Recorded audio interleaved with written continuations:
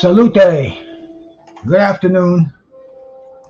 Bruce Gas, Boxing, Jazz, and more here with you on a Saturday afternoon on the 28th of October, the year 2023. We're going to Saudi Arabia to watch Tyson Fury and Francis Ngannou. Heavyweight I don't know if it's an exhibition or if it's a money grab. The way boxing goes today, we have the YouTube celebrities, a lot of crossover UFC boxing fights going on, and this is one of them, man. This is one of the top MMA men, Francis Ngannou, taking, I guess, your top heavyweight boxer, Tyson Fury. Bruce Gas over here with you. Haven't had any weed yet today, man. It's been a very long Saturday. In fact, I'm gonna tap into a little bit of this stuff that I grew in my backyard right now. See if it'll get rid of this little minor headache that I had earlier today. It's kind of going away. See what I have to do? I use the scissors here to cut this. You know, you got the little scissors to cut these sticky little buds here into. Because, man, I'll tell you, this stuff is sticky. My fingers feel like they've been dipped in Elmer's glue right now. Hey, Retro, how we doing, bro? And right now it's downtime. We saw two heavyweight fights earlier. We saw the let's see, who did we see? We saw Makhmudov. He beat a cat named Junior Anthony. Very predictable fight. There were 2 first-round knockouts so far. But I'll tell you, man, everybody in boxing is over here in Dubai right now. I mean, they just had Roberto Duran. You got Lennox Lewis. You got Conor McGregor's there, man. I'm just wrapping these names off, man, because everybody is there. They just showed Sugar Ray Leonard doing a little bit of a little interview. They had the Duran, man. I mean, it's great stuff, bro. It's great stuff. It's a boxing event. It's not the fights we want to see, but it's the fights that they're giving us. And hey, man, I'm here watching them, and I'll call them with you. I appreciate you cats coming in here. I got the old Toka 2 spick and span for the event. And I appreciate everybody that came in here too, man. Thank you for coming in, man. Please hit the like button. I got my friend Joe, man. Number one, Joe, you're my brother out there, man. You always check my community page every day, man. I always make a comment. I appreciate you, Joe, man. Someday we got to get together, talk some boxing on here.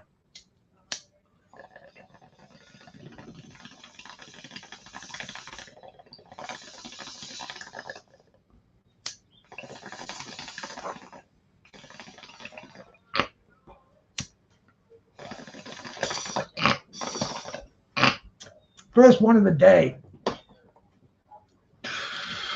Rebar, thank you, brother, for coming in here, man. Oscar Prince, my man, thank you. Remy, my brother, salute to you, man. Blood boxing, hey, that was a great show, bro. You know what I would really like to see going on there? You know, we were talking about the greatest fighters of the 90s. I was ready to say, how about the greatest experience that you had with boxing, the greatest fight that you saw, the oh shit moment, because there were so many of those in the 90s, bro. But that's a great topic, a great show. I'm glad I was part of that, man. Thank you so much, Blood. I hope we do it again soon, man. Danny Harrow, bro. Salute to you, bro. Peace, man.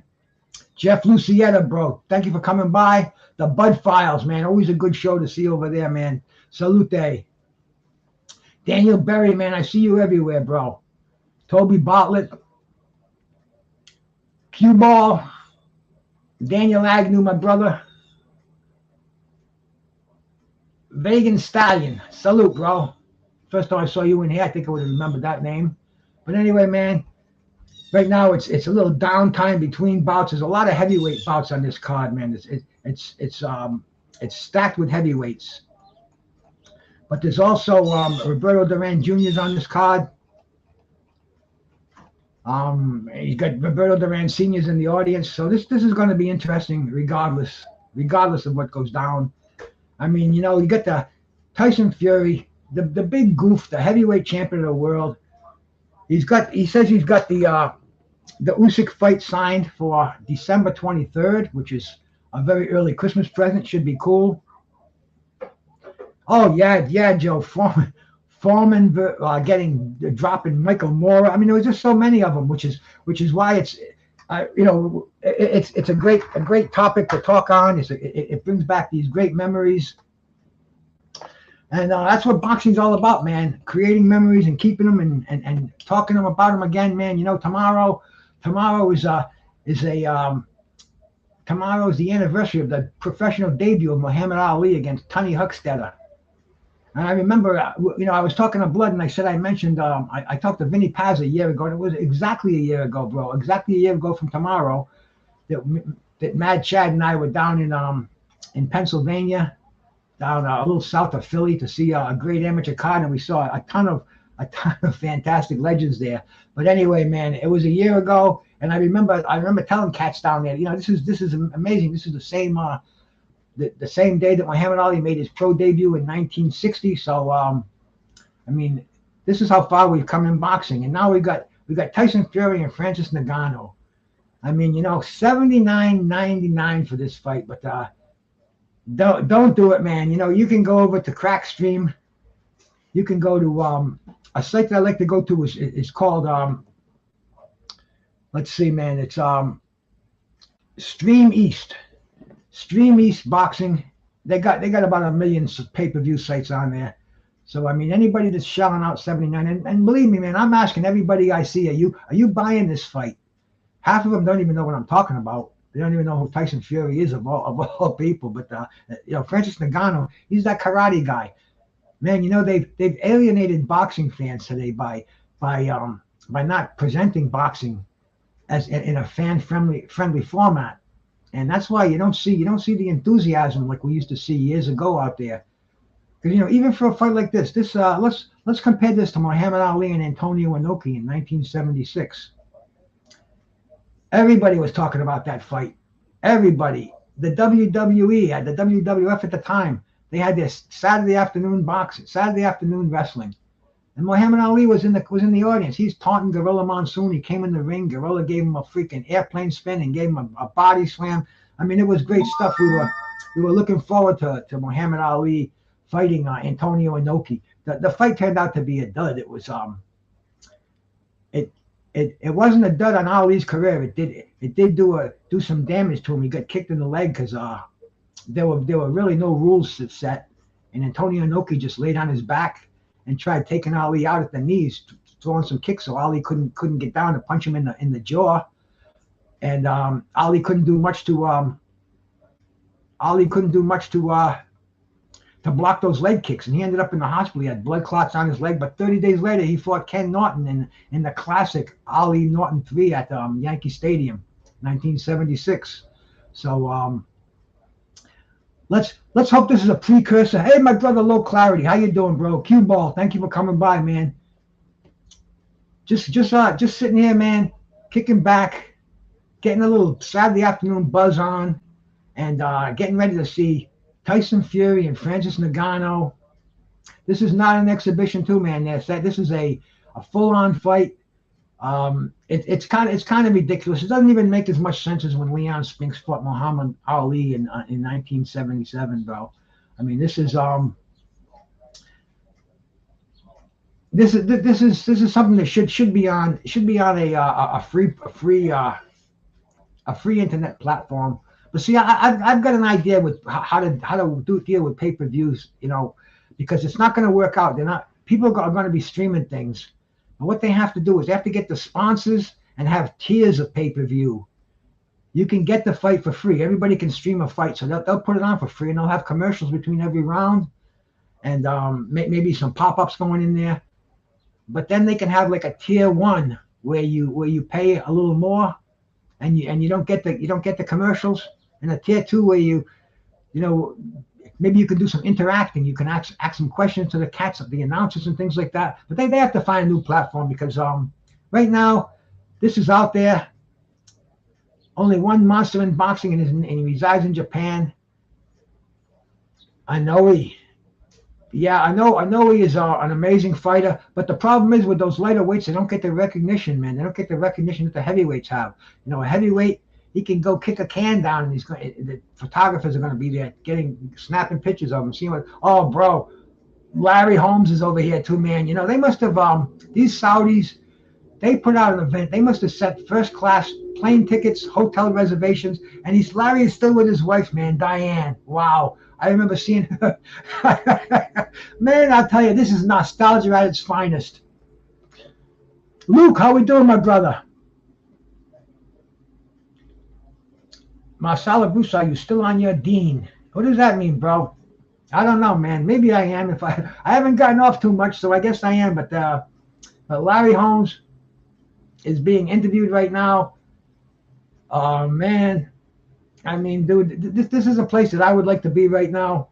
I don't know how they'd handle me with my Toka 2. I'm sure I could get the green dragon in my pocket, and unless they were doing some stop and frisks, I think I'd be pretty cool. They got an outdoor arena that they erected for this. Now we're gonna have the Wardley fight coming up. I mean, this is interesting to say the least, man. Interesting to say the least.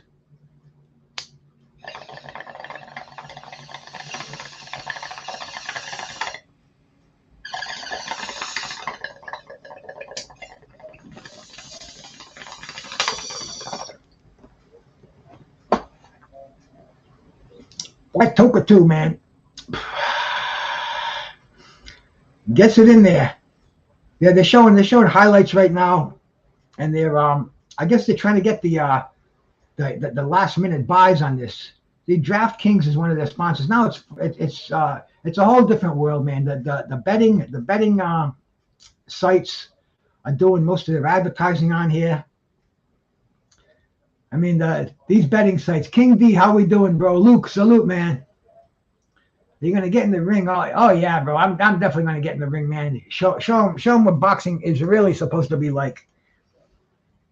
Man, my time has passed me by, bro. And if I can get on here, if I can watch fights and enjoy them with you cats out there, bro, this is my time right now, bro. This is what I'm meant for.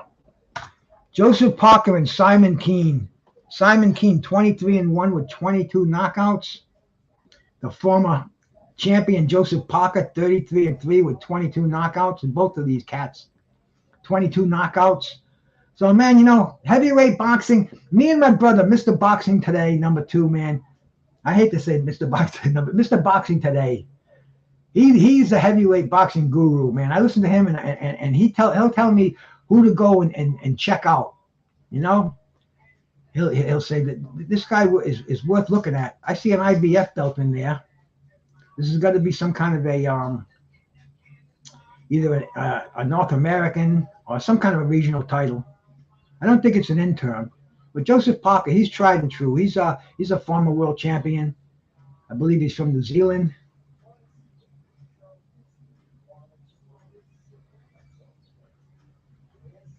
Yeah, Parker's making his ring entrance now. So, hey, man, two heavyweights are worth mentioning of. Parker looks pretty cool in there. And the last time I saw him was on the receiving end of the Joe Joyce left hook, if I recall. But he came around in that tough era, man. He came around in a very crowded heavyweight era. Managed to get himself a belt. Not what you call a very memorable heavyweight champ, but hey, man, he's making a payday. He's on this pay-per-view card, star-studded. I mean, the audience, the people that are watching this fight is mind-blowing. They have a reserve section here for the stars. Skills from New Orleans, my brother. Salute, bro. Thank you for coming by, man. Don't forget hit that like button if you can.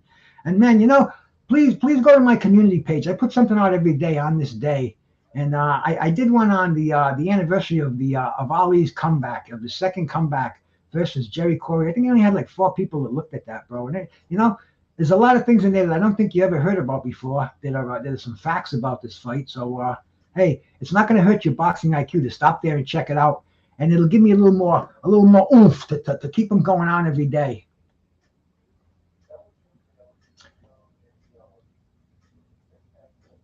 Oh, this is Intercontinental. This is for the legendary Intercontinental Heavyweight Championship. I remember when it came to the WWE, and Pat Patterson was the original, the inaugural Intercontinental. And everybody said, where did he get that? How did he win that title? And they said, oh, there was a tournament in South America. This was before the internet, so. But they've this Kean looks like he's in pretty good shape.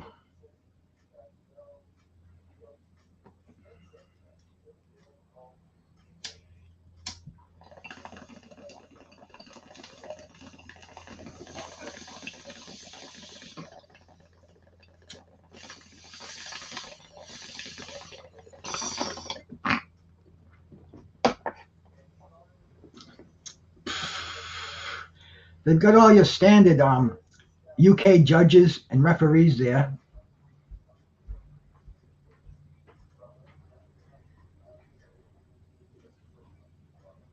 This Kean is a big dude. Simon Kean, 255 pounds, 6'5", represented Canada in the Olympics. I mean, this dude's a knockout puncher. 22 of his 23 victories come by knockout. So we will see what he does. We'll see if this is an entertaining undercard bout. And you know, for $80, man, they should have a stacked undercard. Back in the day, Don King would put undercard action on that was like non-parallel. I see Ben Davidson in Parker's corner.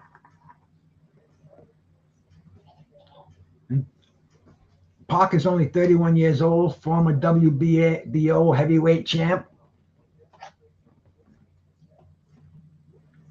This is going to be a nice test for this kid Kean. They're going to see if he's the real deal, if he's the goods. Hey, Daniel, my brother. Yeah, Moses Itauma dropped his man in the first round. They got some pretty high hopes for Moses Itauma. You know, he said he wants to surpass Tyson's record of being the youngest heavyweight champ, which with politics the way it is today, man, you know, you're not going to get this. You're not going to get a heavyweight shot. Charles D, my brother, peace to you, man.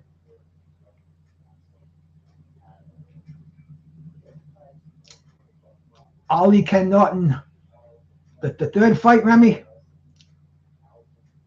I saw the first one on TV, the upset. My mind was blown. Ali was on a course to fight the rematch with Joe Frazier. And he got upset by Ken Norton. But here we go, man. I mean, this Kean is trying to use Joseph Parker to increase his skills in the heavyweight, to increase his reputation in the heavyweight division. We're in round 1. Parker's pouring with that jab. Kean's got a nice jab, but he keeps his guard high, and he's shooting it out. A lot of snap on there. Oh, nice combination by Parker. The thing they say about heavyweights, a lot of people are turned off because of the holding. But the 2 fights we've seen have been first round knockouts, and both of these guys 22 knockouts apiece. So we're not talking about guys who are throwing cupcakes at each other, man. These guys are playing hardball, fastball, 100-mile-an-hour pitches right down the freaking pike.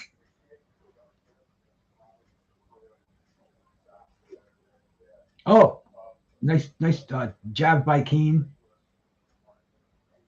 Kean has, see, the thing with that jab is you can't just throw one jab. You got to double and triple up on it, and that's what's going to keep Parker off balance, man.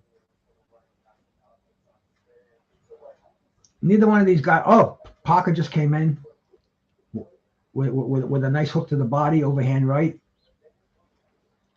Parker shooting that jab through.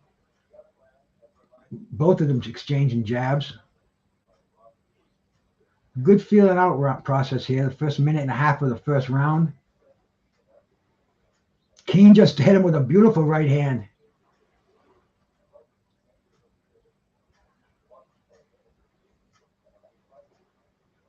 Picasso, my brother. Salute, man.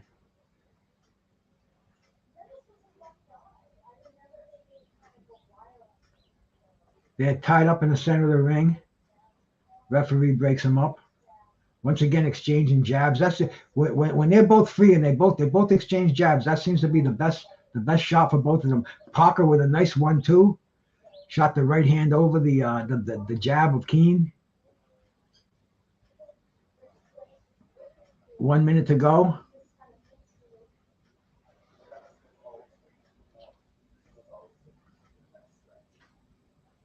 Skills from New Orleans, brother.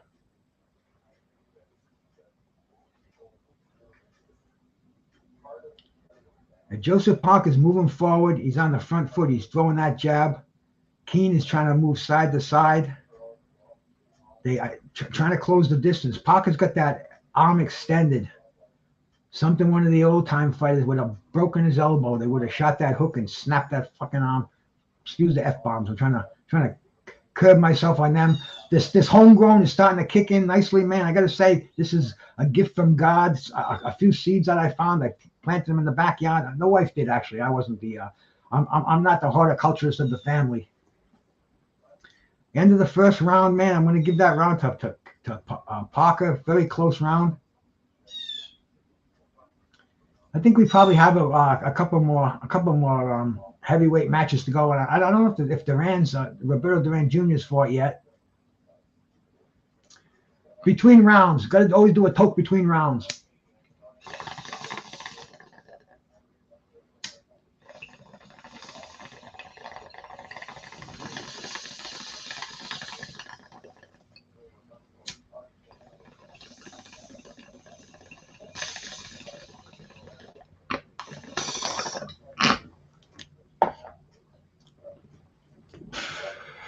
There was a fight party we had here. Fight party. Oh yeah, this is a blast, man. 3:30 on a Saturday afternoon, bro. We got the Toka 2 sparking up. This is a party for one over here. Actually, a party for 25. I appreciate anybody that's coming in here. Demetrius Bright, my brother. Shout out to you. Blessings, my brother. Thank you for stopping by, man. Here we go. The beginning of round 2, man. Joseph Parker, the Canadian Kean. Once again, both of these guys, especially Kean, is a stand-up boxer. Has that Klitschko kind of a look. Pumping out that both of these guys, orthodox fighters. Parker trying to sneak that overhand right, trying to sneak it over the jab. He's had a few times he's connected with it, but Kean is keeping that left hand up so he doesn't get nailed with that overhand right. That's one of the drunken Irishman, my brother Carlos Mendoza. Salute, man. You're watching this fight, Carlos. What do you think, man? Oh, nice left hook by Parker. Thing about Parker is he has a lot more to rely on. He's throwing that jab, but then he'll hook off the jab. He'll throw the right hand. Nice right hand by Kean. See, that's the thing, man. The straighter the punches, the less it has to travel, the more force is behind it. I tell you, for heavyweights, these guys are pretty active, man. You know, a lot of these heavyweight fights we see, they're hug fest, they're snore fest. This is some action going on here, man.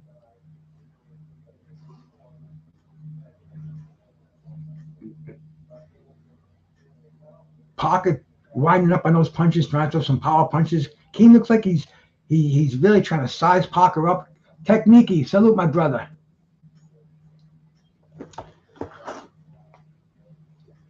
Carlos, I can't believe it, man. You can admit it, bro. This isn't fake boxing, but if you do want to watch it, bro, just go to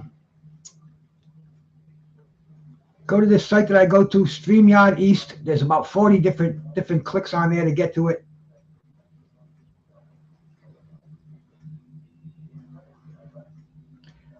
I wonder if my friend, the boxing librarian, is watching this. He won't even mention the name of Tyson Fury. He calls him he who shall not be named. So, I mean, he's really down on this fight.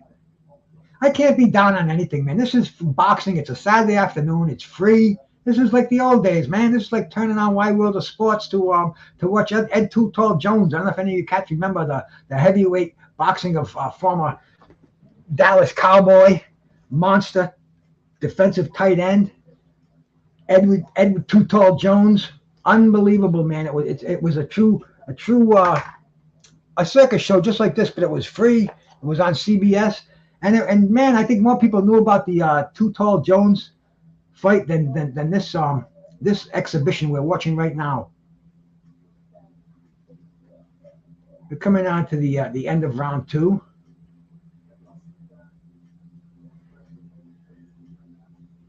And see, instead of commercials, what they're going to interviews with Fury, and they're going to interviews with Ngannou. Yeah, blood, man, Too Tall. What a character he was, bro. And I can tell you, I remember like it was yesterday. It was a Saturday afternoon. He fought this dude from New Mexico, a heavyweight. His name was Yaki Manassas. He knocked Too Tall Jones on his ass, and that was an oh shit moment right there. And Too Tall Jones, he was brought in by David Wolf, former trainer, trained Dwayne Bobbick, and when Dwayne Bobbick was shelved, then Too Tall Jones moved in. I remember Too Tall Jones saying he moved into that apartment in Youngstown, and Dwayne Bobbick's stuff was still in his fucking, half his clothes was still in the drawers, man. But yeah, bro. You know, I can equate this to that, because this is not a real boxing match, bro. This is not a heavyweight championship, bro. This is a prelude. We're getting ready for the heavyweight unification, the undisputed on the 23rd, man. It's supposed to go. It's going to go down. Usyk announced it today, and you know, for a joke shit show. Everybody in boxing is there, and I'm seeing all these old cats that I grew up with. Yeah, man, I wish I had, but I'm sure that's on YouTube, blood. I'm sure that is. That was like, I mean, Jones got up and he won the decision, and he beat Yaki Manassas. But man, you know, we knew right there. You knew that boxing was not 100% on the up and up. It was blatant.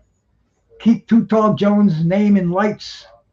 Maybe they'll forget about this. And he was fighting once a month easily. Maybe like once every couple of weeks. CBS loved him. But it was like this, man. Same feeling. You know, same emotions.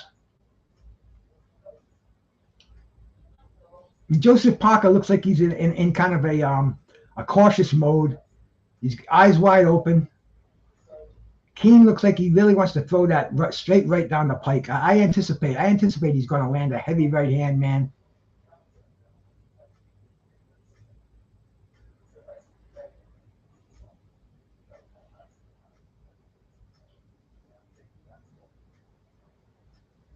Nice uppercut by Parker, man. I tell you, Parker's moving those hands, and Parker hurt him.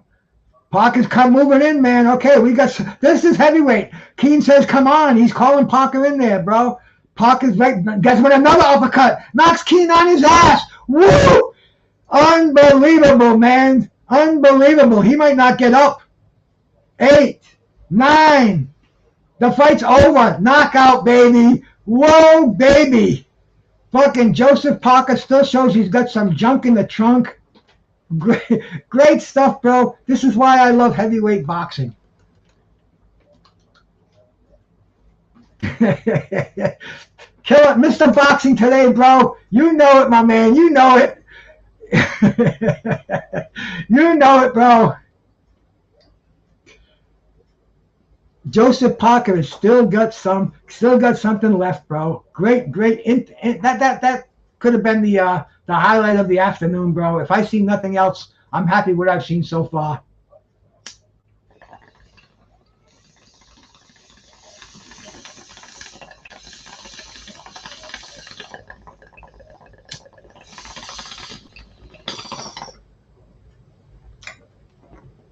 Parker definitely is a thinking man's fighter. He had several options besides that jab. It seems like Kean only had that jab, and he's waiting to throw that right down the pike, where Parker was nailing him. Ben Davidson.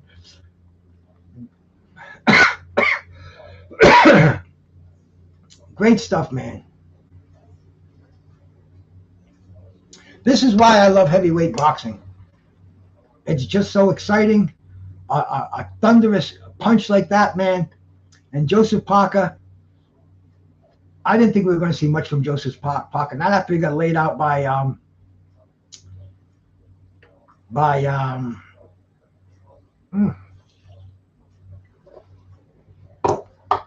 our favorite slow English Joe heavyweight, Slow Joe Joyce. But nope, you're only as good as your last fight, and he just made a statement. He's back again. We'll see if Joseph Parker gets on the. We'll see what he's going to do next, man. He just made himself a few 100,000 with that victory. He's got a license to make a few more 100,000. Who knows, man? Maybe $1 million. We never know what these Saudis are paying. Oh, look at that uppercut. Beautiful right uppercut from the outside. A punch that they teach you not to throw. Boom, man. If Kean had that fucking Ali mentality and speed, he would have nailed him with a left hook just before that uppercut had arrived. But unfortunately, Joseph Parker, ring IQ, a few points higher.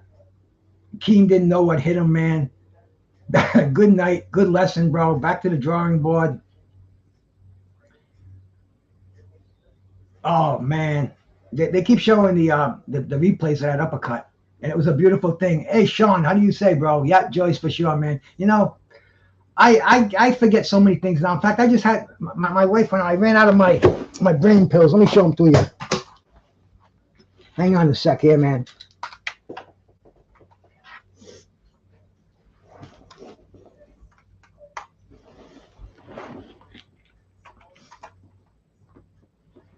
I take these things. They're called Cognium.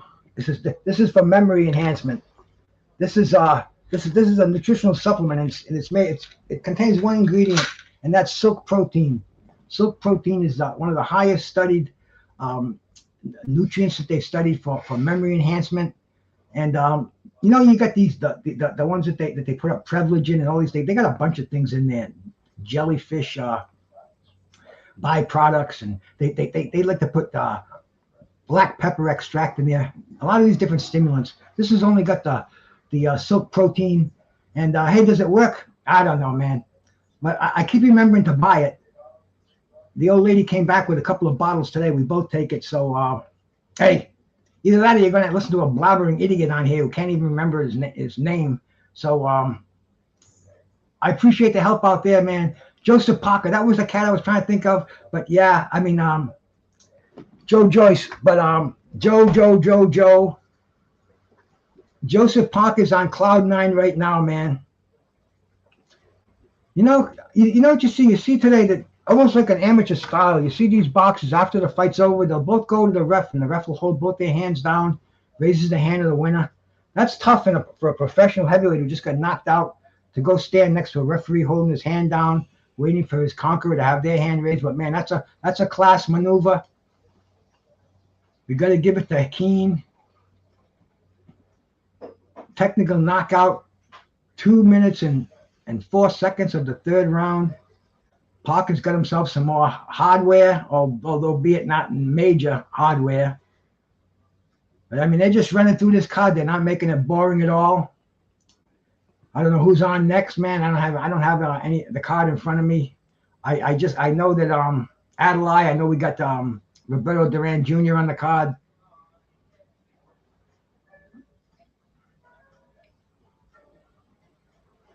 But Tyson Fury, bro, he's making the bucks. There you go, Carlos, man. Activity is key in boxing. These fighters, they don't. The last two major fights we saw, Charlo inactive, he loses. Fucking who's the other fighter that just came back from inactivity that lost? Once again, the memory is slipping me. We just saw it the other night. But anyway, man, activity is the key. You have to stay sharp. You have to stay sharp. Keep the body always conditioned, man.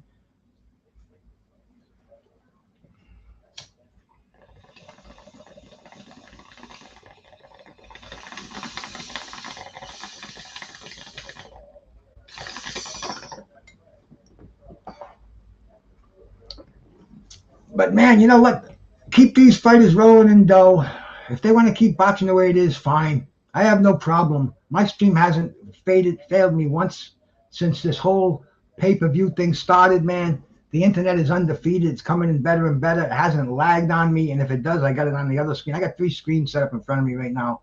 So we're watching this fight. Don't knock me for not spending the $70, bro. I'm a poor man. You know how much? $80 last weekend, $70 this weekend, next weekend another 80. Bro, I'll be in the poorhouse, man.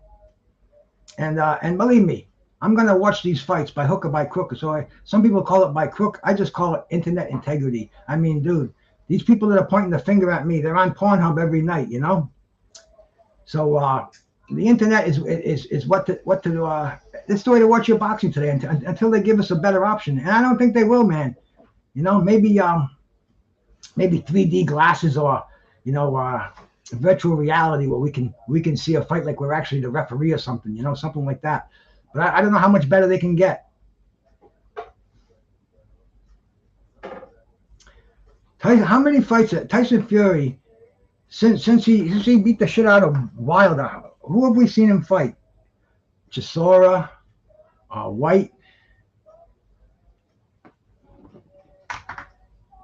I mean, this and now this, and this guy is making is literally closing in on the B, you know, making millions. Man, heavyweights of the day, even like the cats you were talking about earlier, man, in blood boxing. Go sub over to retro boxing and documentaries. You want to get educated, but then you go to his other channel, Blood Boxing. You want to get down to the trenches and reminisce some old stories. And I mean, it's just a cool boxing channel. And we were on there yesterday, just rehashing some of the great fights we saw in the 80s and 90s. And those fighters, they could never. Can you imagine Evander Holyfield getting by on a Tyson Fury schedule, or Mike Tyson, or Larry Holmes, or any of those cats? I mean, Don King wouldn't stand for anything like that, man. You know, boxing is a game. It's a sport that we love. This is not an insult to boxing. War Week Radio. Yeah.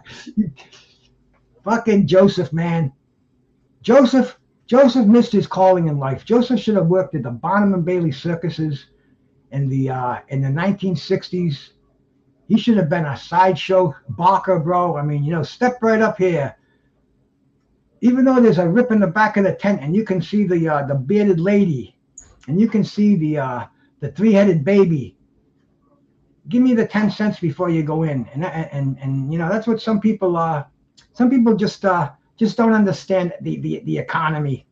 You know, the blue collar economy. These cats have been born with a silver spoon in their mouth. I'm just gonna drop that whole fucking thing, bro. All I know is I'm enjoying a great picture right now on one of my screens. We got over 30 people back and forth in here. Hope you're hitting the like button, man. Getting ready to see a boxing sideshow. The heavyweight champion of the world against an MMA fighter, Francis Ngannou. This is in his first professional boxing match. And this is a main event on a pay-per-view that's going for a ridiculous price of $80. Ngannou is thinking he's going to knock out Tyson Fury. I think Tyson Fury is going to be playing with him. I think whenever he wants to do it, is he going to be a showman? Is he going to give us entertainment? How entertaining is it going to be, man? You know, we've seen this show before. It's excuse me. Is he going to make it look good? Or is he going to just go for the quick knockout and get ready for the real boxing that's going on with Usyk on December 23rd? Don't know, man. Don't know. That's why I got to be there live. That's why I'm glued to this stuff. Hey, Demetrius Bright, man. Thank you, brother. Thank you so much, man. You know, I don't really pay attention to my Cash App because Nobody ever gives me anything, bro. But dude, God bless you, man. Thank you so much for that $5, man. I appreciate that. Humbles me, bro. Like I said before, I should be paying you cats to come here and listen to me.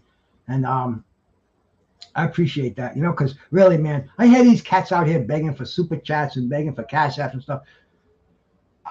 I don't want to be part of that scene, man. I want to give something back to boxing. And all I can say is I never turned down a gift. And thank you so much for the gratitude. I've been a waiter and a bartender for many years in my life, and you know that's what we relied on, bro. Shit, man, I was in places where they give you $2 an hour and you relied on your tips. So you just have to be grateful, and that's what I am, bro. So thank you so much. Thank you so much, Demetrius. And he's got, and you know, a funny thing about this whole scene is too, Mike Tyson training Francis Ngannou, and now Mike Tyson and Tyson Fury's father, John Fury, they want to get in it. I think we're going to see an exhibition there, depending how this one goes. I wouldn't even be surprised to see him already have something set up for after the ring. And I mean, John Fury, crazy bastard. I mean, he was in jail for taking some cat's eye out in a street fight. So the dude is fucking whacked. He wasn't much of a boxer. You can see some of his fights on YouTube, but dude, he stepped in the ring, heavyweight boxing. You and I aren't going to do that. So he's a tough motherfucker. In fact, right now they're showing Mike Tyson. Tyson's talking about Ngannou's punching power. I mean, dude, this is a part of a whole show. It's going on right now. They're trying to convince us that Ngannou has a chance. I don't know. If I were a betting man, I would bet the farm that it's going to be a knockout by Tyson Fury.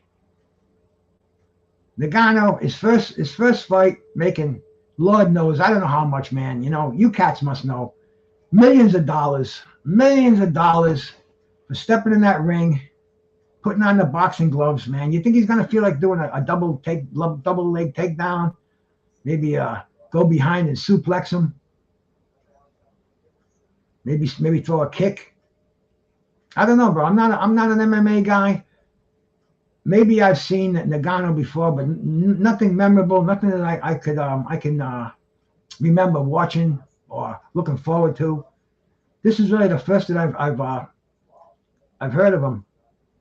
But yeah, they got my man Mike Tyson back there. They're interviewing Tyson. Like I said, man, everybody in the boxing world is here today because the Saudis, I think they sent out some invitations with some first class accommodations. Probably private Lear jets picking you up at your local airport, taking you right to the fucking doorsteps of your hotel.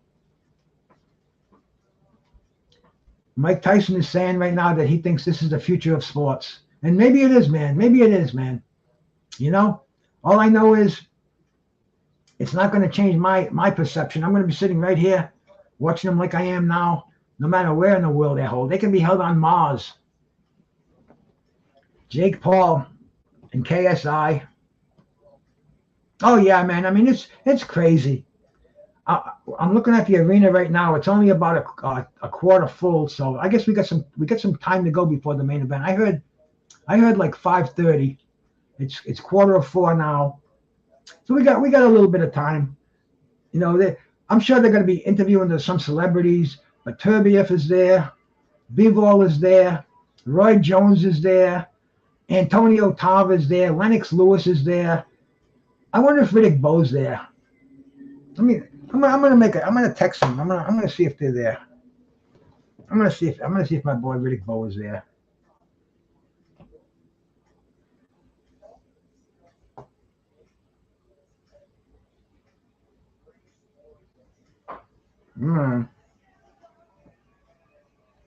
This fucking phone.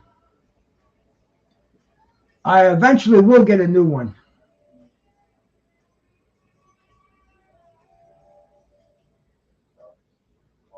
Oh man. Remy, my brother. Sorry to hear that, boy. See, I'm bad with my phone too. I hardly ever go and look at my phones. You know, it goes off. I'll forget about it for hours. But I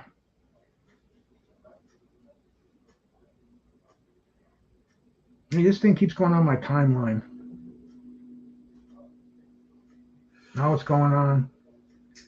Pandora, the music I was putting on when I was on my walk a little while ago. All right, let me get my messages here. Okay, here we go. My dog's all better today too. He was sick. He was sick for a couple of days.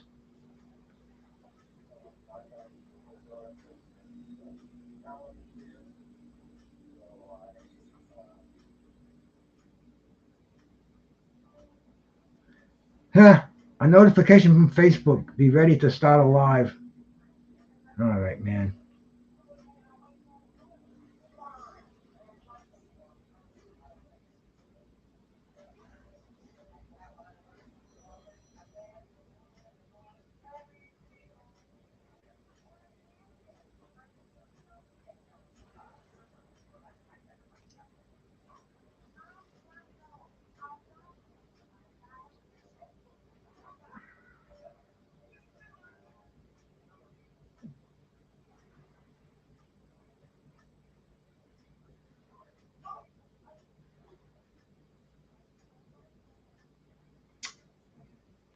Bear with me, please.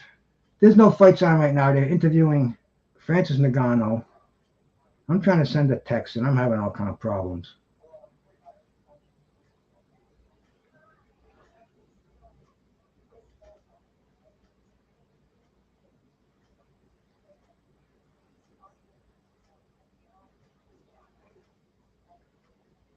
There we go. Here it is. Here it is.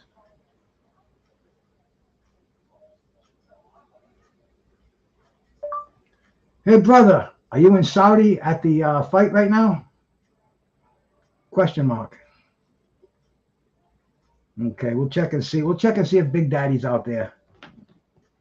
We're trying, Joe. We're trying. I'll tell you, man. I used to like it when you just pick the thing up and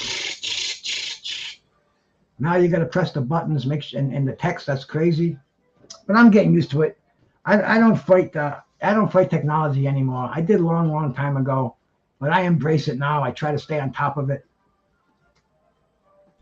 But all they're doing now, they're doing like interviews with Ngannou and Tyson Fury. They're going back and forth. Probably killing time because there we go. Let's see if Big Daddy get back to me.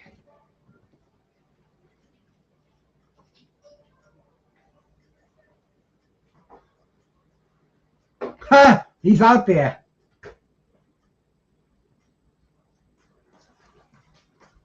Everybody's out there, man. Let's see if you can send me a picture if you can, brother. Have a great time, man. Peace.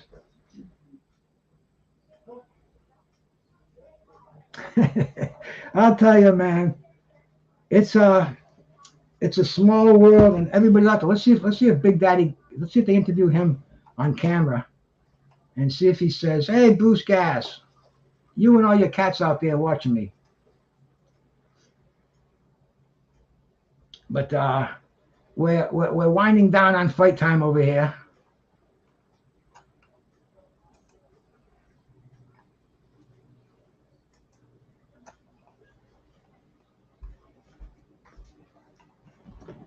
Yeah, Francis Ngannou was telling us right now that how much of a chance that he has.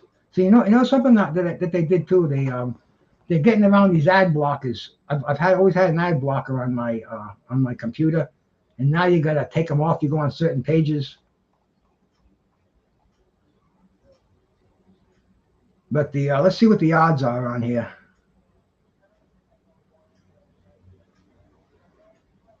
On the odds for the Tyson Fury and Francis Ngannou. Tyson Fury is a minus 1,400. So that means you have to bet $1,400 to win 100. Francis Ngannou, he's a plus 750. You bet $100, you'll win $750. the Adeleye and the Wardley card. That's almost even odds on there. But Joseph Parker was a very high favorite against Simon Kean. So you know, these odds makers, they know things, man. They know things.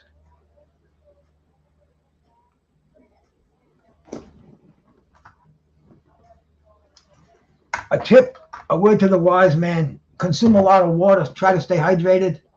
No, Tim's not there, Joe. I saw Tim last night. Tim burnt his hand. Tim was making fried chicken, and his daughter said something. He turned around. He's got a big fucking blister on his hand. It looked like an alien kind, like big freaking thing right there, man. Hey, no, he's not there, man. I'm surprised he didn't get an invitation. I should have asked him that question, man, because like I said, Riddick Bowe's out there, Lennox Lewis is out there, Sugar Ray Leonard, Roberto, Duran. Dude, I mean, if we can go on and on and on, they're all out there. That's the place to be. Like Mike Tyson just said, this is the future of boxing. Water, man. Make sure you stay hydrated. Get your tumbler. Blood Boxing gave me this from Fistiana, where I haven't seen Fistiana. I haven't heard from him, man. God bless Fistiana if you're out there, man. My thoughts are with you. And great tumbler that they sent me a few months back. I use it every day.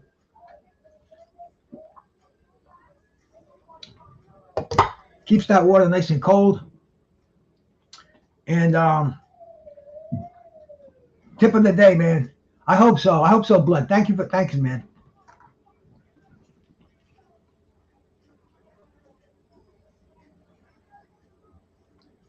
But they I guess they're trying to get the last minute buys on this fight because they are really dragging it out. I guess they only have I can't see how they had the undercard fights already because there's nobody in the arena. And like I said, they were supposed to have Roberto Duran Jr. on this card, and they had Moses Itauma. He beat some dude, Bernath, is that his name? But it was a first round knockout. Makhmudov, another first round knockout. We still have Martin Bakole on the card, and we still have Fabio Wardley and Adeleye, Martin Bakole and Carlos Takam. So I get, I'm surprised they're not like rolling along with these cards, because you have some of these heavyweight bouts that get drag on, and it can make for a boring card. So maybe they know there's gonna be some first round knockouts going on. I don't know, bro.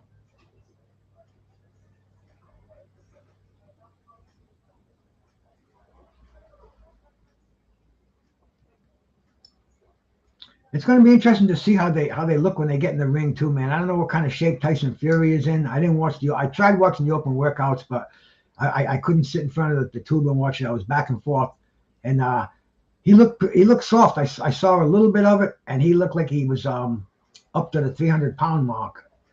We'll see when he steps in there, man. I could be wrong. I wasn't paying a lot of attention.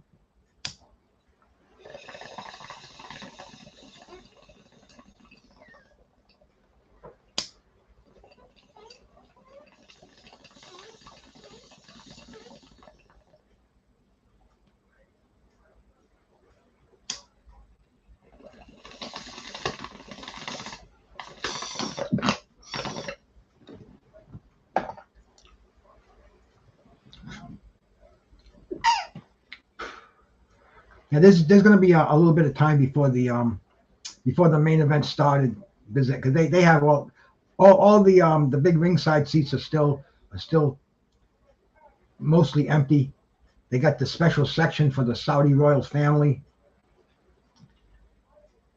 and man, I'm sure there must be. Well, I know, but I'll bet if they let you walk around like they do in the United States, in the lobbies and stuff like that.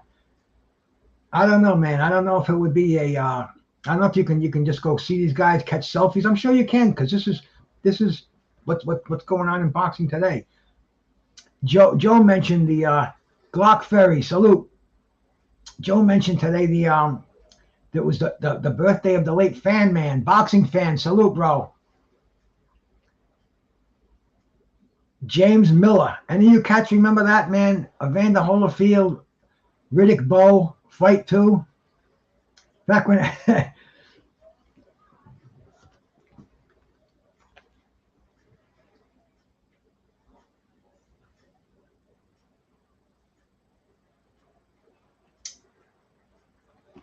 Anyway, man, the fan man, Jimmy Miller, it was unbelievable. You're watching a fight. Evander Holyfield is coming on, because their first fight, that was fight of the year. If you never watched Evander Holyfield and Riddick Bowe 1, check that fight out.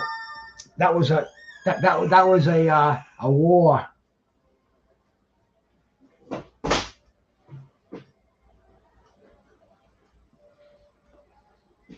Hey.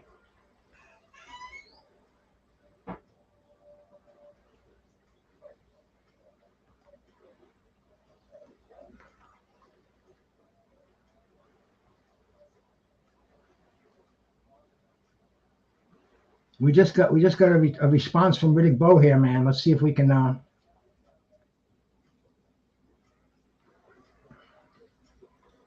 See, this is the thing. This is technology. See what I'm dealing with right now. Let me let's Jim, how are we, my brother?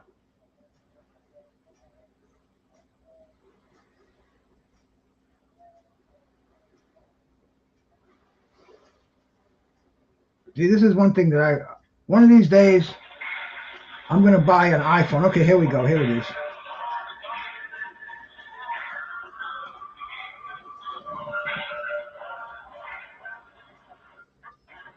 Sent from Riddick Bowe's iPhone.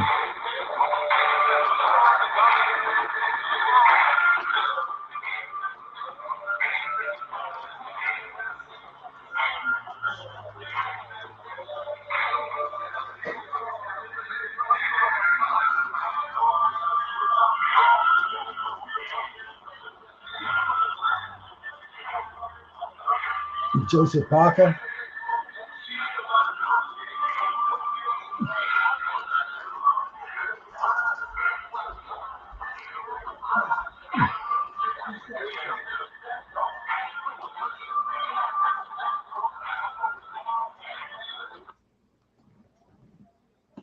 Man, you ask and you shall receive.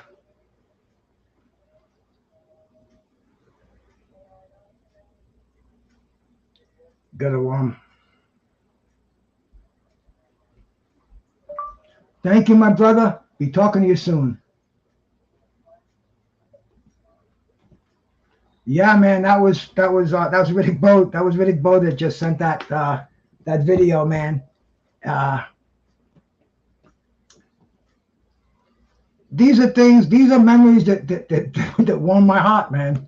You know, when you can call a legend on the birthday of the fan, man. Yeah, that's what I was talking about, man. You know, we're getting ready for the Fabio Wardley and the Adeleye fight, but the fan man. I think it was about the 5th or 6th round. I can't remember exactly. Joe would probably know.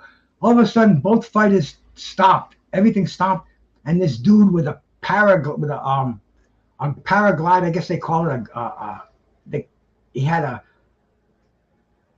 gliding thing, and he had a big fan that was propelling him, and he went around the arena. And this was before 9/11. You know, this was really before we were in an uproar about suicide bombing and things like that.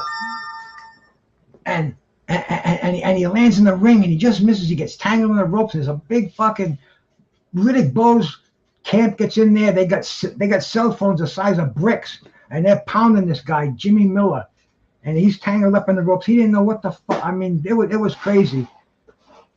Evander Holyfield, they stopped the fight. I got another picture here, bro.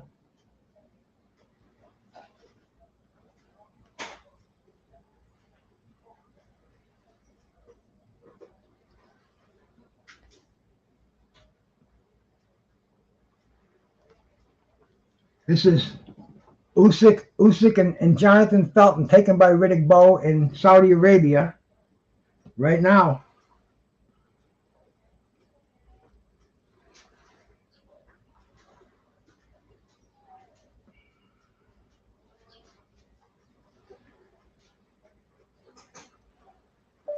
I'm doing a live, brother, and we're loving it. Peace, man. Peace, champ.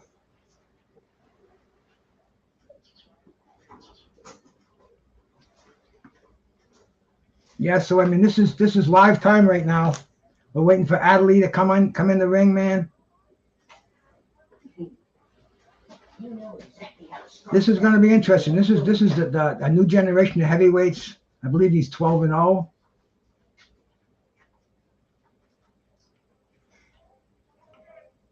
Wardley is a minus 310 favorite. Heavyweight boxing, bro. I'm loving it. Around Desert Storm time. There we go, Picasso. Fan man crossbow that fight. That's why I didn't want to mention it on the I didn't want to bring that one up, man, because we're doing a live. Dude, it probably would have been cool. We probably could have done a video chat. I wonder if we could do a video chat from Saudi Arabia, bro. But I mean,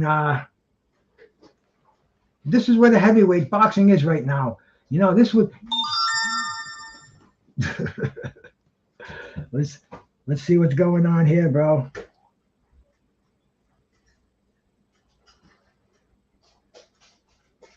Well, he just sent me. He just got one of those. I told him we're doing a lot. Well, you heard right what I said. So we're doing a live right now, and he's loving it. So man, Riddick Bowe, his man's a Jonathan Felton, friend of mine. That's how I met the dude. They're in Saudi Arabia, and this is where the heavyweight boxing is happening right now, man. Whether we're not getting the fights that we want, but they're getting the fights that they want to give us. And this is like a WWE Saturday Night Live kind of a thing, Remember the Saturday night WWE they used to have on NBC? Hulk Hogan, Rowdy Piper, great stuff, man. Mr. T was on there. But this is part of the shit show that's boxing, bro. Enjoy it. Don't complain. Nobody's gonna listen to you.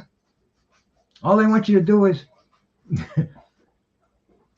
Remy, you know it, brother. I am, man. Thank you, my brother. Thank you, my brother. Master Shifu. Ever had a black ass girl and me like, damn, she midnight? I don't know, Master Shifu, but welcome to the boxing. Welcome to the, like I said, the shit show of the world that is boxing today. It's a small world. At least, we can reach out and touch people that are there. There's probably a few cats that I have, that I bump into now and then that are there. It's going to be interesting to talk to some of these cats tomorrow or later tonight to see exactly what they thought of this card. I still want to find somebody that bought it. I think Joe Habib bought it, and let's see. I'm sure Joseph Heron bought it. Anybody in here? Conor McGregor's being interviewed right now at ringside, man. The dude had made himself a lower grade millionaire. Then he got that break with Floyd, and wisely invested. And he's just living the high life now, bro. I mean, we had some crazy shit going on, the Habibs and shit like that. But made an incredible amount of dough. Everybody knows who he is. Still got his brains. This is what fighters are straining for today, man. This is what they're striving for. And it's really it's such a few that make it through that screen mesh. Hell no, Remy. Everybody's there, and this is a production by the Saudis. I can't think of the production company. If I gave Rick Glazer a buzz and asked him who the names were behind this, he knows who they are, and he'd tell me, and blah blah blah blah blah. To me, it's just the rich Saudis, and they're running the show. They're not looking to make a profit on this. They're not looking to turn over a profit. They're just looking to have some entertainment in their backyard. And if it costs them a little bit more, then the price of a barrel of oil is going to go up. The production is going to go down. Whatever it may be, bro. We know we live in a global economy. We live in a fossil fueled economy right now for the time being. So I'm just here enjoying it all, man. You know, my time has passed. I'm not gonna fight this progress. You know, I take my stand by sitting back and enjoying what's going on, doing the right thing on a daily basis, and you know, being blessed to have this fight taped into my living room, and having the Toka 2 here with some fine bud in there that I grew in the backyard. Water. My old lady told me she's going to make some shake and bake kind of a pork chop tonight, man. And I eat a pork chop once in a while, so looking forward to having dinner sometime 6 or 7 o'clock or something, and then we got Oshaki Foster coming on later tonight, bro. I mean, we get some good boxing, and in the news now, man. What do you cats think of the Keyshawn Davis getting busted for the weed? Anybody have any opinion on that one, bro? You know the gas man does. I mean, dude, see, fucking boxing, they knew this was going to happen, bro. Dude, they knew if they went to Vegas, this would be a non-issue. They haven't tested for THC in Vegas in over 2 years. They knew Texas tested for THC. They're idiots, bro. I could tell you a story. I talked to my friend Reggie Sweet Johnson, bro. Reggie Sweet Johnson, he fought Roy Jones, and they were going to fight in Vegas. Reggie, he didn't even smoke a joint in his life. Reggie's straight as they come. Wouldn't even think of doing steroids. So anyway, man, the fight gets moved to Mississippi, and he's in there. You know, he lost. Roy beat him, and you know he was not saying anything about the fight, but after the fight was over, he's walking around. He's looking. You know, where's the cup? Where do we piss in the cup? Where do I give my specimen? And the doctor in Mississippi says, what specimen? Ain't no specimen over here. If it was in Vegas, you know, he kind of insinuated that maybe Roy would have been penalized, and maybe the reason that they were in Mississippi is because they're not so stringent in the urine tests after the fight. But anyway, man, you know, boxing knew that Foster had weed in his system. His camp knew it. But instead, Davis, I'm sorry, but instead they let him fight in Texas. Now the fight's been nullified, a no contest. I mean, this is not unprecedented, man. This happened I want to say just recently, because for me it's just recently. It happened with Mike Tyson and with Mike Tyson and Andrew Galata. Carlos Mendoza pointed it out to me. It also happened with my friend Tim Witherspoon. His fight with Tony Tubbs was turned to a no contest. Tim ended up getting slapped with a $25,000 fine and had to do 30 days in a rehab for weed. And he's telling me he's in there, and there's alkies and crackheads and junkies, and they're like, "What are you in here for? What are you in here for, champ?" He says, "I'm in here with weed." And he told me he only took 7 hits at a party. He was at a party in Vegas, a birthday party, and I can't remember who it was for, but everybody was there, and they're out in the balcony, and you know, he goes through it like verbatim, bro. I mean, exactly. Takes you right back to the balcony. But yeah, man, the weed cost him $25,000. Gave him a no contest on his record. And this is for the heavyweight championship of the world. See, there was no internet back then, so it wasn't a huge thing. You knew about it only if you were really a follower of boxing. You had to be you had to have different newspapers, maybe the New York Post that carried boxing. Not too many. Oh, dude, they're showing Tyson Fury. Dude, I'm in better shape than Tyson Fury at my age, man. This is the heavyweight champion of the world. That's not a good look, bro. That's not a good look at all. Johnny boy, salute, bro. Peace, man. Yeah, Texas. They say Texas is one of the strictest, man. But Tim, I was talking to him about this yesterday, and he was like, "What did you just say?" I said, "I'm talking about the week." He goes, "Yeah, yeah." He goes, "I just started thinking about the fight with Tony Tubbs." And I said, "That's why I asked about it, Tim. I was thinking about the Tony Tubbs fucking shit." And he went back and he went right through it again, and I told him about Keyshawn Davis getting popped for the weed, and they're still getting busted for that. Right? And even fighters, they don't pay the attention like we do, like we internet warriors do here. But it's a joke. It's a joke. And like I said, all they had to do was use their heads. If he's smoking the weed, don't do it. Don't fight in a state that tests for it, man. And if you do, marijuana is a fat soluble. It's a fat soluble substance that it's going to stay in your body for 30 days. Where the coke, the heroin, that'll leave your body in 3 or 4 days. Drink enough water. But the weed, that gets into your fat cells, and that takes 30 days for you to excrete that. So Bruce Gass, man, he knows.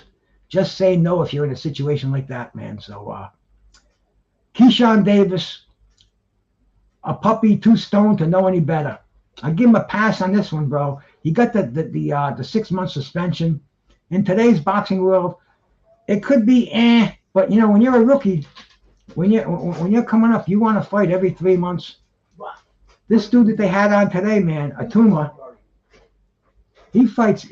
He's had something like 12 fights in the last 12 months. He wants to just get that record padded up. But anyway, man, they're getting ready for this fight. Both of these cats are undefeated. Fabio Wardley 16-0, David Adeleye 12-0, 15 knockouts for Wardley, 11 knockouts for Adeleye.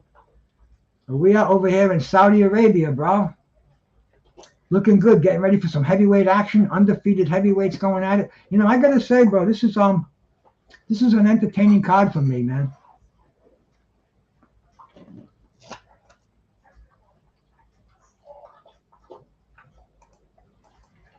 Okay, let me get my full screen back again.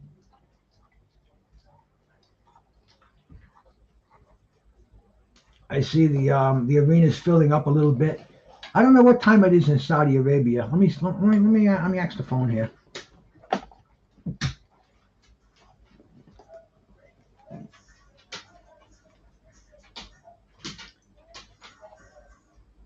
I think Adeleye, but man, it's a close fight, Carlos. I haven't watched a lot of either one of them, to be honest with you, man.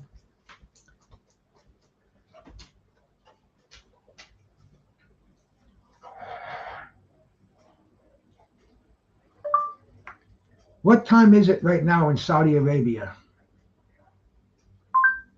The time in Saudi Arabia is 11:16 p.m. It's 11:16 p.m. right now in Saudi. So they're gonna. This could be the co-main here. I don't know how late they stay up over there. It's great for us though. I'm kind of digging. Hey, Conshonry, bro. Drug use has been littered throughout the sport. Oh yeah, for sure, bro. For sure, man. For sure. But different drugs used for different things. Back in the 50s, these guys were taking a lot of amphetamines, and the 60s, it was a lot of them were taking the tranquilizers, barbiturates, cocaine in the 80s, 90s. It's a mess out there. But weed, that's a recreational thing. It's you can quit smoking weed, man. I know people who smoked for years and years and quit. Me, I quit for small increments here and there. I find myself to be more of an asshole when I don't have a good buzz on. Let's see. Let me read my comments out here. Joe, Bo should follow Lewis to the toilet and tell the cops Lewis tried. Joe, don't give me any. I'll give you his number. You can give him a buzz. Tyson also admittedly used cocaine and marijuana prior to fighting Lou Severisi, as well as oh yeah, hey, Tyson was a fucking lost soul out there for a while. We know it wasn't just for the just for the Galata fight, bro. I mean, Tyson was a coke fueled monster for most of his career, especially after he got the dough. Rah, New York City, that's where the drugs are, baby.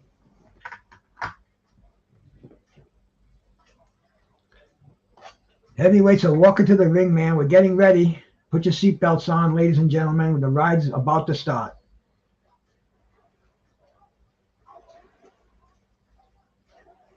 You know, we've got the British tier heavyweights going at it here. Stay active, get your name well known out there. That's the key. And getting on the undercard here, bro. I'm sure, like Tyson said earlier, Saudi is the future. Let's see if it's a successful future, but I think it's going to happen. I think we're going to see major fights there. I'm pretty sure they've done that with golf. They've kidnapped the PGA. Kean just kicking back here, man. Enjoying some heavyweight boxing. This is kind of almost getting a event like.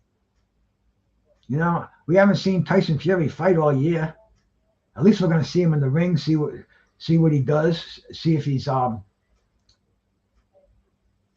if he can stay on his feet, bro. I mean, dude, big guys like that, time catches up to you real quickly. When you get heavy like that, you're carrying all that weight on your knees, you know. And he's the cat who relies on foot speed, mobility. I mean, you know, the guy's an anomaly in boxing, just a total freak. But hey, he's taking advantage of a good thing. Charles, I blurb out so many things, man. I know there's a delay on there, but I guess, you know, it's just being cool. Yeah, Saudi might be the new Vegas. Who knows, bro? The thing is, man, I don't know if their human rights violation, their laws are kind of questionable, and I don't know, man. We'll see what's happening. We're in a whole different era, bro. Fabio Wardley, he's been a pro for 6.5 years, man. And he's only got 16 fights. That's not conducive to becoming a well-known. He's got one of those British belts that he's carrying behind him, one of those Commonwealth titles. Almost looks like a nice little backyard belt that we'd make out of ribbons and big buckles back in the day. We had the backyard belt, the backyard championships.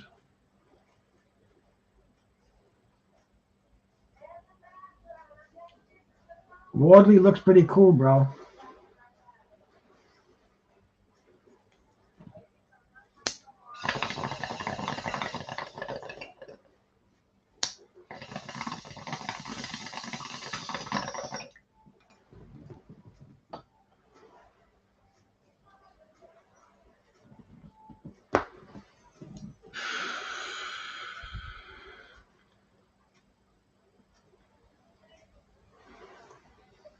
Ben Davidson's got himself some work. I guess some of the fighters that he trains are working here, so he's picking himself up some nice little percentage points here.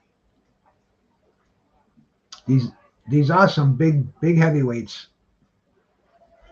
This is the co-main event.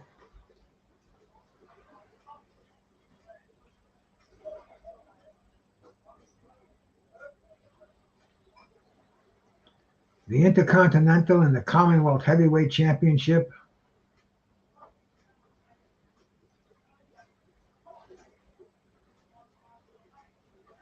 They're thanking Al Heyman, or the Crown Prince, I'm sorry. They have all the cash. Cash is what makes the world go round, bro. I mean, let's face it. We're in a society, if you got no dough, you ain't gonna go. You know? Like I said, I'm glad that I've passed all that shit, man. I think I've climbed the economic ladder. Anything short of hitting the lottery, and I don't even buy lottery tickets. So I think I've kind of maxed out economically. Let me do one more hit. There was a fight that we watched here not long ago, and I was I like to do my bongs between rounds, not during the rounds. And there was a knockout. I can't remember who it was, but it was caught right in the middle of the bong. And my brother Mad Chad, he caught it, and he made a comment about it. You know how you got your chats under here when you're done, you can type your comments, which is so cool, man. I love when you cats do. But Mad Chad made one, put the timestamp on there, just when the knockout happened. I was watching it, and it was like, whoa, blew the smoke out and everything. It was a heavyweight fight too.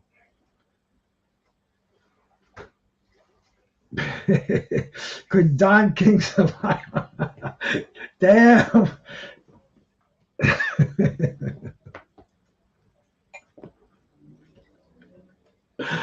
You know it, Joe.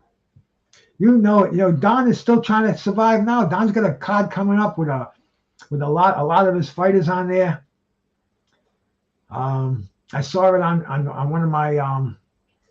one of my social medias the other day. Somebody had the poster in there. I should have downloaded it and put it up there. Yeah, Don's promoting a card down in Florida. It's almost like he does them at poolside. It's like they got lounge chairs and benches and stuff for the ringside seats.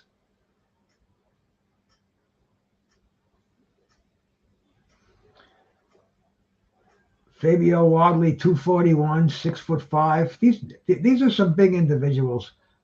These are huge. I mean, dude, I've met some of these professional heavyweights in the past, and they just tower you. Their fist is as big as my head. Let's put it that way, man. You know? Can you imagine these cats, the damage they could do. Am I a big fan of British? I'm a big fan of boxing technique. It really doesn't really matter. You know, if it's British, it's British. But I'm not I don't know as much about in depth the British boxing as I do about American boxing.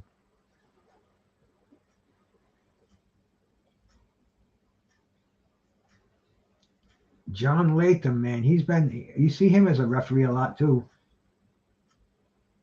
Yeah, both of these cats eyeballing each other.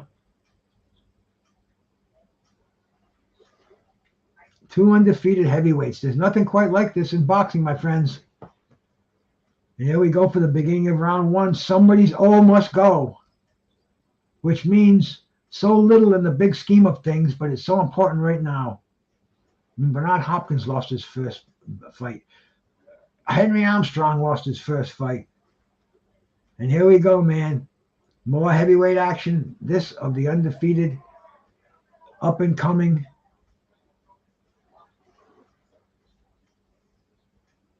It's tough to call a guy with 6.5 years experience up and coming. But Don King was definitely Don King would be, it's too bad his son Carl King, which is another one. Somebody gave me his number. I've texted him a couple of times, man. He never got back to me about that interview. But that's another one. If he had stayed in the game with his connections with his father, but he saw the ugly side, man. You know, I don't think he wanted anything to do with it. There you go, Joe.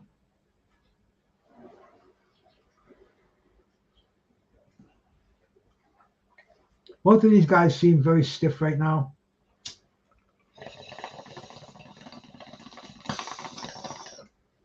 I don't see a lot of sweat on either one of them. Gotta watch that bong when the action's on, man.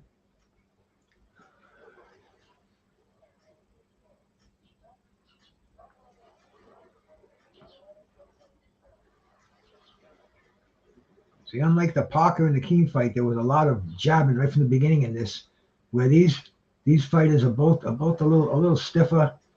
They're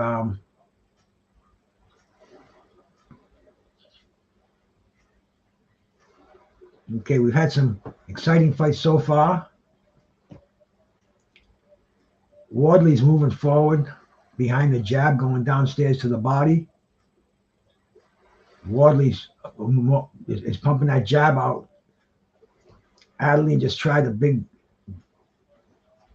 left hook.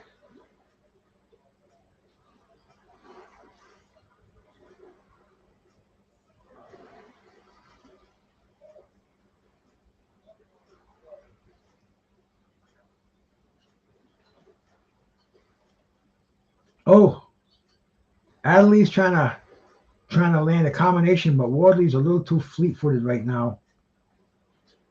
Wardley's moving forward, shooting that jab in one at a time, thinking. Adeleye not going for the fake. Adeleye with a nice left hook.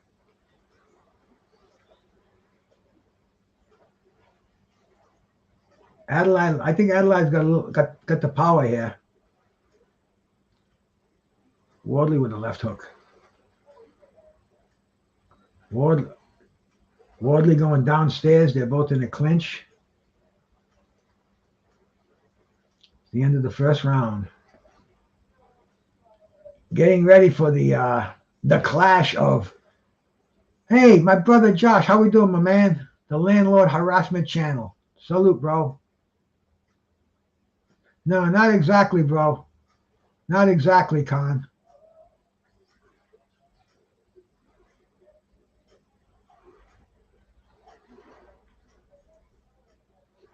The build-up days.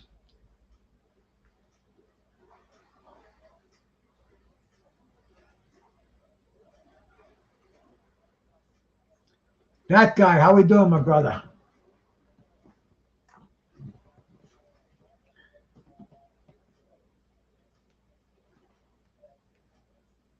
Ngannou, I think they're trying to build his confidence up in him, man, with all these little interviews, just to let him know that he's part of the show. He's got a chance in here.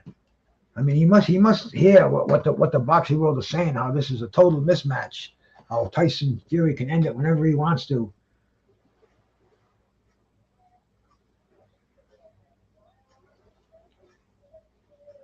These two guys' statistics are pretty close. They're not very active, even by heavyweight standards. Referee calling a little timeout here. I don't know what he's warning them for. I don't know what that warning was for.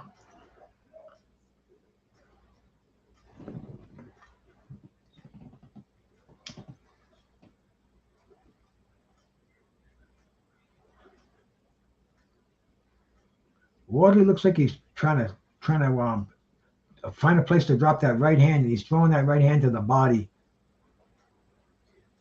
almost like just above the hip. Oh, nice shot by Adeleye.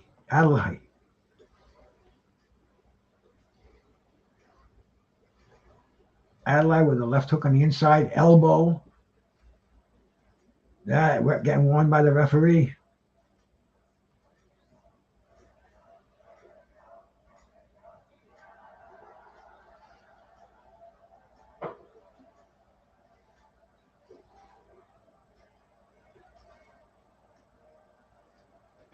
They're both exchanging jabs in the center ring. Wardley trying to drop that right hand. Adeleye comes over the top of the jab.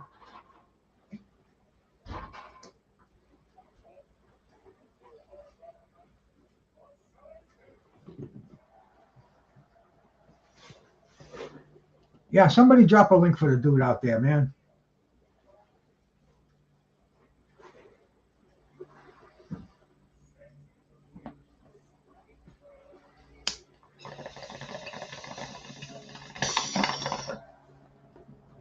You still got plenty of time for the main event, my brother.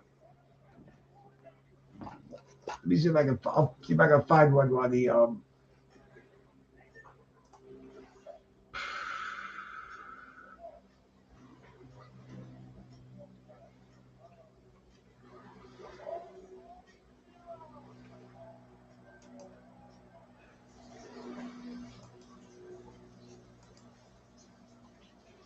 see.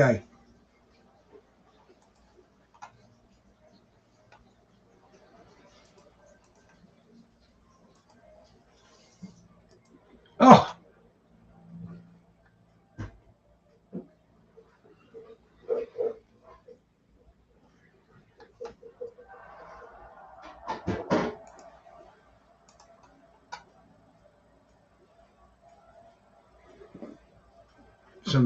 See, these guys aren't messing around with volume. They're doing some solid punching, and they're both taking some good shots.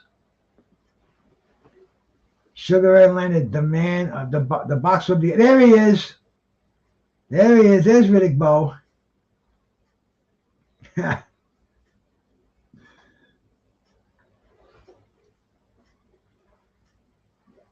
Amir Khan. Like I said, everybody's there. Manny Pacquiao.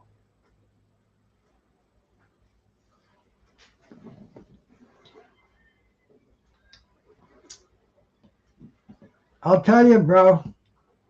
This is the business of boxing. You know, last night, historic Amanda Serrano in the first 3-minute 12-round women's boxing. I watched it, bro. I want to be part of history right now. I think it's happening in Saudi Arabia, bro. You know, it's such a unstable part of the world. You know, I don't know if I'd feel comfortable out there, but as long as it's available on social media at the nominal price of $0, I'm right there at ringside. Wardley's chasing him around now, trying to drop that big right hand. Adeleye's having none of it. Adeleye's the rough guy. He's the guy with the forearms, the elbows. This is turning into a trench fight. Referee's calling timeout. He's going to warn Adeleye. Tell him, quit throwing that fucking elbow. I'm going to take a point away from you. Dude, he looks like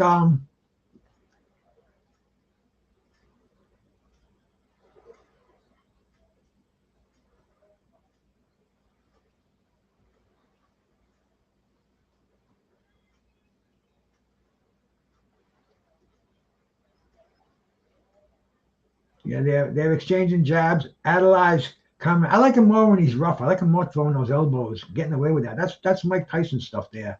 Doesn't have the speed to get away with it like Tyson did. Wardley backing him up in the corner. There we go. When Wardley opens up, Adeleye opens up. This is what we want to see, man. There we go. Now they're throwing some bombs. Wardley going downstairs. Just missing with a right hand. Just missed him by inches with that right hand.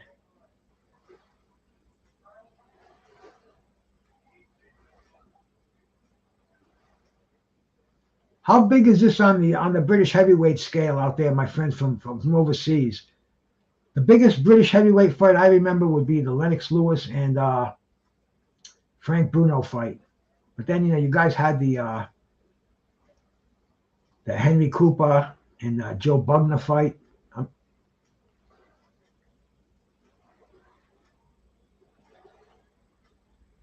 So there's quite a rich history of heavyweight boxing that happened, man. Oh, here we go.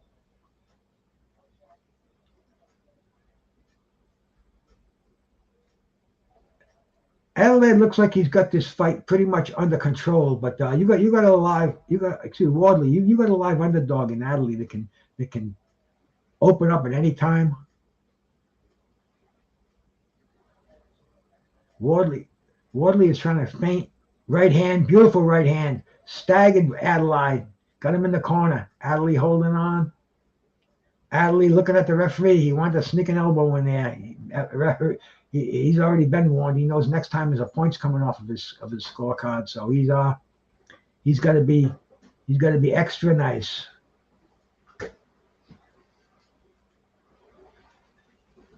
He's got that wide shoulder base. He almost looks like an Oliver McCall in there.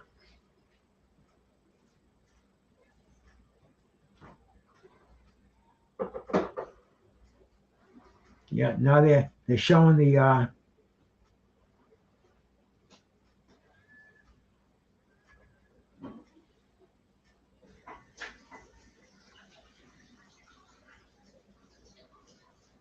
wow. They're right now, bro. Right now they're in an arena that they built just for the undercard. The main event is being held in another arena. The whole audience is going to get up and walk across the street to this other arena, this Palace Arena, to see the main event. This is wild stuff, bro. This is truly history. I wish I could put this on, man. But, you know, they shut me down. I already got one strike against me. And, I'll be good I think in January 1st it goes away. But I just have to be careful with what I do here. Or, you know, with what. See, there's some things you can get away with, like I showed the bare knuckle fights, and you can do that, but you gotta take them right down when the transmission's done. But with this, they'd zap you right in the middle of it, and you get a strike, and you know it would suck. And I don't think, and when you got a strike, I don't think you always get counted. I think you go into like a limbo kind of a category, because I never see any of my stuff going up except the subs. The subs can go up, but the watch hours and all that stuff, I don't think that But I mean, that's amazing. I just found that out about the stadium that they're in now. It was just built for this. It's an outdoor stadium just built for this event, and they got another one that they're going into, an indoor stadium. And you gotta remember, this is midnight over in Saudi Arabia too. I mean, these dudes, are they fucking are they hip? Are they know what's happening? What's going on here, man? Is this the place to be? Is it USA or is it Saudi? I don't know, man. I guess you have to make that decision. Ngannou, they're showing him. They got a split screen going on. They're showing Ngannou getting his hands taped. But he went down as a striker in MMA. Wardley gassing.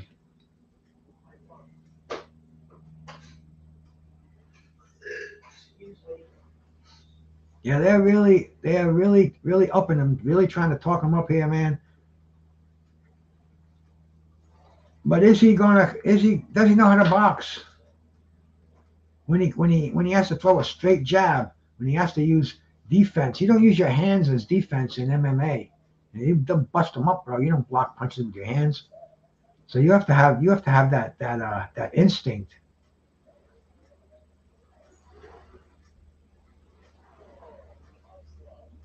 Referee doing a lot of verbal warning. He hasn't taken any points away, which is a good thing. As long as he can let him know about it, there's no harm, no foul. Oh, Wardley, nice 3 jabs. Oh, Adeleye with a fucking counter hook off the ropes.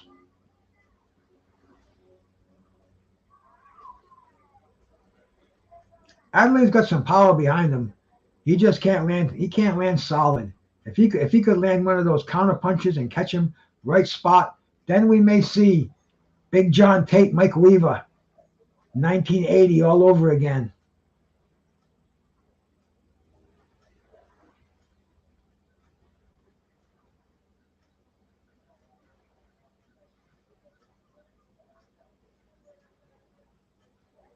Wardley is doing his best impression of Mike McCallum here. He's going downstairs, kill the body and the head will die. He's going by that adage. He's doing pretty well. Man, that's like a unbelievable city. I'd like to talk to somebody who's been there, an American who's been to the kingdom and checked it out. But I mean, you just see lights as far as the eye can see from the angle they're showing.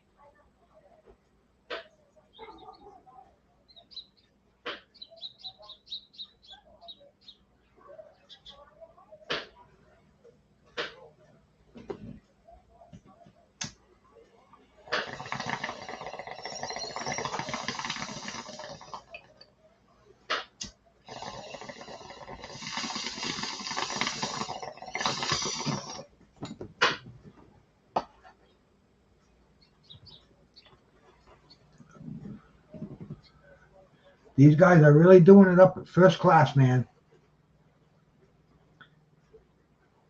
Adeleye just tried a couple of jabs. Wardley got out of the way. Referee's going to tell these guys, you're on the biggest stage of your lives here, boys. We got His Royal Highness watching this. You guys want to be showpieced or pieced up in the desert?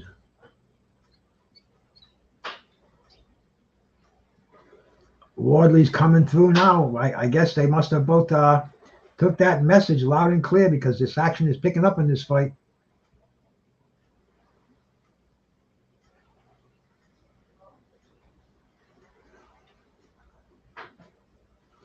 Wardley is looking to drop that right hand. Adeleye wants to get inside. Nice left hook. He throws a wicked left hook downstairs and upstairs, but he hasn't landed it on the button yet. I want to see what happens when he does. I want to see how Adeleye is going to take that, because he's left hook crazy, bro, and that's what we like to see. That's an awesome punch. If you've mastered the left hook and you have power with it, that's a moneymaker. Joe Frazier, Jerry Cooney.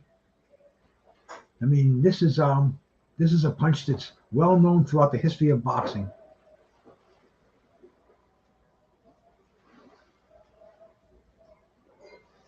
Wardley looks like he's tucking his elbows in a little bit more, and Wardley's and Adeleye's popping him with that jab.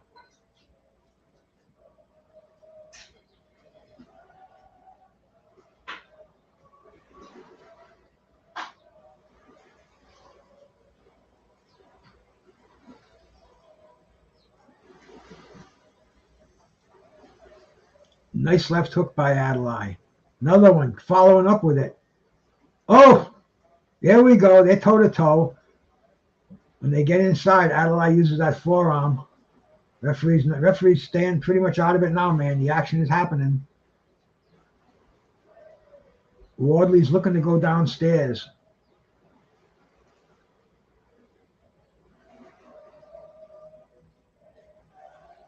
We're in the 5th round of 12, winding down in the last 15 seconds. In a very action-packed heavyweight bout, 2 undefeated British heavyweights. This is looking good, bro.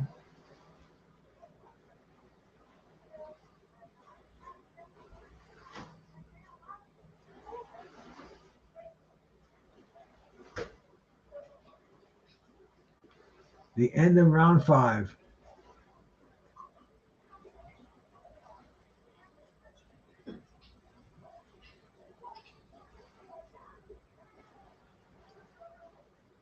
Tyson Fury talking about how Ngannou has a puncher's chance.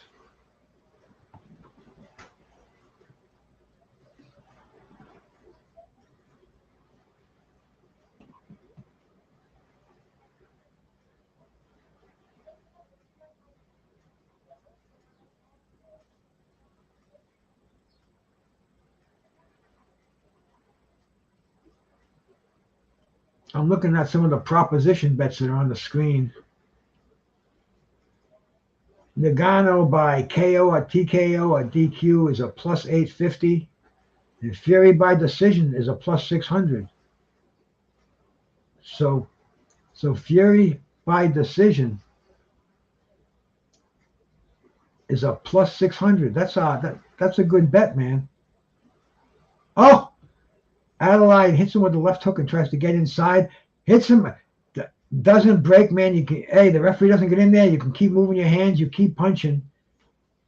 Landed some nice punches. I think Adeline's going to get warned here. This is your first warning for the elbows. You've been warned before. Next warning, I'm taking a point away.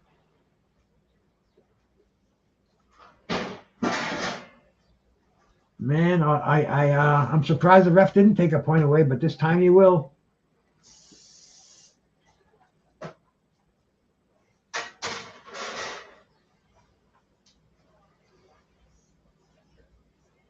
Adeleye trying to get him into the corner.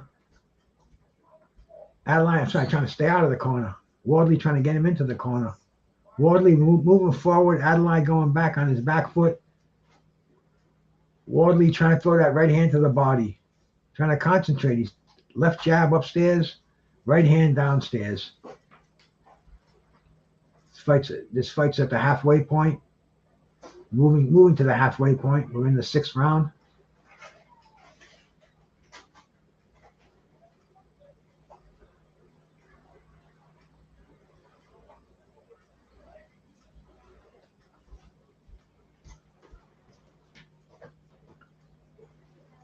Wardley is the aggressor. They've slowed down a little bit. Last round was a lot more action-packed. Maybe they gassed out a little bit, both of them, because of that round, so they did not as much action going on. But Wardley's moving forward behind that jab. Fainting a lot more in this round.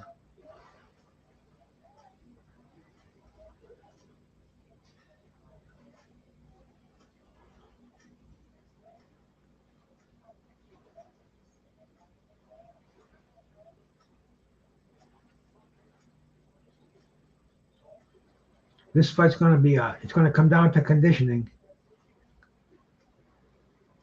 Wardley looks like he's in better condition, but Adeleye's got that power. You got to remember, man, both of these cats are undefeated, so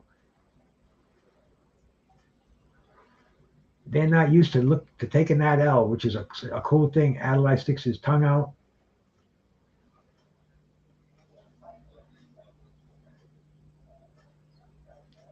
Wardley just misses with an overhand right.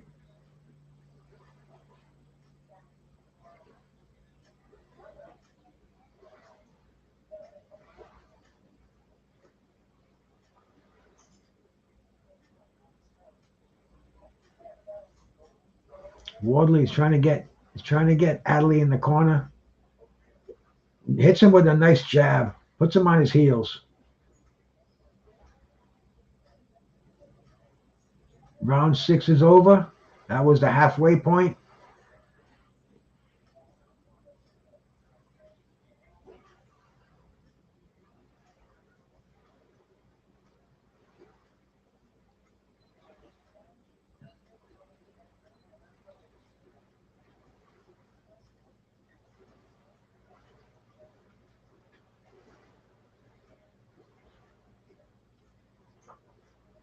Ben Davidson giving Wardley instructions.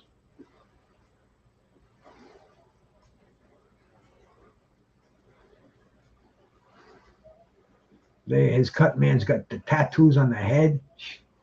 Crazy. You get a tattoo above your neck, man, you are definitely a special breed.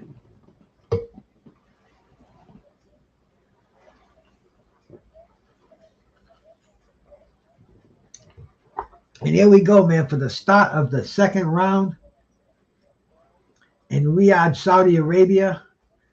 Tyson Fury's warming up in the back. This fight's scheduled for 12 rounds.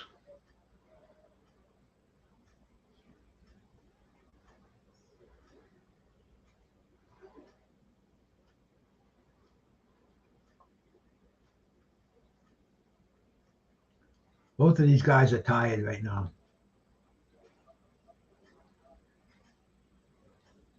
They're both holding, but the ref lets it go. They got a free hand. Ref's letting them move their hands.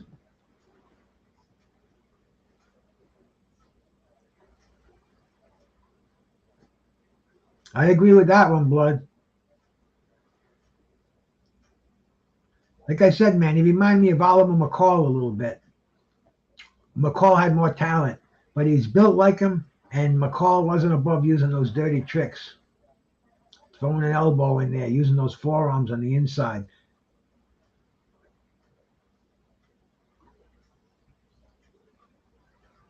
Wardley's trying to hit him in that body.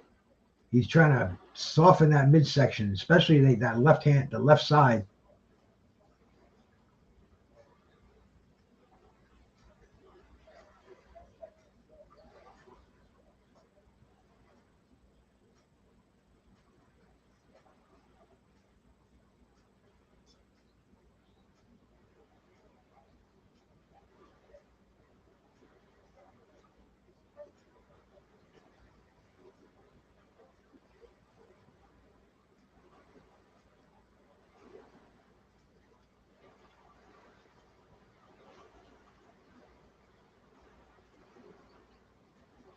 Pace is slowed down in the 7th round. Oh! As soon as I say that, fucking left hook puts Adeleye on his ass. His head was resting on the bottom rope. He's up at the count of 7. Oh my goodness. Oh my goodness. Here we go, man. Wardley is moving him for the kill. Oh! They stopped fights early. He does not want to go down. He does not want to get hit, man. Wardley is opening up on him. That's it, man. Wardley, the referee gets in there and stops it.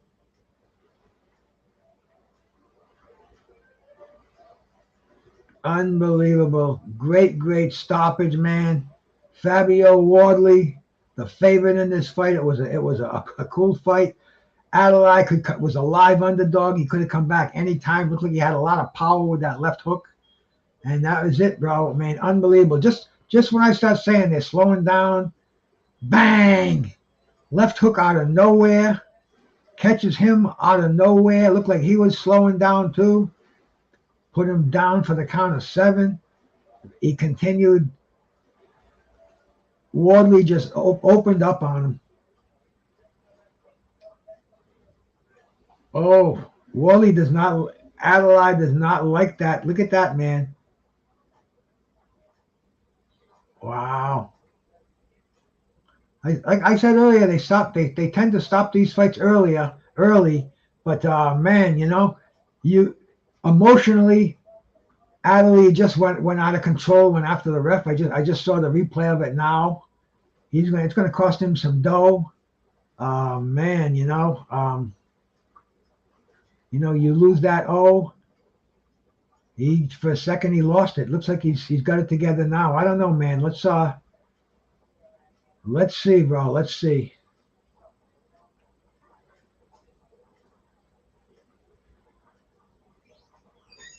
This is the end of the undercard. And like I said, man, they're moving to another stadium for the main event across the street. A bigger palace. This is crazy stuff, man. These Saudis, they are making this like they had an event last night that was it was like a walking boxing hall of fame from what it was described as. I really want to see some of these things when they get on the internet, when they get on YouTube. I mean, this is like a boxing fantasy weekend.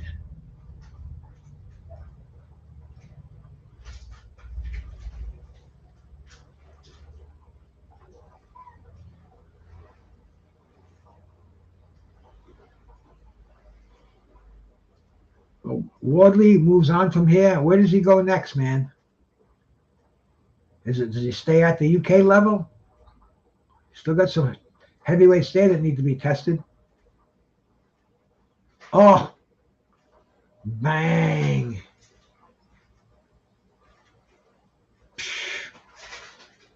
Fucking left hook, put him on his ass. Head draped on the bottom rope, man. That's the way that the legendary Davey Moore died in the ring, man. His head hit the 3 ropes, and he ended up breaking his neck.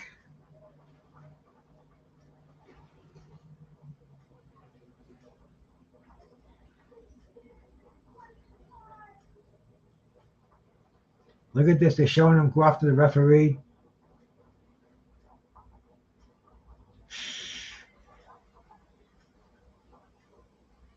Crazy. Emotions went wild here. He's just shaking his head. This is new age boxing, just like people say in football. You don't see him slamming to the ground anymore. You very seldom see the fullback busting it. It's a different game now. Hands off the quarterback. Boxing, a lot more concerns for the boxer's health. If this was Riddick Bowe in the ring and Evander Holyfield, dude, I mean, the fight would have never been stopped like that. There was more of finality. Now we're gonna hear Adeleye complaining about this fight. Will we see a rematch? Is it good enough to see a rematch? Who knows? Who knows?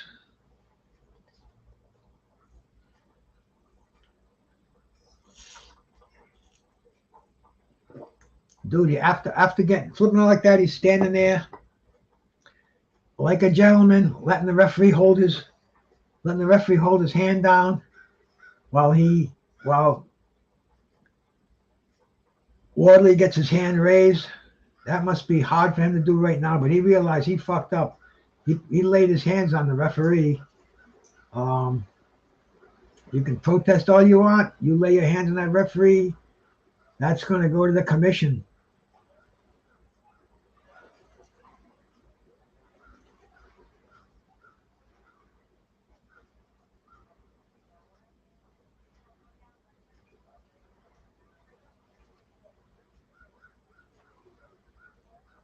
Yeah, they're showing the one arena empty.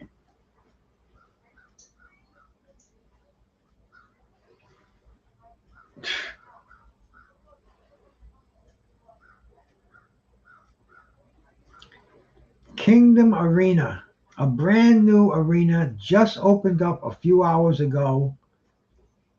I mean, this is wild. You know,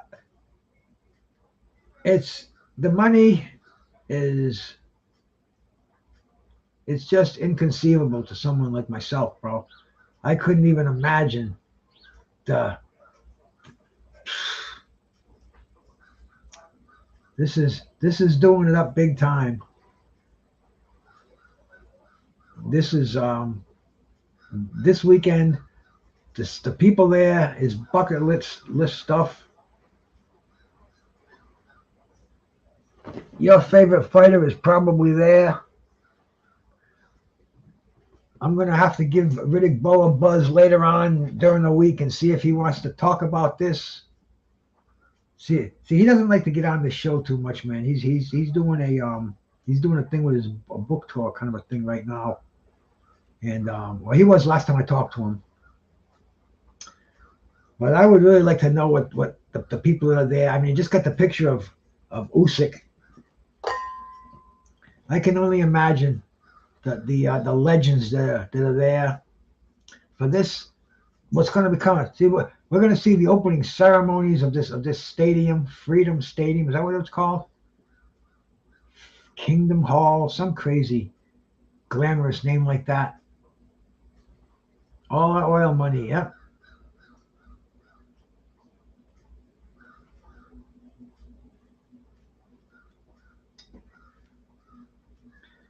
But I mean, they're going to be just showing Ngannou being interviewed over here. There you go, Joe.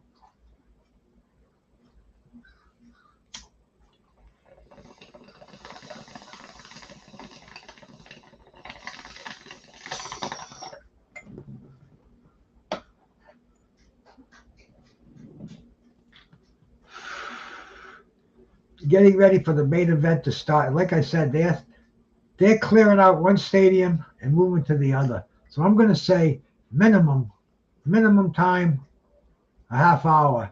Now, bro, T. Williams, I can't play the fight. I can call the fight. If I play the fight, I'll get in trouble.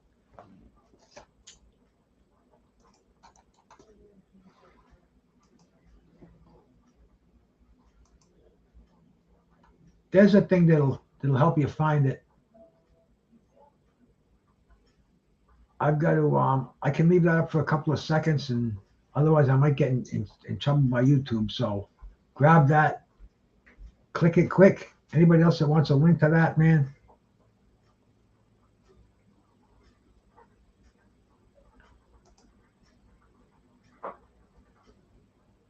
I gotta go to YouTube to take that off.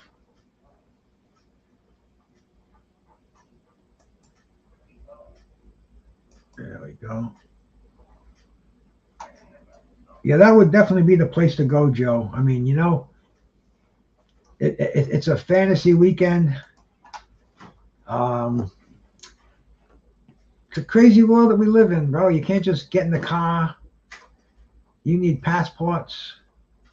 You need lots of cash, connections, everything, man. Fucking crazy. We got it right here. This is about as close as I'm going to get.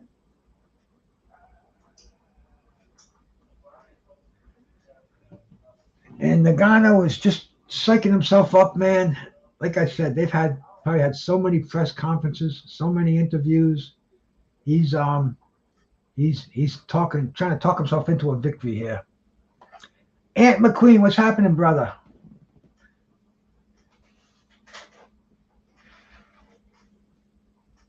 Thing about heavyweights, man, you know, and I got a good feeling that a lot of these cats were definitely knew that they were in a major league setting. You had to come and shine out, bro. You know, you had to shell out, you had to shine out, man, and they did, bro.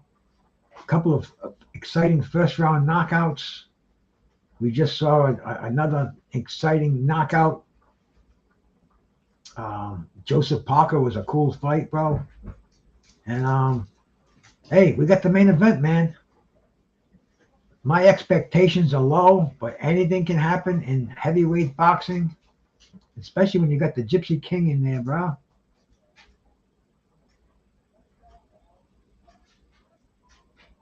My sister Lady China's got SS Cunningham coming on her show this week sometime. I saw the thumbnail there. SS Cunningham's one of the guys that put Tyson Fury on his ass, and this dude was a cruiserweight. He was he fought as heavyweight, but he made his bones as cruiserweight, and he decked Tyson Fury. Tyson Fury's initial U.S. Debut. You cats got to remember that fight, bro. Interesting as hell, and I'm sure he's going to be talking about that. So go see my sister Lady Chan, and check that out, man. The Gypsy King.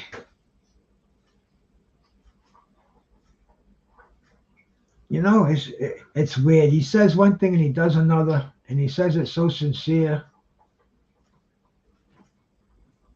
But yet, when it comes down to putting up, I mean, a couple of weeks ago, he didn't want anything to do with Usyk.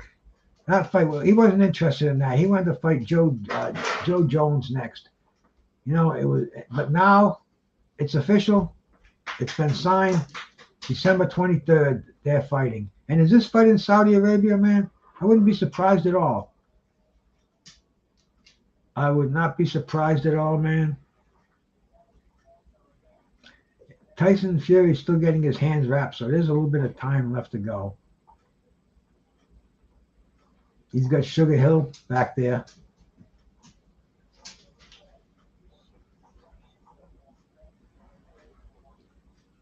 I've heard Sugar Hill on a few programs. He sounds like a cool guy. I think KQ had him on his show at once for an interview. I'm not sure who had him on, but there's so many of us out there, but somebody did.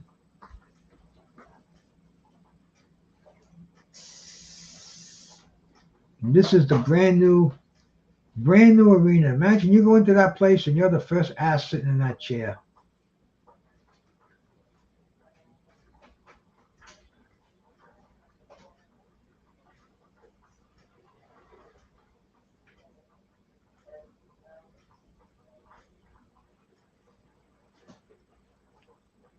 They got this huge arena, palace.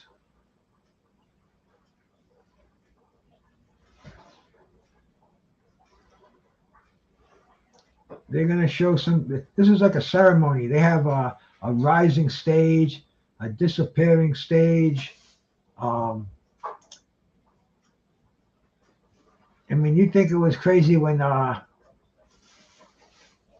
Apollo Creed got lifted up for his fight with Drago, with James Brown playing.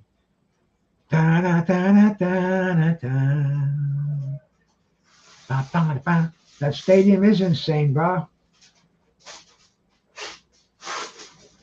I mean, I gotta get hip with this, man. If this is what boxing's going to, bro, I gotta jump on that train.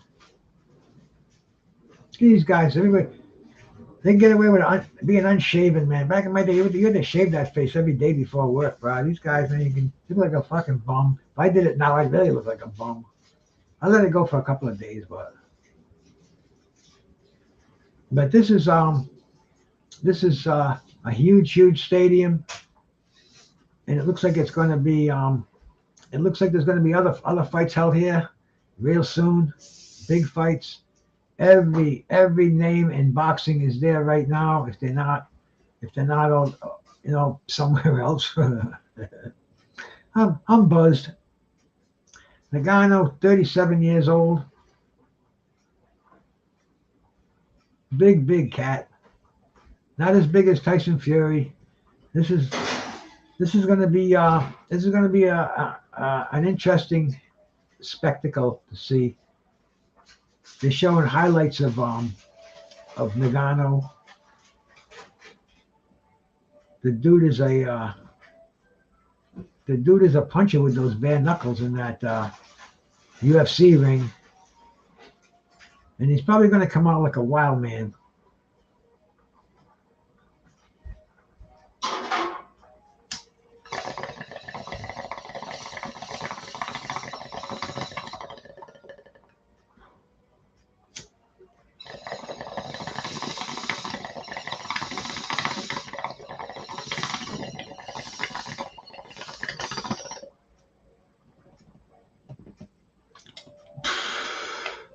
I gotta change this bong water.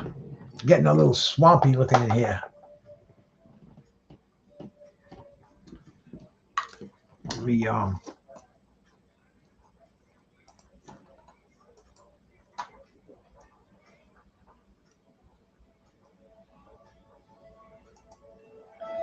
see if I can find my boys.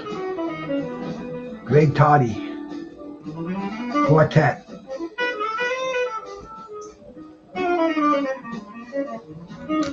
Be back in a flash.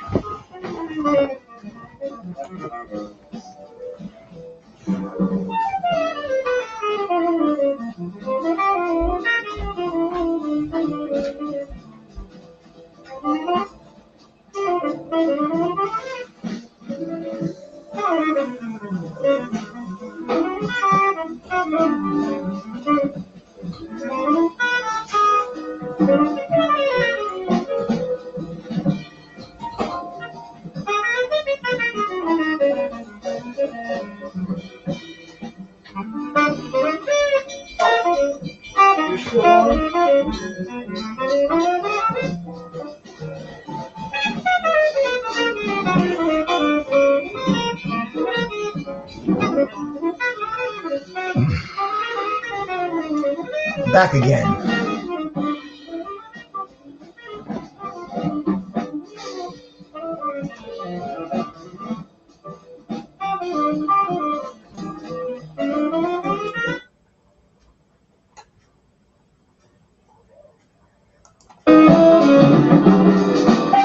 That's the Greg Hardy Quartet. Greg Hardy on the tenor sax. Tomas Zuzkis on piano, Sean Coley on the bass, and Hector Falou Guzman on the drums. That's live from Smalls Jazz Club. I'm sure that's not.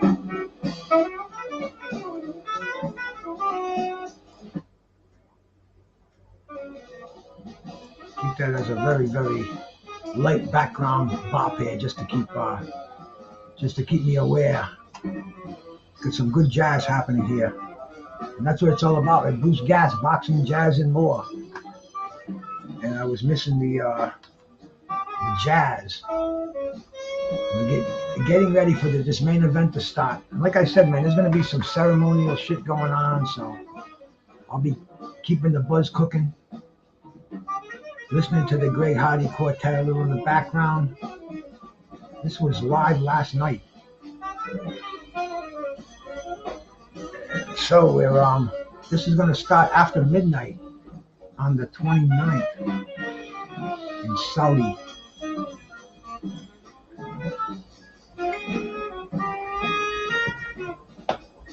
Got my freshly cleaned toka too. Get my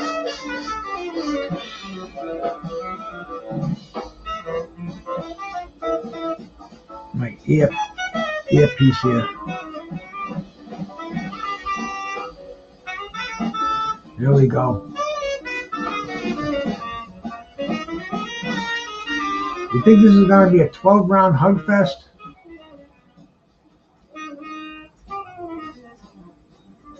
You know what I'm predicting, man? I'm predicting Tyson Fury's going to play with him. I really think he is. I think Ngannou is going to go nuts for the first round, and then Tyson Fury is just going to control him. He has to go by boxing rules, and he doesn't have the skills to hang in there with Tyson Fury. And it's he's going to entertain us for a while, and then knock him out. I don't know if it's going to be a KO or if the ref's going to jump in and stop it. Like I said, they have a habit of stopping fights real quick here. You know, the last thing Saudi wants is a death or an injury in the ring. So you're going to see these fights being stopped more sooner than later. Ngannou knows that. Adeleye just learned that.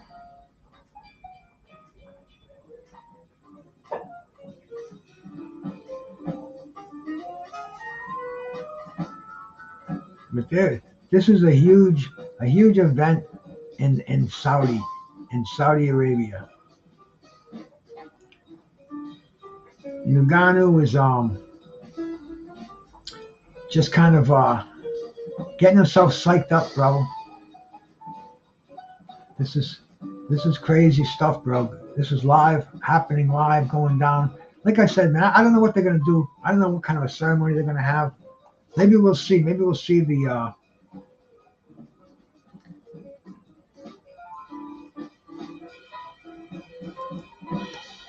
Let me fix my.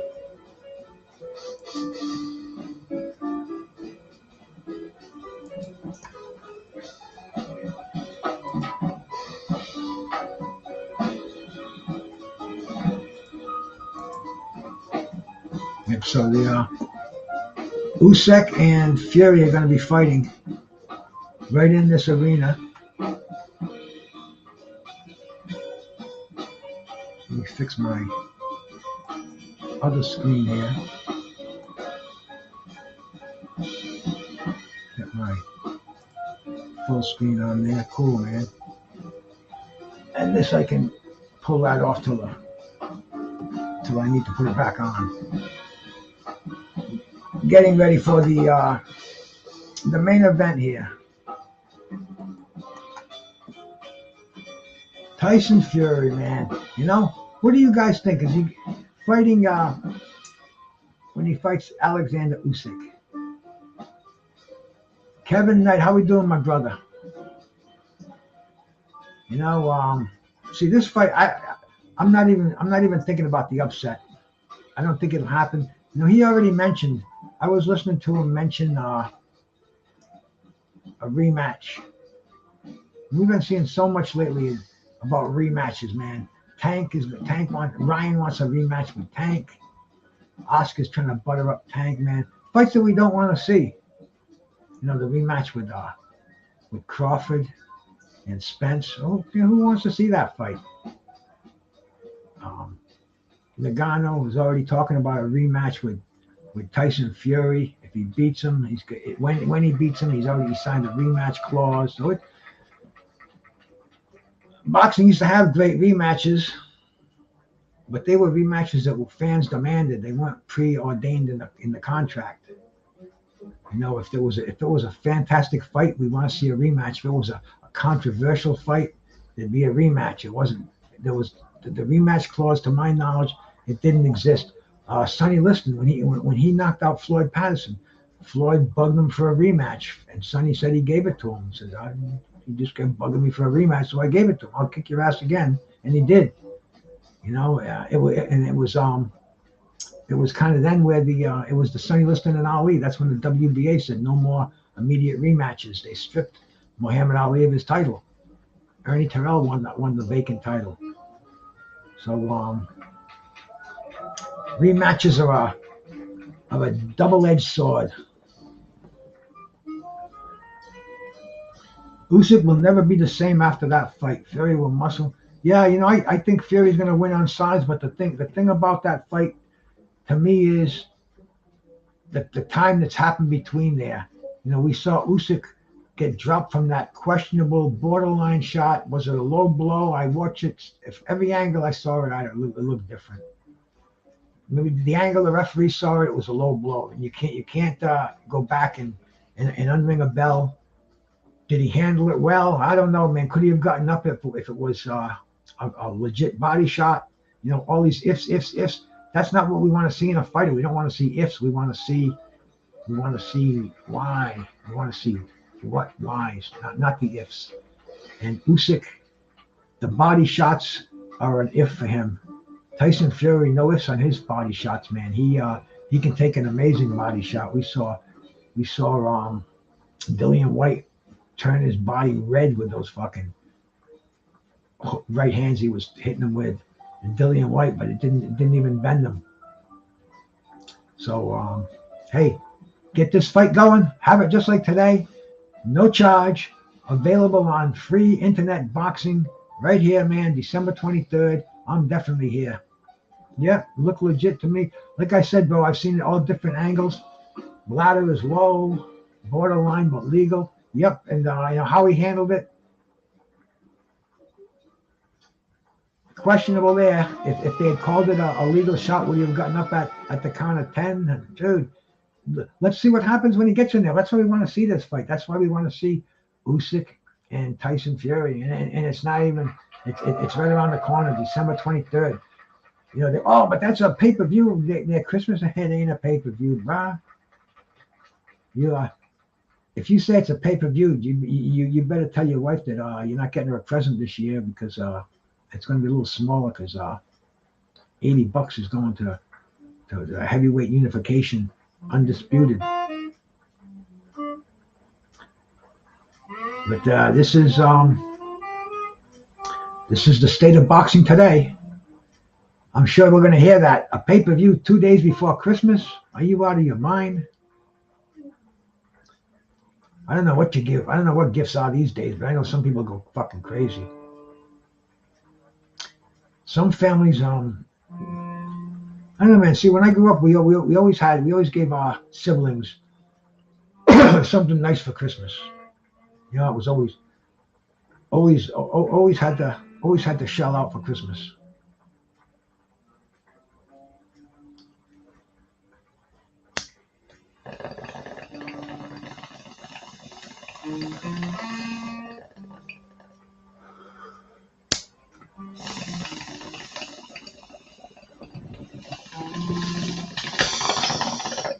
Get that snap with that Toka too, man. The clean water. I haven't done any green dragon today, man. That's something that I do mostly instead of. I got some in front of me though. Maybe I will have to for the main event. The thing is, when I do this, I have to keep my mouth shut for 30 seconds. Okay, this is the legendary, the green dragon, the next level of fine weed. I can go for weeks without smoking the bong. I do it because today I needed the instant high. I had a headache earlier today. It's totally 100% gone right now, man. Thank you, Jesus. But hitting on that Toka 2, taking a Tylenol and an aspirin, I kind of make my own little Excedrin combination without the caffeine. I take a regular 325 aspirin and I think it's 1,000 Tylenol or 500. I don't know what it is, but they're both. You're supposed to take 2. I take 1. I mix them together, and it usually works. It worked today. 2 and a walk, hitting the Toka 2, headache is gone. So it's boxing 100%. I used to get some killer migraines too, man. I know some cats out there. My friend the Jedi gets these cluster headaches. I know how bad they can be, man. I mean, dude, you can. There's really no relief short of a narcotic. It's going to get rid of them, and that's nothing that we can be taking. So my sympathy goes out to these cats that suffer from serious headaches, man. I used to get them where I'd actually vomit if I didn't go lay down somewhere. Thankfully, they're a thing of the past. Nah, bro, they haven't walked into the ring, Daniel, man. This is a very fucking big, elaborate stadium that they just opened up today. Multi-million-dollar stadium. They're having ceremonies there. They have and it doesn't only have a ring there. It has a stage that falls out. They had Beyonce there. Though they're going to have Beyonce. Beyonce, I think she's there now. And it's like, I think you need a job, and then high investments, and then a super high spendable income to even think about going there. And I'm sure you have to have the connections. It's just elaborate. I mean, you're talking a high five figures to even think about making a trip there in any kind of style. Yeah, they're still talking this up, Daniel, man. It's they're going back and forth at ringside with Timothy Bradley and who they got there, bro? They got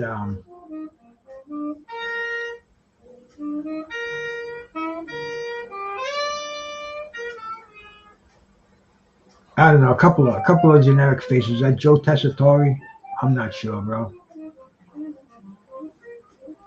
But this is Top Rank. So yeah, they'd have the Top Rank fighters there, the Top Rank announcers there. Timothy Bradley. You know, Timothy Bradley, he's in the Hall of Fame. So right, today's an anniversary of Jorge Vaca knocking out Lloyd Huntington. Lloyd Huntington was an amazing British. To all my fellow British brethren out there, bro. Lloyd Huntington came out of nowhere, knocked out top pound for pound rated Donald Curry, who was being groomed for a fight with Marvin Hagler. It was that good in the Dynamite Dozen, as we talk about with my brother Blood. All of a sudden, this dude from England, this Jamaican, his name was Lloyd Huntington. He comes out and he fucking knocks out Donald Curry. Biggest upset of the year. Then he gets beat on this day. Biggest upset of the year. And Lloyd Huntington, people say, should he be in the Hall of Fame? You know, Timothy Bradley's in the Hall of Fame, and Barry McGuigan's in the Hall of Fame, and Buddy McGirt's in the Hall of Fame, and Arturo Gatti. So, should he be in the Hall of Fame? Maybe. What's the matter, baby? You need to go out? What is that? My dog has to go out. My lovely wife. That's her in the background. That's no domestic. Don't anybody call no 911 on me. I'm gonna have to be quiet for 30 seconds. I'm gonna do a shot of this green dragon. Get myself extra for this these ceremonies, man. I see a lot of the chic hats in there.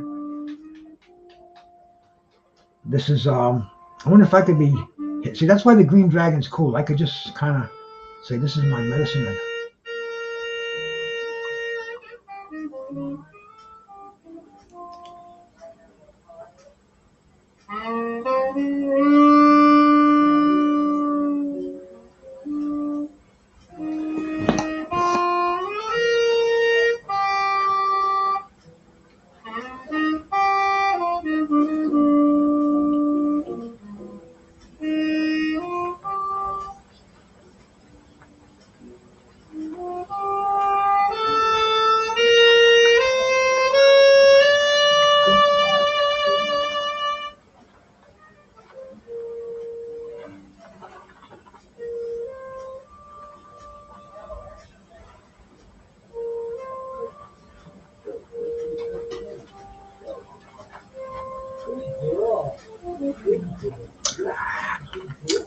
That's the tincture. See, I have to it's a sublingual absorption.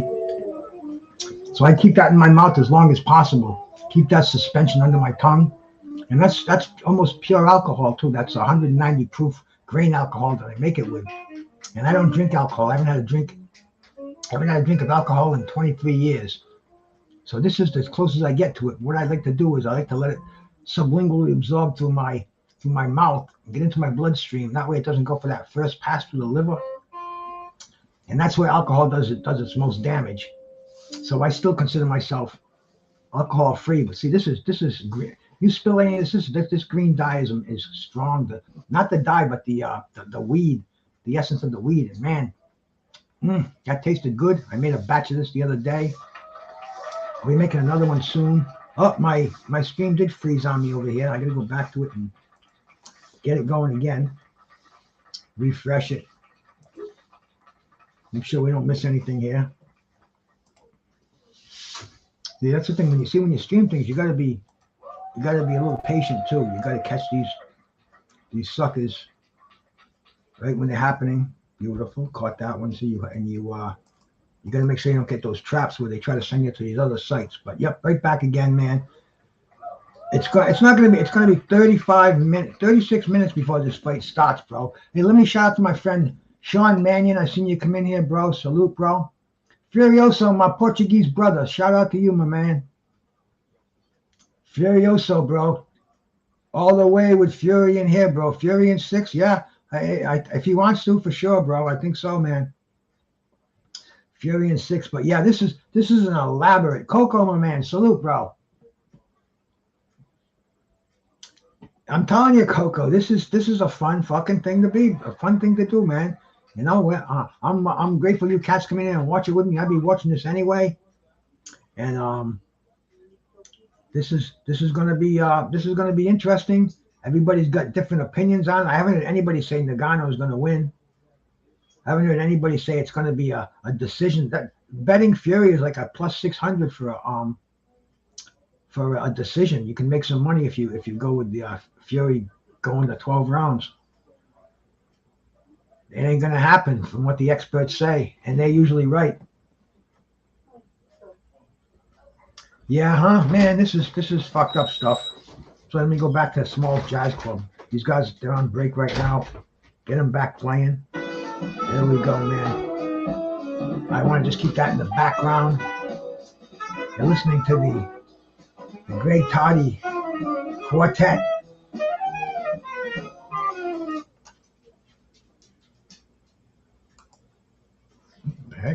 What the heck?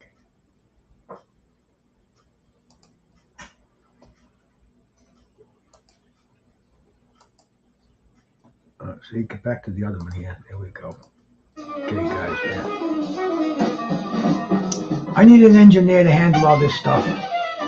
But yeah, man, they're doing this crazy stuff in that arena. They're having these ceremonies and probably have fireworks like crazy going off. They're showing all celebrities at ringside. Oscar. Everybody's there, bro. Beterbiev, Bivol and Beterbiev had a face off there. I mean, this is like this is Hall of Fame right here. Everybody in boxing. There's Chuck Liddell. He looks like freaking Usyk.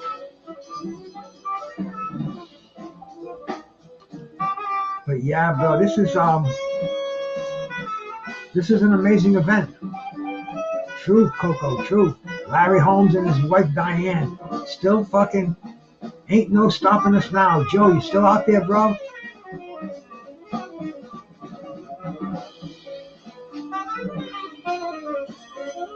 Evander, the real deal, Holyfield.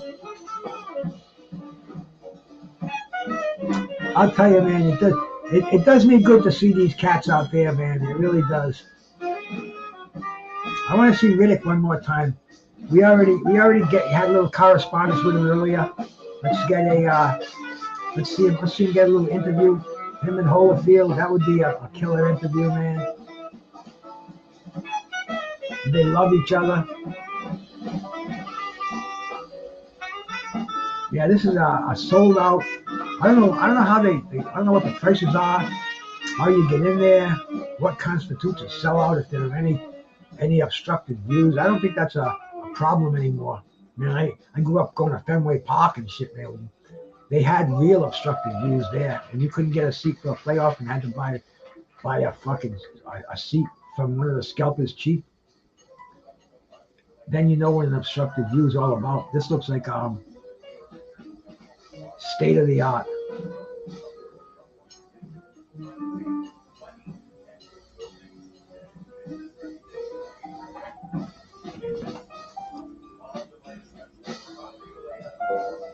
Hang on one second.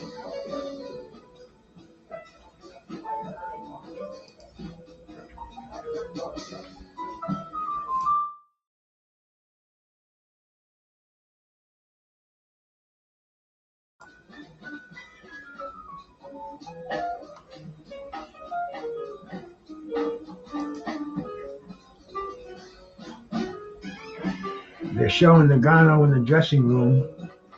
He still isn't gloved up, but he's doing a looks like an MMA kind of a workout with the sticks.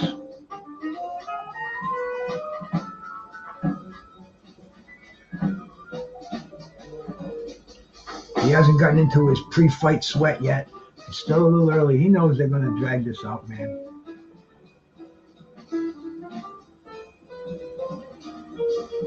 I wonder what hey, Mr. Doc, my brother, how you doing, bro? Yeah, bro, you know that. Larry always was, but like everything else, Larry is mellowed with age, like a fine wine.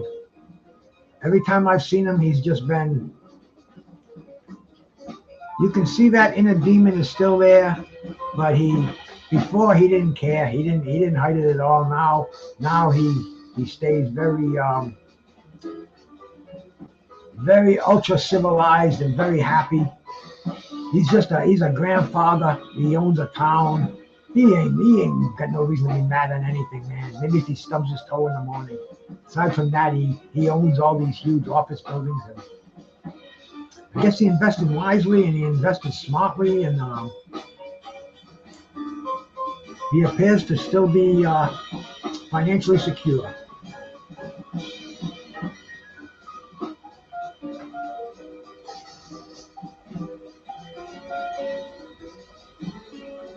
Drop a little more of this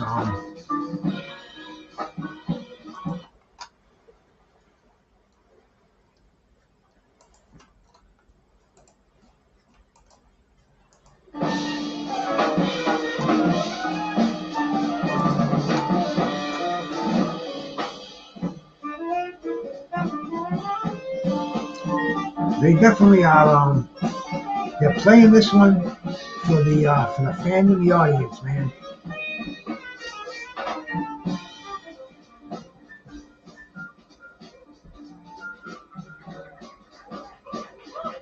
Yep, Larry was an amazing fighter, bro. Larry Holmes, man, I watched so many of Larry Holmes' fights before and after and during, man. He had an incredible long reign. While he was champ, there was nobody else could call themselves the heavyweight champ. Even though he never was unified, never was undisputed. Everybody knew Larry Holmes was the heavyweight champ of the world. Simple as that. You didn't have to worry about the recognition. Larry even dropped belts. He didn't care. You're gonna charge me to hold your belt? Take it. But yeah, they're building this fight up, man. They're showing the commercial now. Sitting in the bathtub, cracking the walls open. Ngannou swinging the sledgehammer. I gotta say, very clever. Like I said earlier, money is just, this is a thing where they're not in competition with anybody. I don't think they're looking to turn a profit. I think they're just looking for exposure. Let them know they're new players in the game, and this is what it's all about, bro. We're here. We're queer. Get used to it. Truly new players in the game.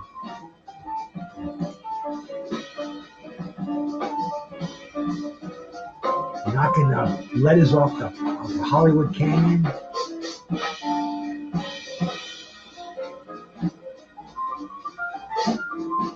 Moving in on the showdown, bro. We've been waiting for 2.5 hours. Earlier they had the Roberto Duran son fighting. We had a fairly interesting undercard. Now, some people will say it's a real good undercard. They didn't want to miss it. It was okay on paper. Turned out to be a little more exciting up close and personal. And just the whole idea. This is how they're getting their feet wet in this with this new stadium. Bringing every name you can think of out there, man. I'll find out exactly who was in attendance there. That's going to be a good question to answer. And I'm sure it'll be answerable out there. In this day and age, yeah, it'll be out there. Probably able to Google it tomorrow.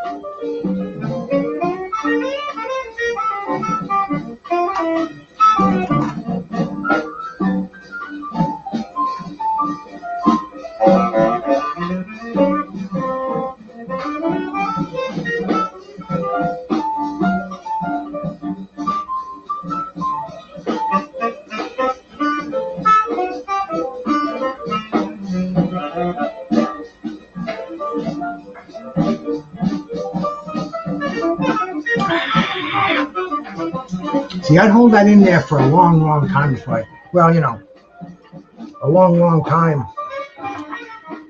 like a minute and a half, a long time for a tsetse fly. But yeah, to get it more sublingually absorbed. But yeah, bro, Duran, he was on the card. I saw him in a press conference earlier at the weigh-in, I think. Duran is there. It's his son. His son grew up in America. I don't know what the relationship was when they grew up, but he looks like him, bro. And Roberto's not denying it. I've seen him fight before, and sometimes it's more of a blessing than a curse, more of a curse than a blessing when you're born with a name like that. You know, you can look down throughout some of the fighters, and we can see sometimes the apple does fall far from the tree. You know. You know, Glock Fury, I'm with you on that, bro. I'm with you on that one, my brother.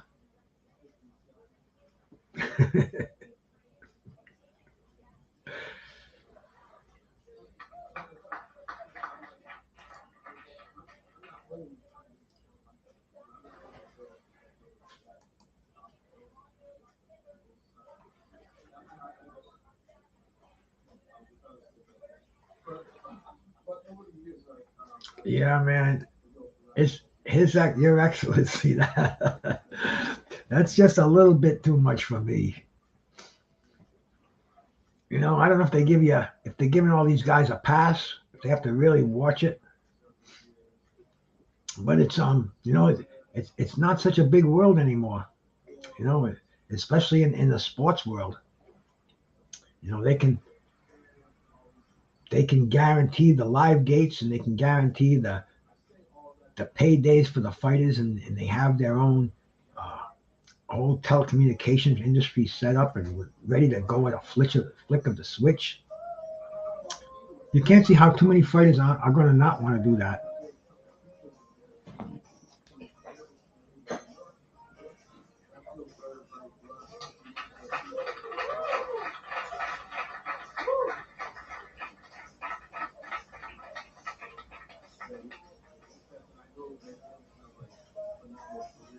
Hey, how come you're playing that music in there, man? I told you I'm on here. Baby.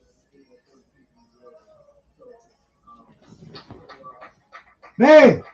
Yes. Please turn it down a little bit. Wow. Okay. Thank you. Just didn't want to disturb my perfectly engineered show here. Yeah, Doc, it is, man. I'm really I'm excited about it. But it's speaking of Doc, it's getting dark here, man. I'm gonna have to turn some lights on because really the sun is going down.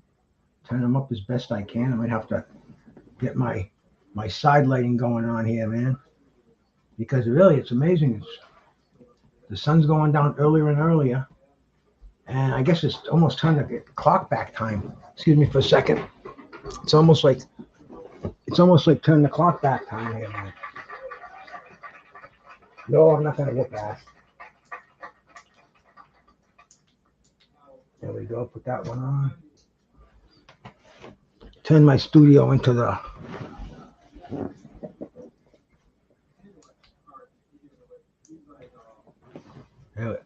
we go. There we go. Fix my lighting a little bit here, man. I couldn't see anything in front of me. It was getting that dark in here. There we go. Get this band back on here, man. There we go. No breaks yet. Yeah, they're doing this dancing thing on the stage. I got this I don't know who it is.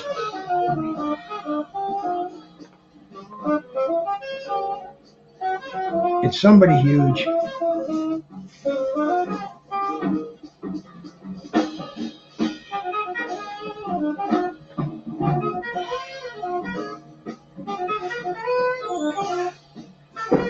Yeah, this is crazy stuff on here, man. I'm almost like that today, Doc. I almost turned the fan on. Right now it's 75. The end of October.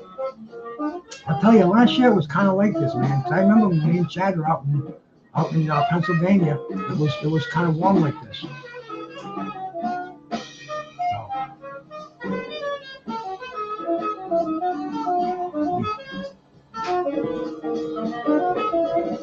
Turn this one down for a second.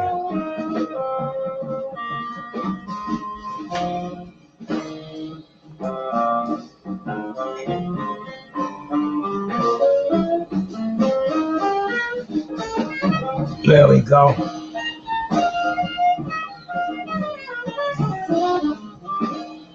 I'm not going to complain, Doc. I'm not going to complain at all, man.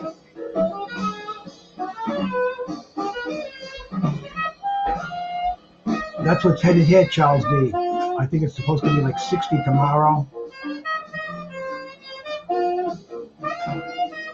But they're having this ceremony right now. What did I do with my writer?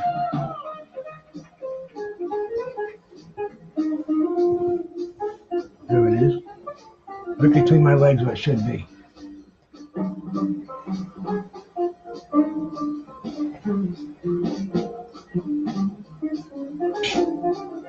It hasn't been that cold around here yet, Doc. It's been like, just kind of barely hitting frost. Peak foliage right now. And I wish I could show you. Maybe I can, man. Maybe I can.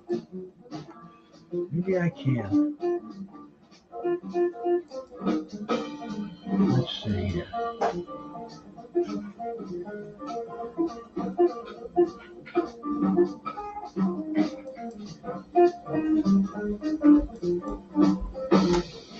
Yeah, man, let's before this fight starts, I'll see if I can do this here.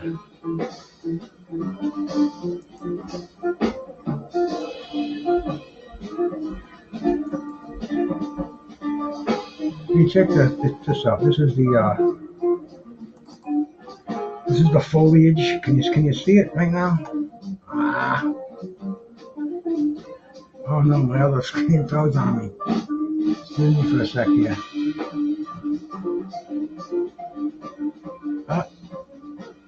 Gotta go find another way to watch this. Bear with me.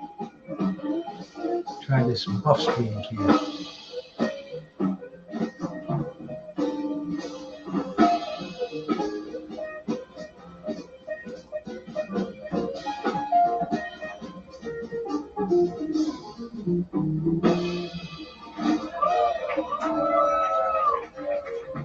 That one's not going to work. Let's find another one here. One streams. Let's check out one streams.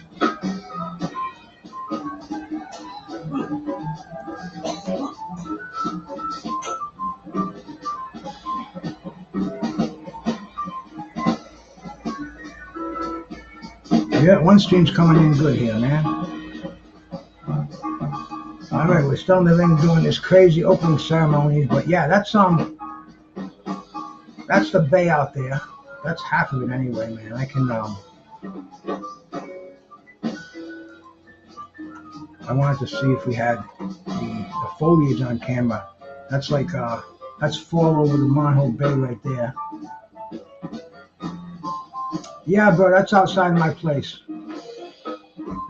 That's what I'm looking at right now. But this stream isn't so good, man.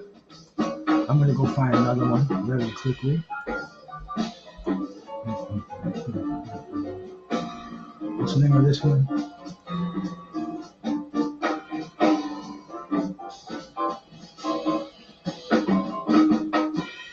You know, I'm gonna have to go to my old standby over here. I almost wish you could see what I was doing on this other screen here, man. I'm doing some amazing tracking down of boxing. Oh yeah, there we go. This is a site I've been on a while. Let's see how they are. There we go. Fury McGann.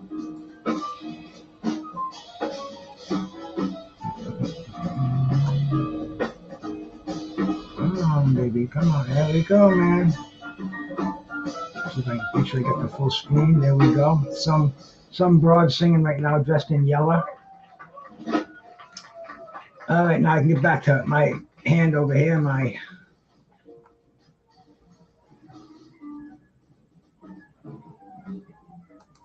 Let's see here. What do we got? The next.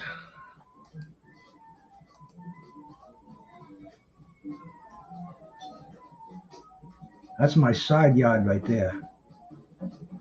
That's the leaves. Usually a bunch of birds in there. That's my deck out there. What else we got here? My living room. Back. This is fall right here, man. This is this is where I gotta make all these suckers up real soon. But this is life on the bay. Front yard first, backyard second, and that's kind of what's going down over here, bro.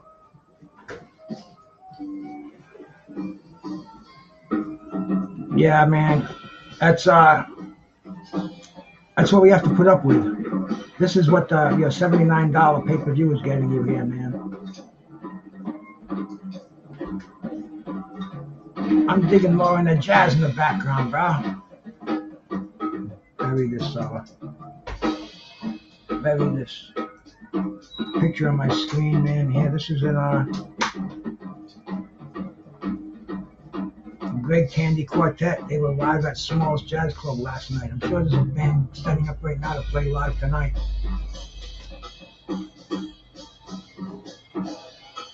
What?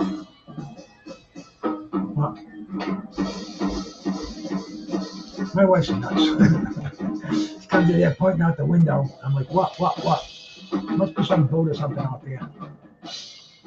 But I just looked out there and it's like, I don't want to bore you with that again here, man. That's it, Joe. Sitting on the dock of the bay, bro.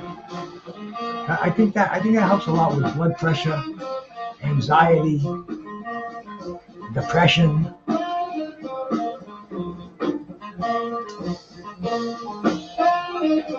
This is like a Super Bowl halftime show, you know? I wonder how receptive this is worldwide. If anybody but MMA, I think MMA fans are the only ones buying this. I don't know anybody. I don't know two on the hundreds of people that I associate with on YouTube. I know 2 that are buying it. 3. I just thought of another one. I'm thinking maybe I'm up to 7, 8. Because I'm thinking of these dudes that really preach upon the fact that they buy it, or some they do it because they're running shows. They don't want to do a stream. It's going to crash in the middle of the show. I don't care, bro. I'm not going to let you down, man. The show goes on. I'll find another stream. I just went to about 4 of them until I found a good one, and we didn't miss a beat over here, bro.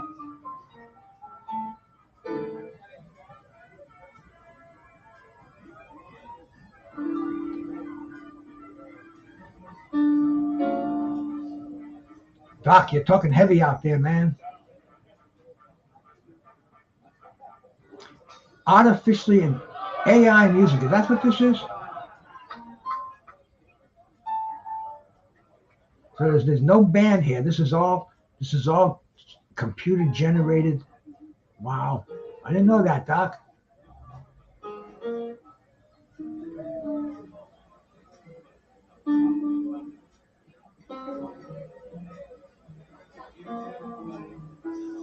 See right there, I would expect it was the Blue Man Group to be playing that. Or who was the other ones who played the drums like that? I think they were blue too. I don't know, but I'm a jazz man, you know.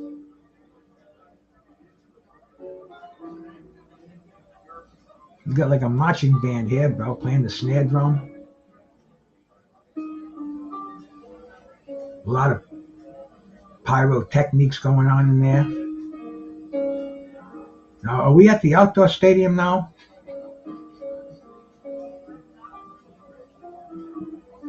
I don't know. I don't know where we are, man. I know we're at the Tyson Ngannou fight. This is still the opening ceremony.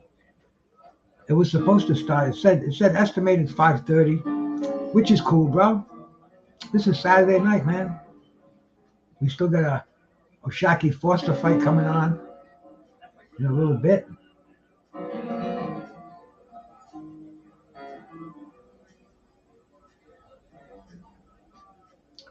Once again, thank you, cats, for stopping by. Bruce Gaz, Boxing, Jazz, and more.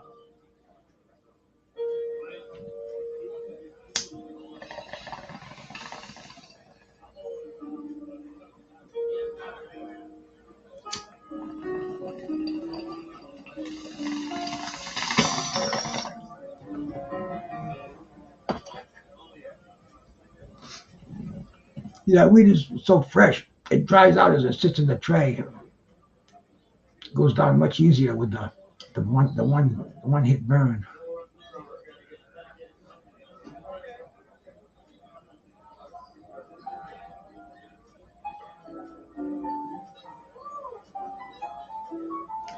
Yeah, man, this is not my era of music. I would be lost here. I would might even bring my headache back to me. I am kind of very glad that I am not of this era. That's AE music. Is that what you call it, Doc?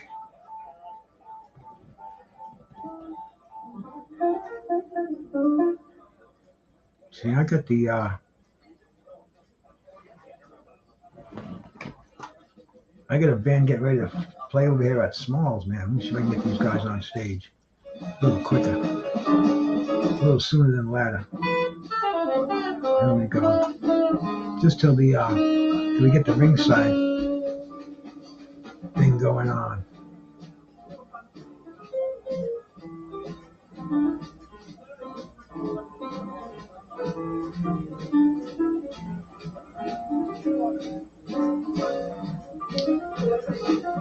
Yeah, see, they should set up a jazz quartet. There we go. There's the ring, man. Brand new Virgin boxing ring. They got a stage behind it. Those are some prime seats. So what are they going to do? Are they going to cover that area up and put seats there? This is going to be really interesting to see how they do this.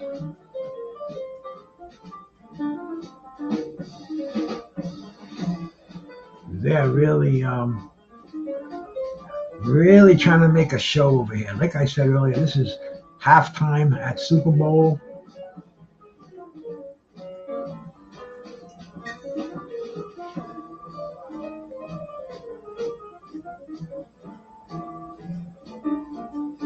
So, Doc, you must know who these guys are. I got it, bro, but Smokey, I'm watching it, man, but I can't put it up on the screen. They'll knock me down. But you just go to crackstreams.biz, and that's where I'm at right now, man. It's coming in really good.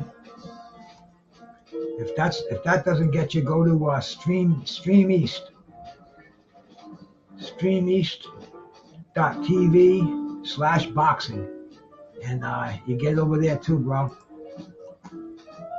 But this stream's coming in nice. Get it back to the full screen once again. There we go. Beautiful, man. Some of these are real delicate. You click the wrong way, you get sent to some porn site. This one's working cool.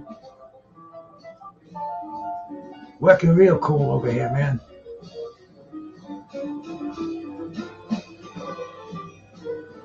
Give me a break for 1 second. I'll be right back.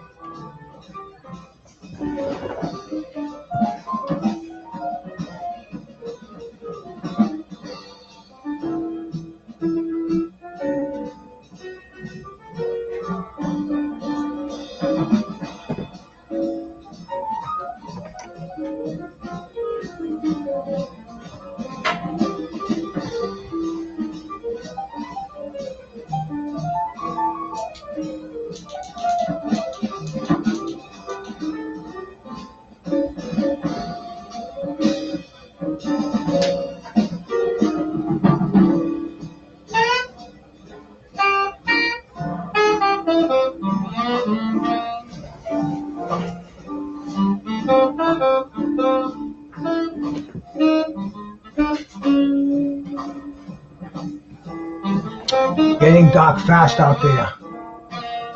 Gotta stay ahead. Gotta stay one step ahead of the light. But yeah, there we go, man. All of a sudden the stage is gone. That's like that's faster than the Newport Jazz Festival with there.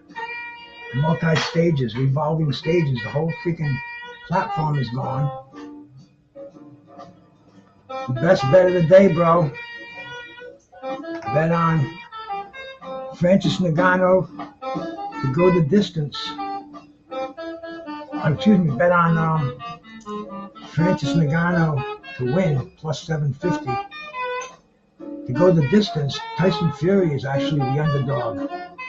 So the bookies say no way is Tyson Fury gonna carry him for this fight. It's gonna be a knockout. Hey, Mad Dog, salute my brother. Thank you for coming by, man.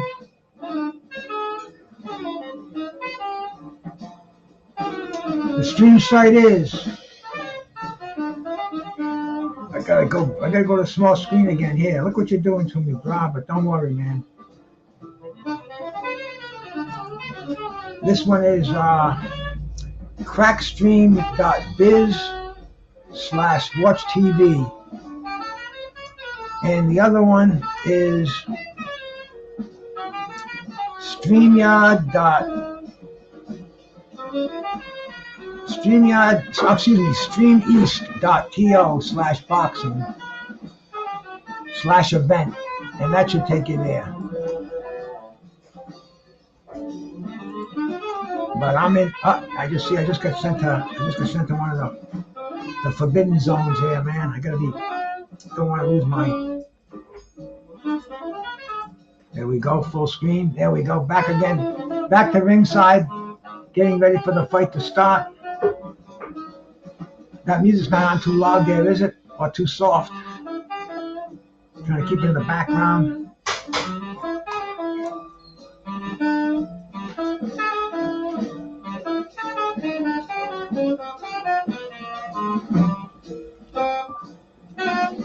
About a half hour late from starting time, which isn't bad, especially in the East Coast at 6 o'clock. It's really not cutting into anything, man. Hey, my brother Nick M, bro, salute, man. Hey, Nick, you think you're gonna get a tape of this one for future fighters to watch, man? I don't know, man. What do you think, man? Is this a shit fight or what?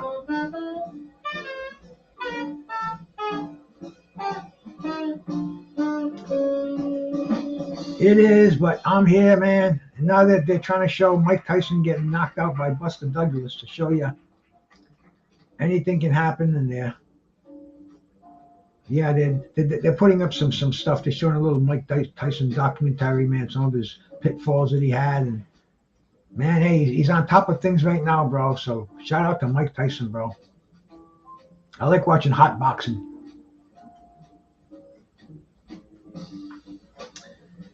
Oh, dude, you know what I'm gonna have to do? Let me see if I can do this. Okay.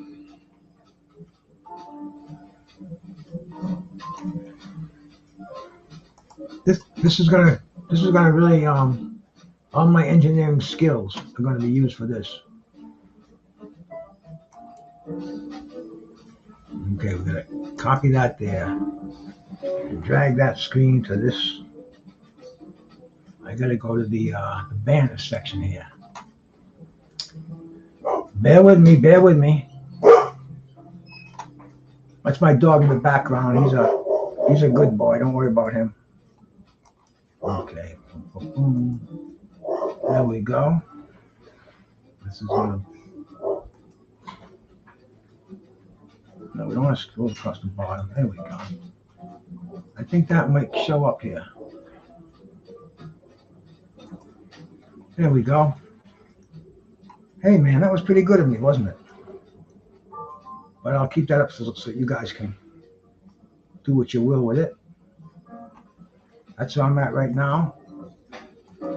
Fight's coming in pretty good. Crystal clear, man. I mean, this is like it couldn't come in any clearer.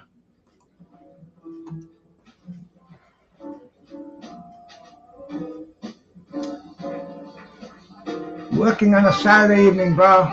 Shout out to you, man. I wish I was back working again. No, I kind of don't. I like being retired.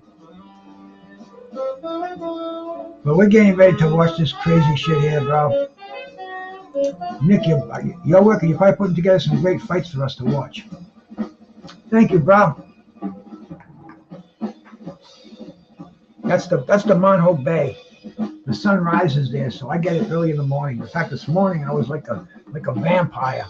I walked out of my bed and my wife goes, "Oh, I was the same way. It was so bright." I mean, like I said today, right now it's 75 out there at the end of October. So it is a beautiful view. A lot of action going on the bay today. People out there in their boats for that last lovely weekend of summer. And tomorrow, I heard it's supposed to get cold tomorrow on the chilly side. We'll see. You never know around here, man. Last winter, I hardly burned any wood, any heat. It was. I bought an electric snow shovel, and I never used it, not at one time. But yeah, they're showing Mike Tyson at ringside. That facial tattoo that he's got, bro. Tyson can get away with that for sure, man. He'd look worse without it. I wonder if I could get away with one of those. Hey, Pound's my brother. Salute, bro.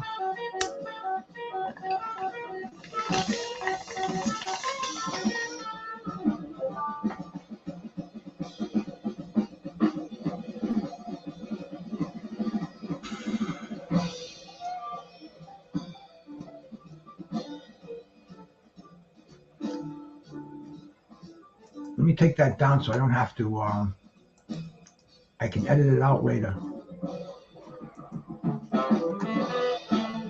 But that's one of the glorious providers. You know, the funny, I often wonder what they make on that. Is it, I can't imagine what they make. If you're sharp enough, you're not going to be sent to any other sites. You're gonna click right out of those as soon as they try to send you there. There's no fee for anything. I don't get it, bro. What do they want? They want some kind of, is information powerful today? Is that what it is, man? Do they get into your files and they find out what you like, what your weaknesses are, what you spend your hard-earned money on, how they can get a piece of it? I don't know, man. All I know is I'm getting a $79 bargain over here for nothing. I certainly don't feel like I'm victimized, like I'm victimizing anyone doing this. There's no way in hell I'd pay for it. And I sure as hell want to know what I'm talking about when I get in conversations when I'm talking about it. And where I come from, bro, we go, if you can take me back 40 years from this day, I'll bet I'm sitting in the same exact place watching a much smaller screen watching boxing, man. This was prime time. Prime time, my bros. Prime time. They weren't sponsored by the DraftKings and by BetRus and BetFed. All those different promo companies they have today, the betting channels. But I guess that's what they want us to watch, man. Maybe they know that and I love it, man. At the end of those, they got the fine print at the bottom. If you have a problem with gambling, call 1-800 in England, call 054-244-100. You know, it's like you can use this heroin, but if you find yourself being addicted to it, call this hotline now for help. So it's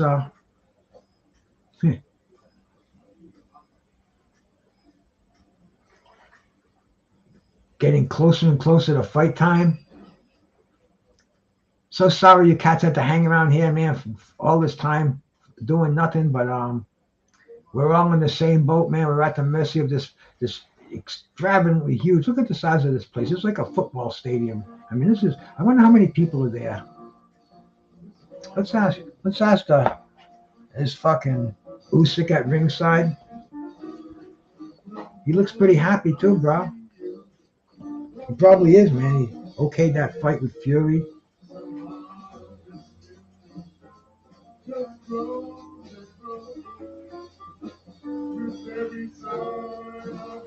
Let's see if this is. How many people are at the Tyson Fury Francis Ngannou fight?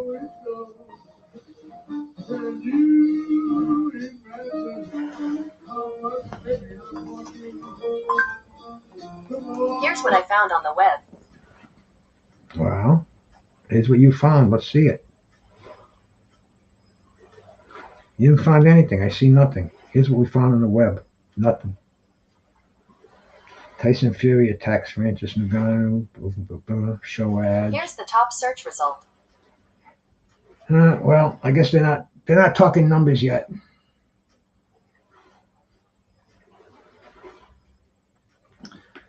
We're waiting for the fights to start.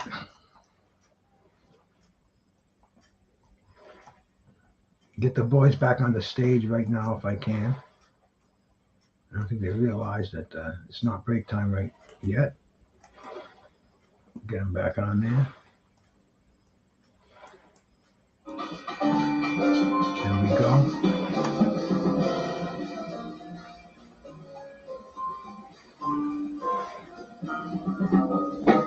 Going through a history of showing the pay-per-view extravaganzas that we've experienced in the past several years. Floyd, Logan Paul, and Tyson Fury. They just know how to kill time here, bro. That's what it is.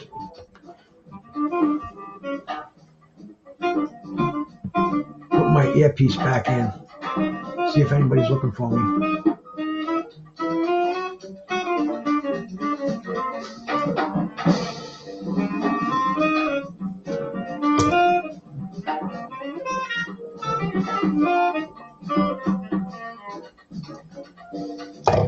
No, Charles D. What they did was, bro, the whole stadium walked across the street because it told me it's right there. It's right there, bro. So they maybe they did have a big screen, but most of those cats walked across the street. Bob Arum at ringside. You hear Bob Arum talking about the weed? Talking about the weed with Keyshawn Davis the other day. He didn't understand it. It's illegal in one state and legal in the other state. Bob loves his edibles, bro. That's how he says he travels. He gets on those planes, takes those 12-hour flights, eats some edibles, kicks back. Next thing you know, he's there.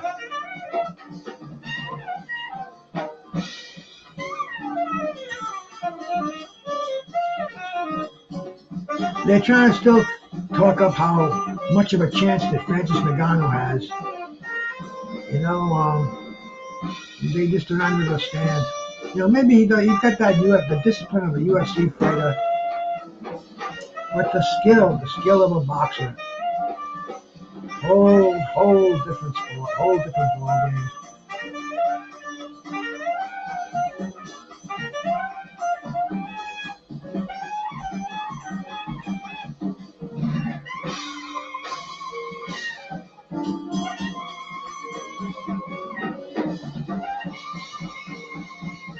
We're still waiting for the ringside walks. I'm sure they're both wrapped up, warmed up. You know, they're almost an hour behind their scheduled starting time. I know I had a I won't even say it. Oh no. My stream froze for a second. It's back again.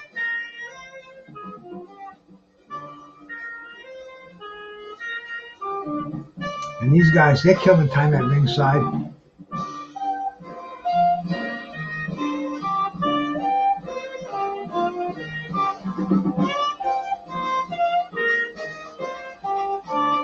It's getting ready for the ringside walks to be happening. Getting ready for some action to happen, man.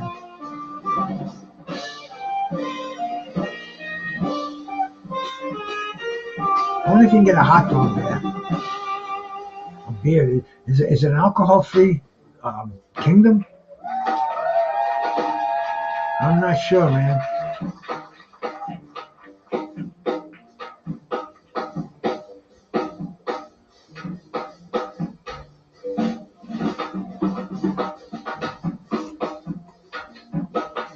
Definitely a nice little jazz band in the background. Hector Alfaro Guzman on the drums. Sean Conley on the bass. Giannis Zilmakis. I butchered that last name. That's the piano player. But they helped me in the background here until this fight starts. I appreciate you cats that are in here, man. I appreciate you guys that stayed with me. Getting ready for the event of the boxing world, man. This is Tyson Fury's only appearance in 2023. In the books as a legitimate fight, a legitimate boxing match.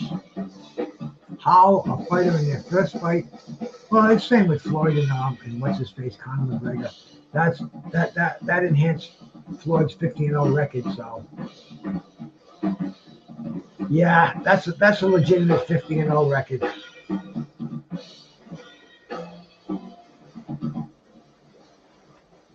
But yeah, I'm almost. It's like, come on, bro, let's get this thing started. I can't wait to see Fury in that fucking ring, man. I want to see what he can do. I want to see what he looks like. I got a feeling he's gonna look real soft. Because I don't think he could possibly get up for training his ass off for a fight like this. But hey. We will see. I got some pork chops, I think, bro. I had them earlier. I don't know, man. I don't know what's going on, but I think I got some pork chops coming up later, as soon as the fight's over. And I don't think this is going to be a long fight. Maybe that's why they're dragging it out. Maybe they want to give people give them time spent, so they don't go. It's all I got for 3 minutes. Hey, man, some of the greatest fights in boxing history, bro. Look at the amazing 9 minutes of Marvin Hagler and Thomas Hearns. Look at the amazing 100 and some odd seconds of Joe Louis and Max Schmeling. I mean, quality does not always ensure, yeah, quantity does not always ensure quality. There we go. But yeah, they're still dragging it out with these interviews. It's the first time I've seen these interviews with Ngannou, and I'm already sick of them, bro. Who could, man? Who could? I wouldn't even know how to order it on pay-per-view. I don't have any one of those apps installed in my thing, on my phone or my computer. I am merely a if I can get it on the internet, then I watch it. And I have a lot of people I know who turned me on to places I could watch it years and years ago, and always kept up with the upgrades and bango. It's a fact of life. So show whatever you want. I don't care who fights. Yeah, I'm not paying for them, so I'm not going to be the fucking judge of them. I'm just going to enjoy them and commentate on them. Fair enough, bro? I think so. Man, this has been so long. I almost need to break another bud out. Let's see what I got here. This one is. Oh, I think this is orange bud. Check out this little sack of nuggets here, man. Put one in here to enjoy a couple of tokes in the process of this fight. See, two little little golf balls like them this here, man. Put one of them on the tray. Very solid. You know, I keep them in. I throw the buds in plastic, and then I pop them in one of my old pill vials, airtight and UV protected. The buds stay nice and fresh in there for months. Excuse me for a second here, man. Me too, bro. I just want to see great fights. And I'm not going to get into an argument about them.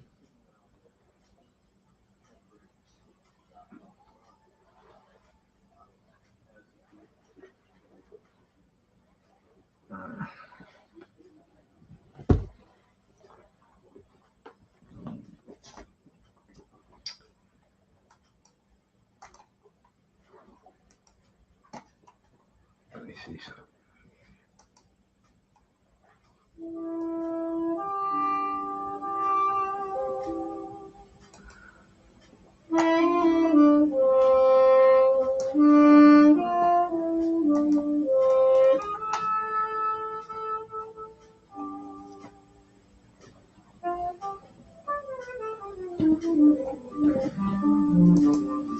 Okay.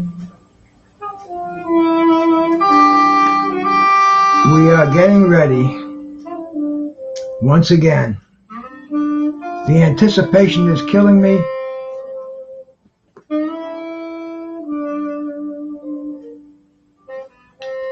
I see a lot of white at ringside. That's the color of the uniform of the day amongst the sheiks. That must be the royal family section. There's a lot of them, man. But yeah, get a few more bombs in there before this fight starts. Keep the buds cooking.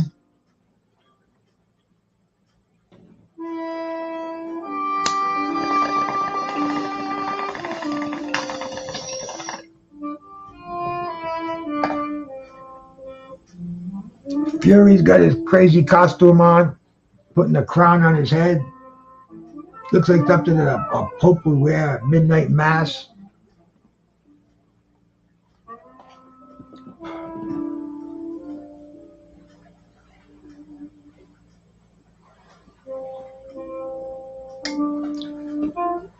Fury looks like a goofball. Alexander Usyk is at ringside.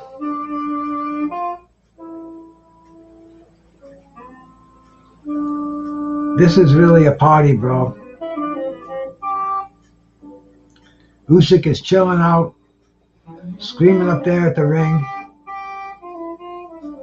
And we're getting ready for the ring walk, man.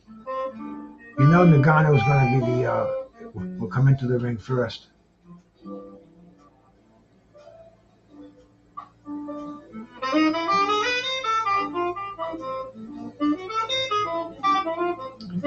This is definitely going to be. I'm trying to psych myself up here, man. But the more I'm waiting, the more I'm saying, yeah, this is gonna be a spectacle. Nothing we're going to talk about after tonight.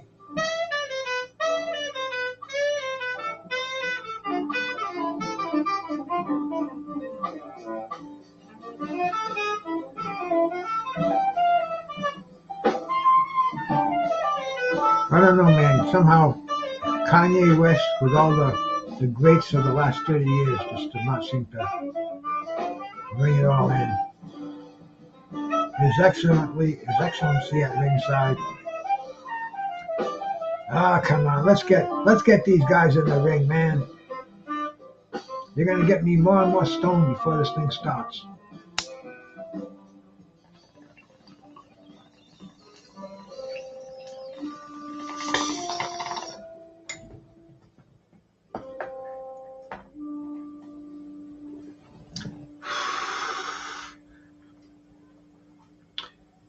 They're all quiet. They're waiting for the curtains to go back. Are they going to walk the ringside, or is there going to be some kind of a mechanical device? See, we don't know. This is all new here. This is all new stuff.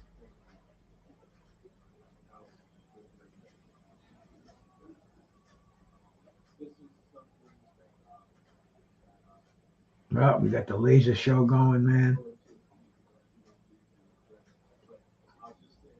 Of course, Michael Buffer's there. Michael Buffer is one of the richest men in boxing, bro. He's in the hundreds, 400 million the last time I looked at his freaking wealth. Michael Buffer is a very wealthy man.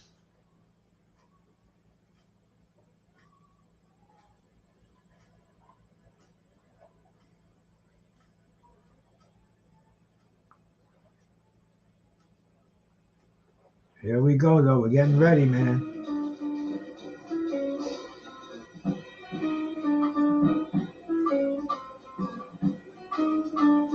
You know, some people have their cameras, their lights on, but you don't see them like you do in America. You know, in Vegas, New York, everybody would have their lights on. It's almost like back in the day, back in the rock star days, man, everybody would have a big lighter before that matches. You know, burn yourself. It was fire at a concert. That came out in the freaking 70s. Now it's your cell flashlight at a concert. They get the lasers going down, the light show happening.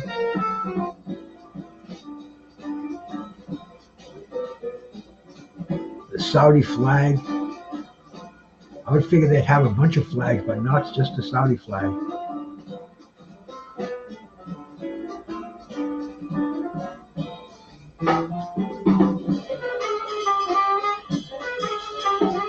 I don't know, man. Let's see what's going on here. This could become an international event.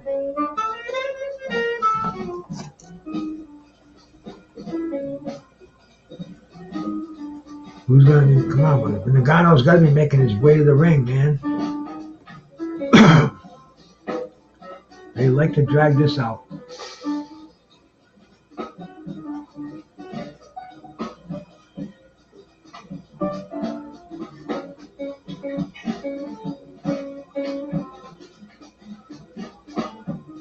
Let's see, it's like freaking 2 o'clock in the morning over there. They must be drinking some strong espresso.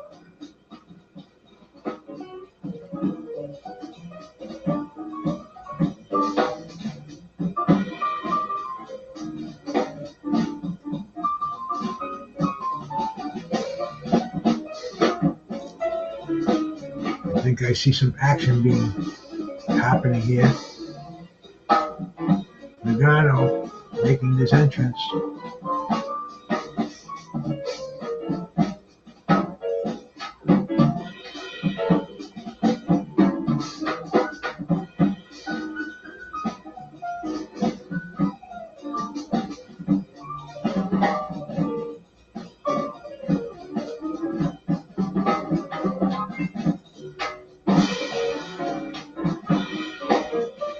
Michael Buffer. He started at ESPN.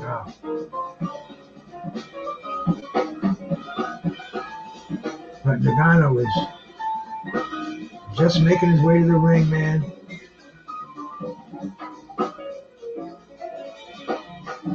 Michael Buffer's doing more than just announcing. He's making a little storyline going. Will he be the first man to defeat the Gypsy King? Let's see.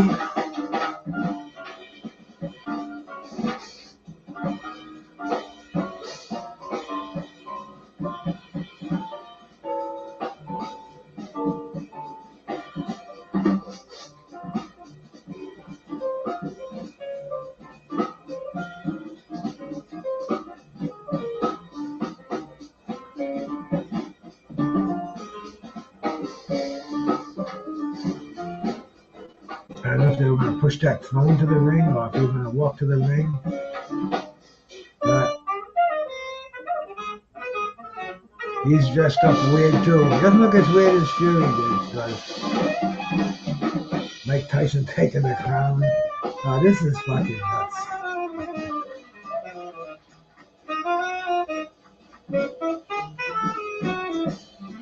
Will John Fury be walking out there with Tyson Fury? Of course he will, bro. We could see some action. Rewatch it. I predicted, I think, earlier in the show.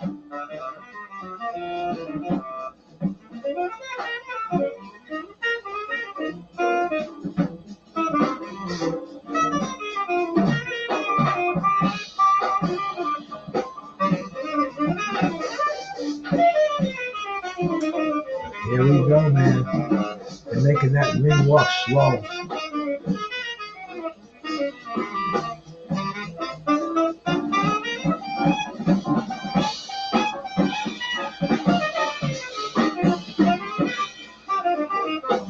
Everybody can take can film this with their phone these days. That's amazing, you know. I remember they flew out of a concert. They caught you taping one. They're all filming it now. It's a whole different world, man.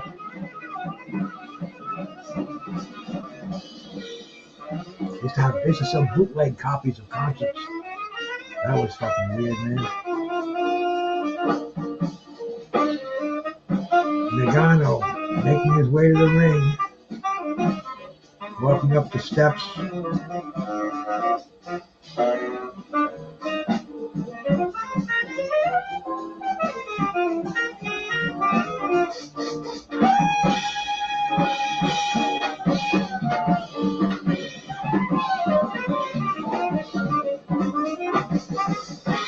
I don't think they're going to do any national anthem or stuff like that.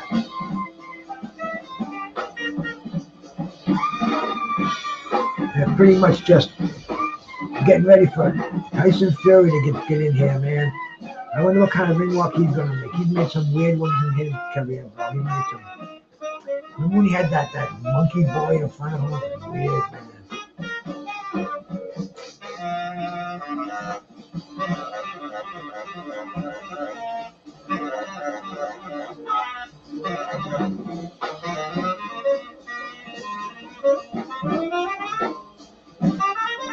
Giving Larry a fist pump in the back. Roberto Duran a fist pump in the back. Oscar, man, what a bunch of cats must be in the back room there, man. Amanda Holyfield, Bernard Hopkins.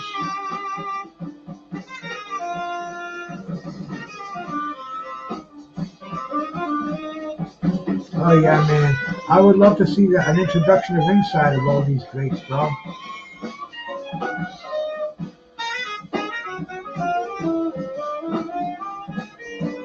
No cameras, no cameras, no cameras. Oh, no. Bernath, come on, man. Oh, I told you, no cameras.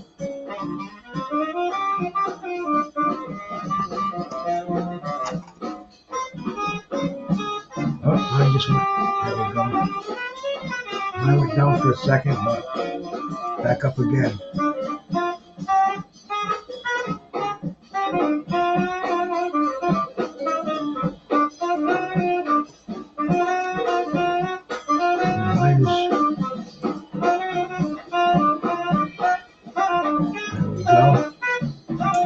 Ready for the ring walk of Fury.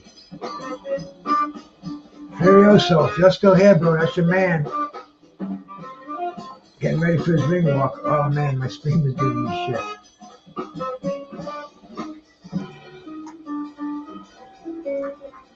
One time I gotta go find another one. No, that's okay. I still got a minute here. Let me try this one here. This was always one of my favorites.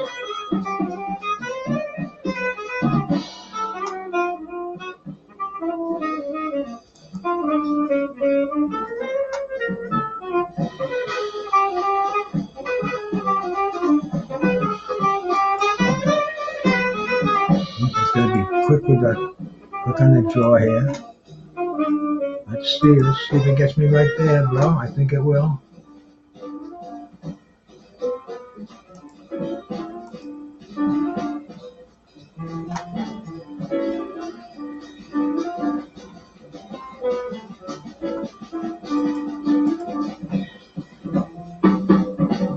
Alright, I got that one closed on pretty well here, man.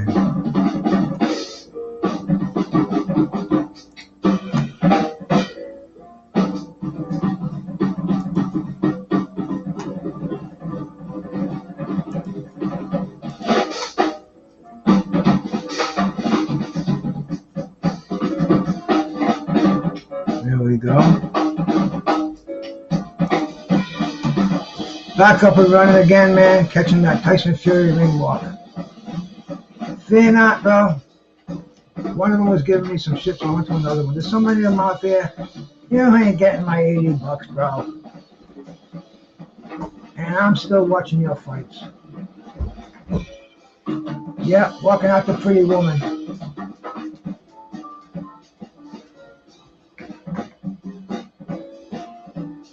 Damn, I didn't know his leg. I didn't know he had those stick legs, bro. He must be laying off the squats.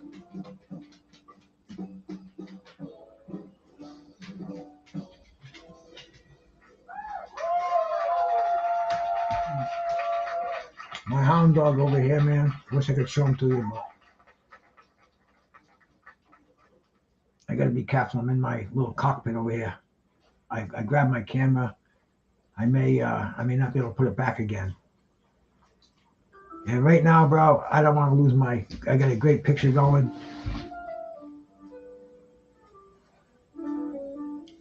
Tyson Fury looks like he's trying to psych himself out, but he doesn't look like he's psyching himself out enough. He's climbing the steps at ringside.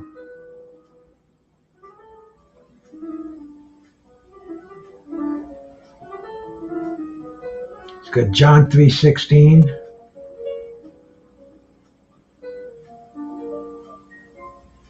Like Austin 3:16.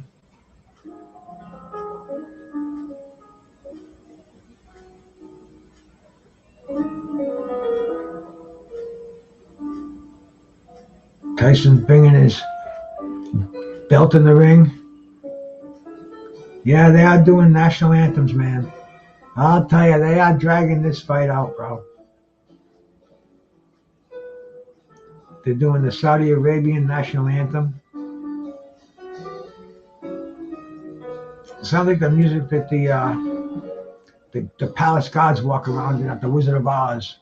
You ever hear that? The yo, yo, yo, yo. Kind of has that freaking majestic sound to it, scary, you know, like off with the head kind of a sound.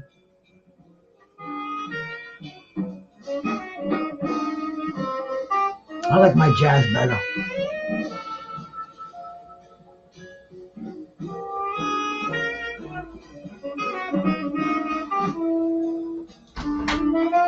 You're not going to hear the "Oh Say Can You See" here, man.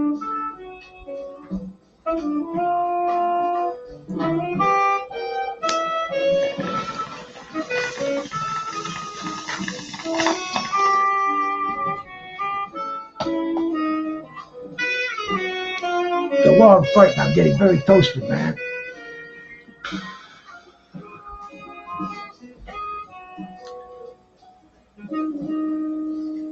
Where's Ngannou from?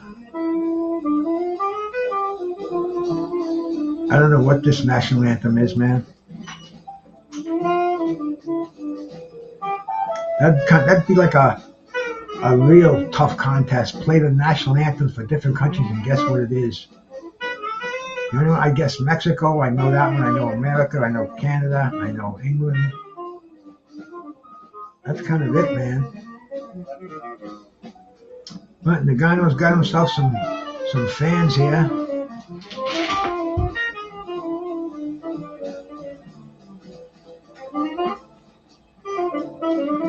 What Tyson Fury should say, I'm a gypsy. I don't want that. I don't want God Save the King. What would you want, man? He's trying to get himself psyched. Is he doing it? Is it going to take a stiff shot in the chops from Francis Ngannou to get him back into the action over here?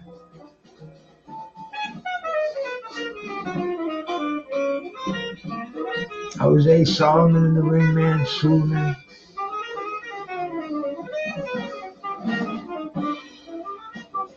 Maurizio, I'm sorry. I always say Jose. That's how old school I am. His dad was Jose back in the day. But yeah, man, this is just an amazing group of people gathered under one roof over here.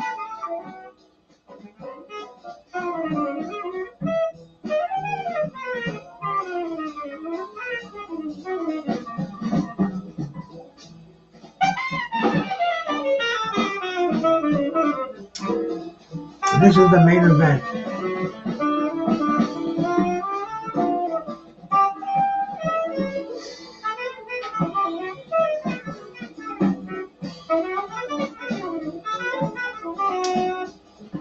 Getting ready, they're doing the ringside announcement. Holyfield, man, I love the story of Evander Holyfield, bro. I mean, he lost it all. He had a $12 million mansion. He had all kind of money, but he just had no sense. He had so many dependent family members on him. He had so many illegitimate kids. And Holyfield, he lived a life, bro. He was a dude on the streets, and he lost it all. He was bankrupt. He was only worth I believe it was $20,000 back in the when he got out of bankruptcy court. It was really just surprised me, bro. Like, damn, I have as much as Evander Holyfield. But man, he persisted. He took the small gigs. He even came back, did exhibitions badly. But he took the autograph signing gigs, the photo ops, the appearances. Tyson hooked up with him with the fights, and now he's in demand. He's got dough, invested wisely. Good to see Holyfield as a millionaire once again, man. Very successful. Probably getting a nice chunk just to go here and enjoy himself. And there we go, man. Michael Buffer's Let's Get Ready to Rumble is coming on, and that means the action is getting ready to start.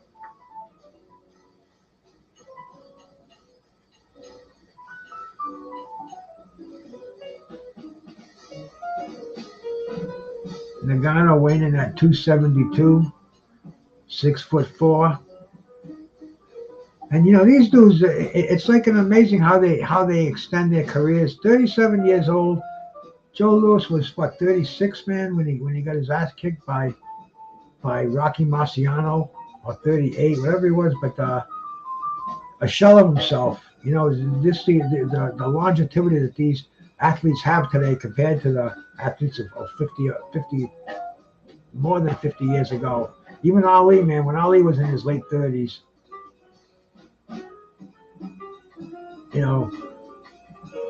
these guys here are considered to be in their primes.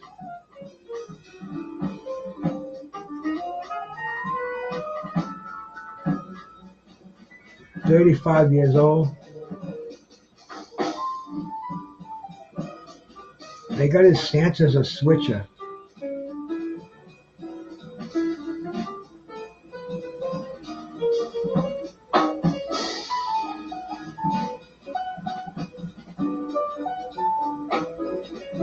John Fury holding that belt up in the background.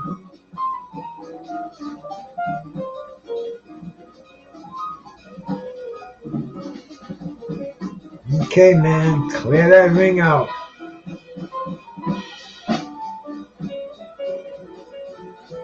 Sugar Ray Leonard sitting at ringside.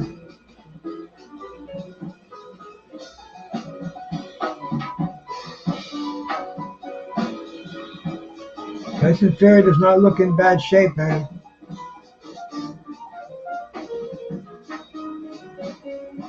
I wonder if they have a very stern drug testing commission here in Saudi. I know that they have their own sports commission. They have their own telecommunications commission business. I mean, do they scrutinize diuretics and other performance-enhancing substances? I don't know, man. I'm sure that that's going to be talked about a lot on the internet as Saudi gets more and more familiarized with boxing. But here we go. We're getting ready for the bell to ring. Let's see what's going to happen, man. Oh, right away, man. Tyson Fury goes out there throwing a big right hand.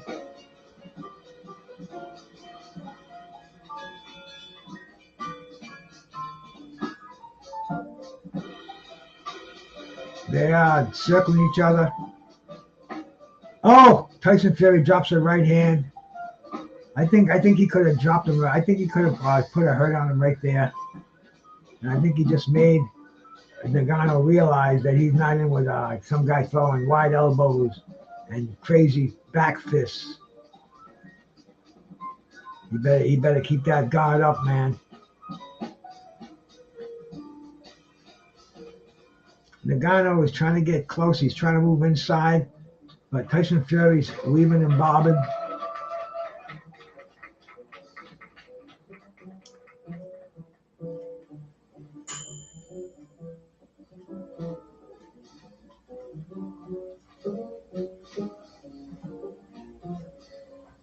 We want to see Ngannou's fundamentals in boxing here. Let's see if he looks like a fairly seasoned fighter right here, man. He's keeping the right hand up. He's jabbing. He's got to move that. He can't leave that jab out there.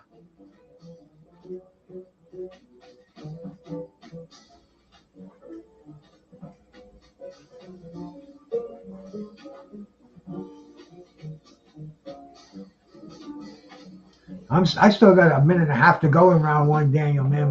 My stream is way behind yours, bro. Please don't tell me if there's any knockdowns.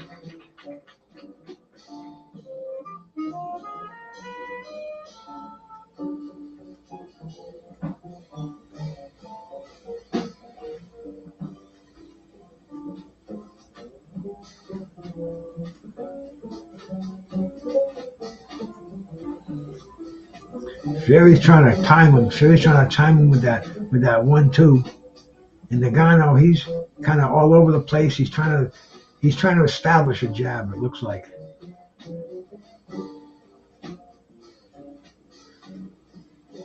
Ngannou tries a body shot, gets a lot of reaction from the stands. Oh, beautiful 1-2 by Tyson Fury.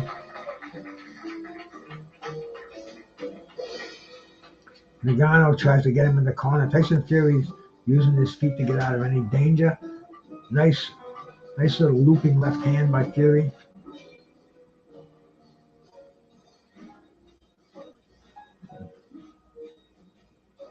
Fury flicking that jab out there. That's the end of the first round on my transmission. This is a 10-round fight. Almost like a tune-up fight for Tyson Fury, but weird. Tune-up fight for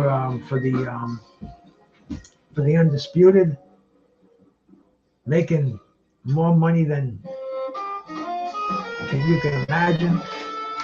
I mean, we can say what we want about this dude, but he's just fucking putting it in the bank.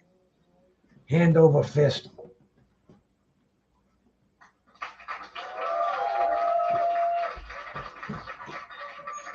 Oh, okay, Daniel. Sorry, man. I thought you meant it was over. How can you watch Google without payment? I don't know how you can watch it in Google without payment, man. I just went to the I put this one up. I'm in Google. See if I can find it here, man. Yeah, here. Check that out, bro. That was coming in a little while ago. I don't know if it's still coming in. But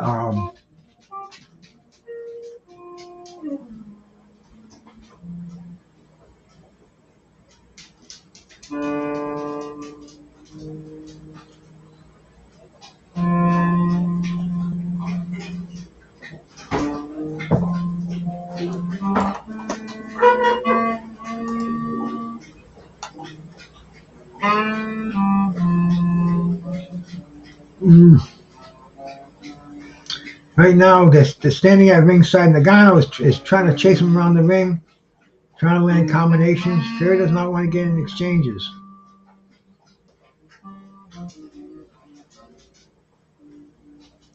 Fury looks like he's timing him. He's just trying to get his movements down so he can drop some body shots. Just try to hit him with a jab to the body. Ngannou trying to corner Tyson Fury. Tyson Fury doesn't want to get cornered. Ngannou trying some uppercuts. Might have landed one.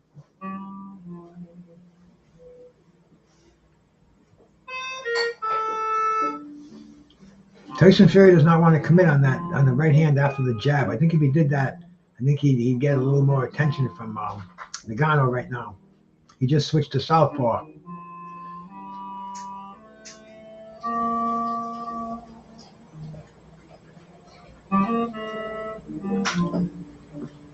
Very awkward. That was definitely not Marvin Hagler moving from lefty to righty.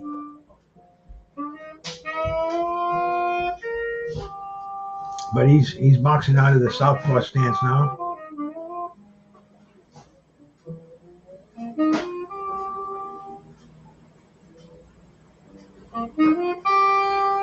Landing that right jab. Oh, here we go.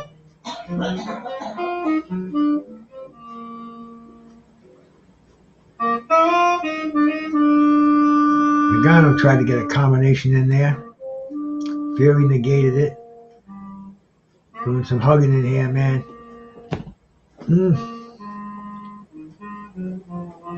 I don't know, bro. We're just almost done with the second round. And Tyson Fury looks like he's trying to time him and get that left hand over the right. I don't know what Tyson Fury is doing, to be honest with you, bro. I don't know if I'm looking at the decision now as a real good bet. I mean, the odds are amazing in it.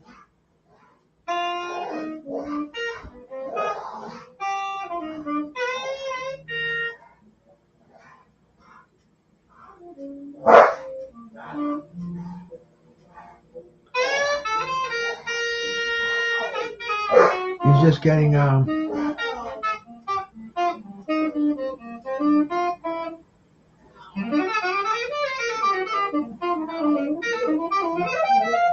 between rounds, man. I'll tell you, this not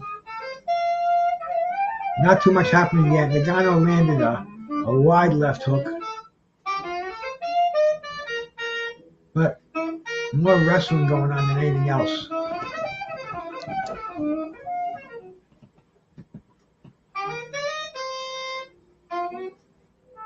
Sugar Hill trying to psych up Fury in the corner.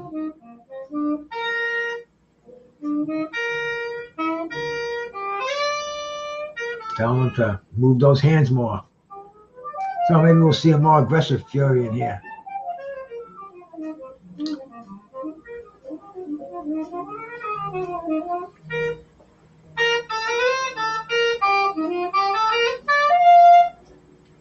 Yeah, Ngannou is holding his own right now, but Fury's got to he needs to get warmed up. He's been inactive. Ngannou's been inactive. It's like I think these guys need 3 or 4 rounds to get them creaky joints moving again. You know, both of these cats are 35 plus. Oh, there we go. Finally, Ngannou got a punch in there. Maybe they're gonna make a slugfest out of this. Fury does not like to get hit. He'll go hit shot for shot with him. Oh, will he? I mean, does this look like round 13 of freaking Derek Chisora?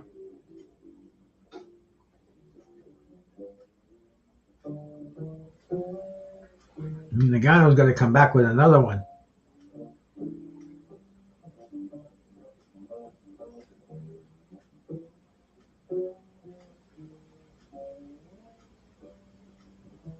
Referee breaking him apart.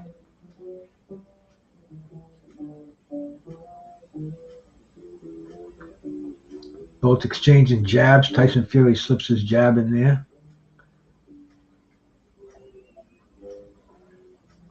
Tyson Fury fighting from that southpaw stance. Just snuck in a straight left. Ngannou dropped a right hand. Fury flicking that right hand jab out. I've never seen him box southpaw before.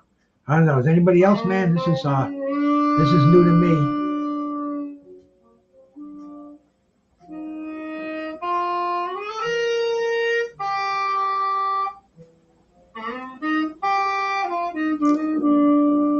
Oh, he just knocked Tyson Fury down. Motherfucker. Whoa, baby. Whoa. Wow, I never thought I'd see this, man. Wow, wow, wow. Tyson Fury getting his mandatory 8 count. Here we go, man. Let's see what happens, man. I'm sure Alexander Usyk is like, what the fuck? Amazing, man. Let's see if this is Tyson Fury with his hands by his side, dancing around, trying to show that he's not hurt. Let's see if Ngannou can follow up on this, bro. I mean, come on, man. Let's the end of the round. Amazing, amazing. Wow, wow, wow, huh? Hey, Mike, what's happening, Mike? How you doing, bro? Put that fucker on his ass, bro. Skindred, we thought so, man. We just saw something we weren't expecting. Oh, it was a left hook right to the temple. It's kind of like the fight that the punch that freaking Wilder hit him with, except for the other hand, but it was to the temple. It's like it's like you hit him, knock that equilibrium out. That's the same area that Tyson Fury hit him with.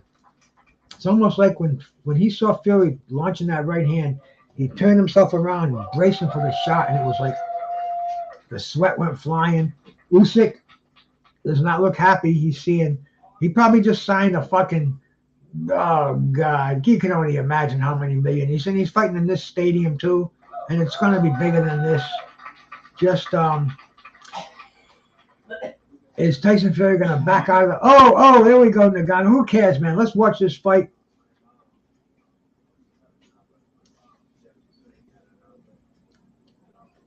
Let's go, Ngannou. You're having your fucking Ronaldo Snipes moment over here.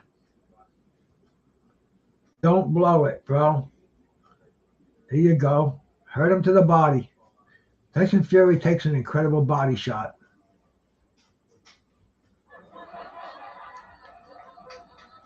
And remember, man, we're looking at a 12-round fight. That was a two-point round.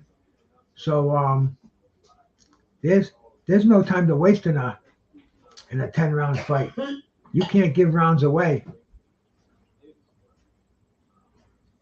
You know, you knock them down again, make it a 10-7 round.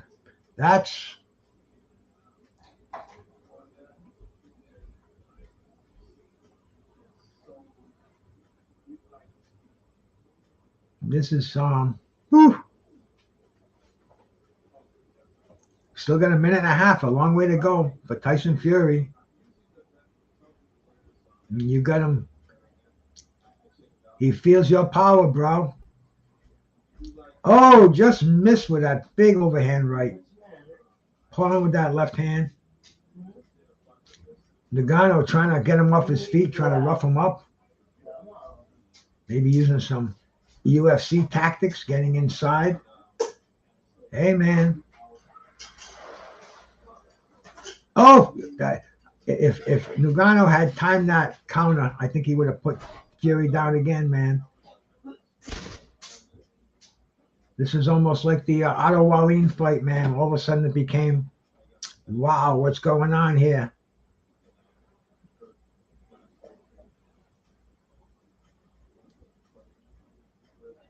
Oh, Fury just landed a combination inside. Ngannou takes an amazing shot, though.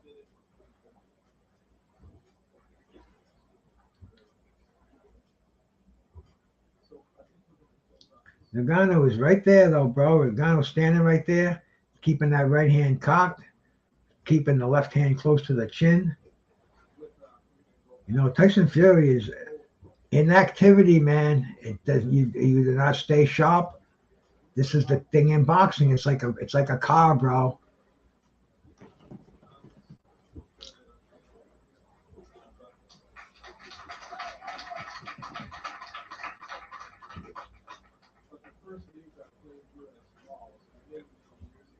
That's it, bro. That's it for round.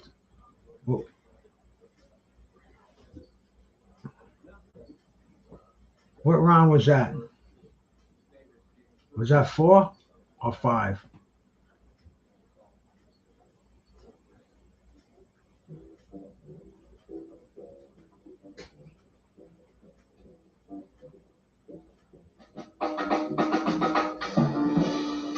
Okay, so we're in between rounds.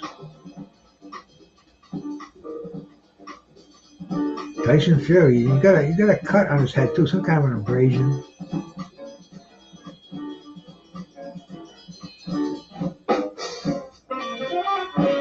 Sugar Hill, blocking instructions in his face. Plus he's got his brother. Is that Peter right there, man? They got the whole fam damn there. Larry, Manny Pacquiao, Evander Holyfield. I mean, dude, this is like, you know, I used to think it was cool back in the fucking late 70s, early 80s when they have like Sylvester Stallone. They'd have all the celebrities from Hollywood, California. They'd all be at ringside. Jack Nicholson. You know, it was a regular thing, regular sight to see. And all the Magic Johnson. You know, it was all the place to be. But this is all the boxing legends. And they used to introduce them in the ring, too, back in the 60s before the fights. Madison Square Garden, they bring all these fighters up. Here we go, bro. Here we go. Now we're getting into some exchanges. Something happened where Tyson Fury, they both tapped gloves, sign of somebody fucking pulled a little something they shouldn't have, maybe a shot during the break. Ngannou's trying to land a shot anywhere. Just caught Fury. Would have been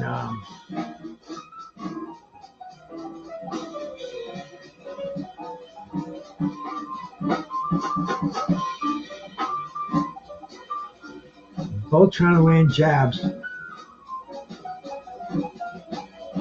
In round 6. I'm sorry, round 5 of a 10-round fight here. Tyson Fury trying to land some damage. Ngannou covers up.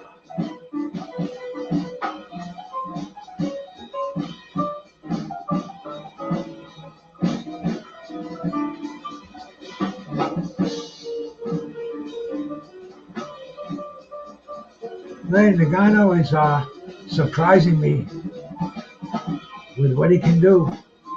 First professional boxing fight. Like I said, I never really followed him, not taking this seriously. It wasn't until today. It's I mean, Tyson Fury's trying to boxing skill, tried that uppercut.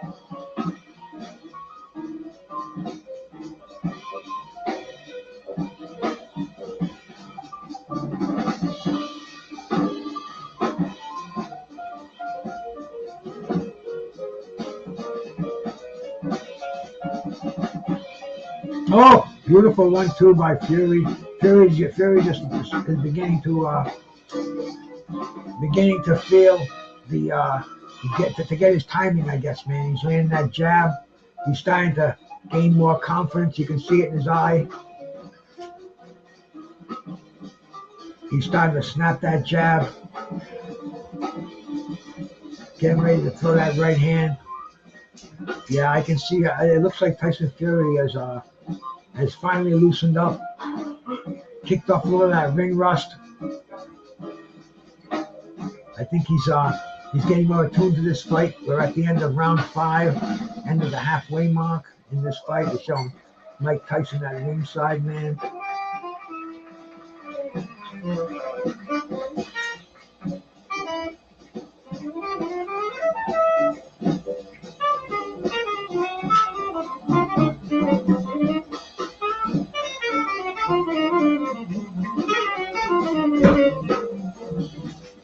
Yep.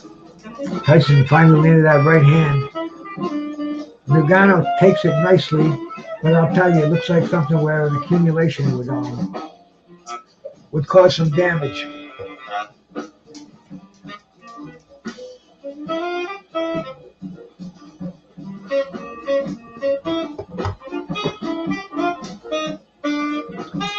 Here we go, the start of round 6.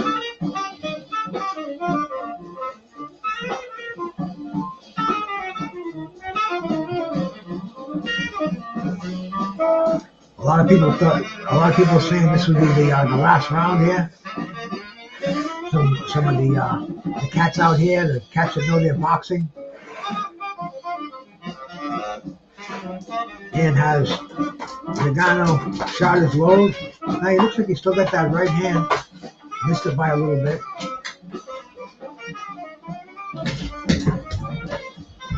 My dog's going nuts, please.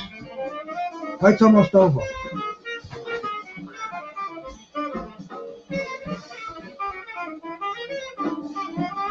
I got this dog. Well, go on my homepage. My 8-year-old puppy. He's ready now. All I gotta do, I could get him going. I don't want to do it. Knock the Tokatu over on the keyboard and every other fucking thing, man. It's a different world. But no, Ngannou's got him against the ropes. Fury comes out using that long jab, man. That's his best weapon in this fight. I think he should follow with that overhand right, that straight right hand down the pike. I think he'd get Ngannou's attention. Ngannou is strong. Is he going to be able to last? Is he going to have that condition? You can see the muscles in his back, though. This is a dude who does freaking pull downs. He does deadlifts. He's powerful back and shoulders. He's trying to drop another one of those big right hands on Tyson Fury's bald head. Put him down again. Huge underdog. Fury trying to throw on the back foot.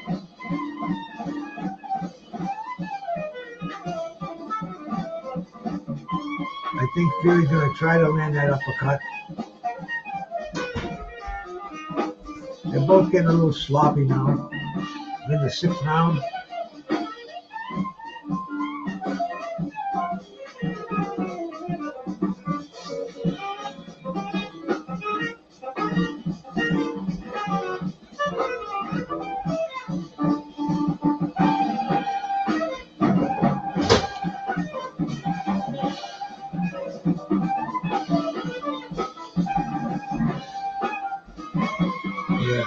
Winding down the 6th round.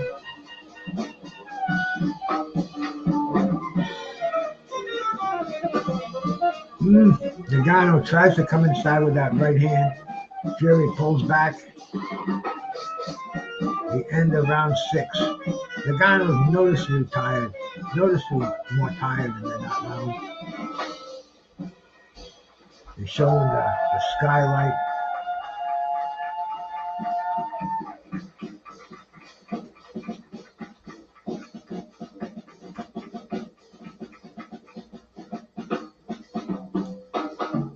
Between rounds, man,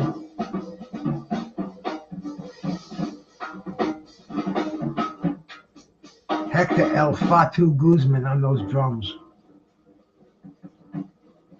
Fortunate enough to have some modern jazz playing in the background here. I can't play any of the copywritten stuff right now. But we're at the end of the 6th round in Saudi Arabia. It's past 2 o'clock in the morning over there. His Royal Highness or whatever, His Excellence, whatever, giving us a heavyweight fight. Brought everybody there, man.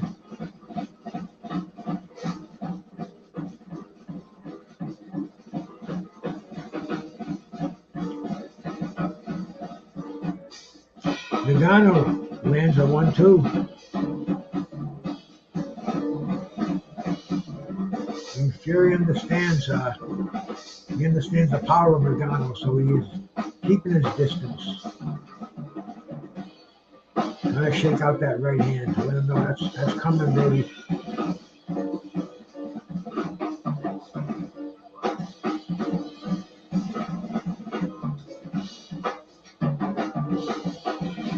Ngannou trudging forward, just landing that right hand.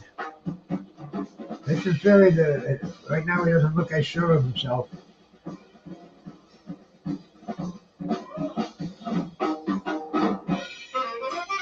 Trying to keep him at bay with that long jab. Boxing out of the conventional style now.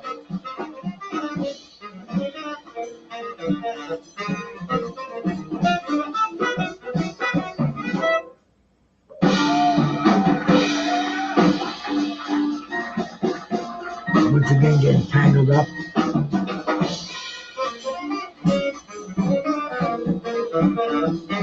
Ngannou's back to the ropes. His back doesn't want to be there. Tyson Fury dancing in the center ring. Fury just landed a wide punch. Tangled up here, man. Ngannou's trying to maybe choke him out going in here, man. And they just got tangled up. No knockdown. Yeah, keep it going. Great party in the state of Takam.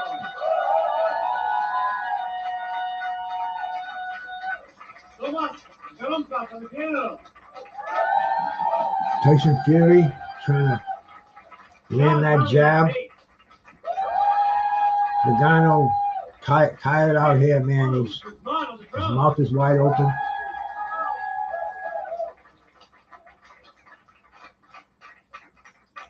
Thank you very much for coming out tonight, and thank you for those who joined us at home. We do have another segment. Tyson Fury is in his lane. He's in his wheelhouse right now. He's blocking pretty much everything that's coming in. But if you want to take a piece of music home, Greg has some CDs up here for sale. Otherwise, close any tabs and get home safe. And let's give it up one last time. Ngannou trying to come in and drop that right hand. That's the end of round 7. 3 more rounds to go in this interesting heavyweight fight.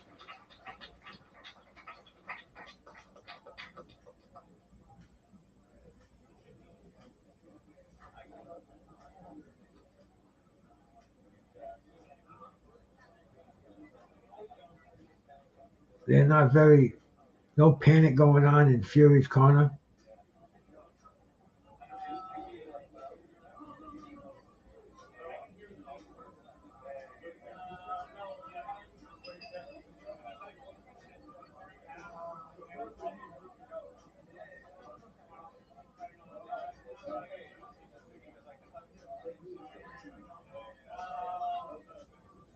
Trying to tell him to jab more. Here we go. The start of the 8th round.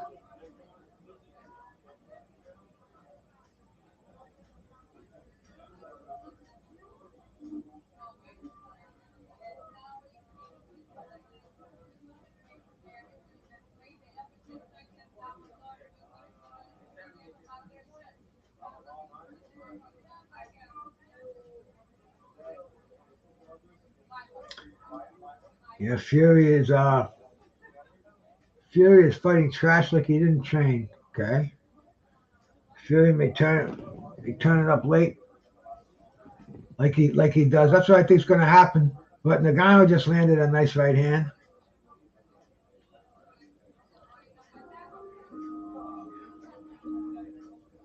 The left.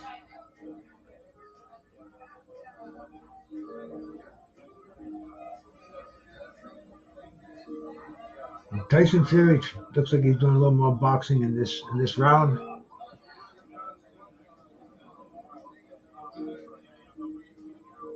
They're in a clinch.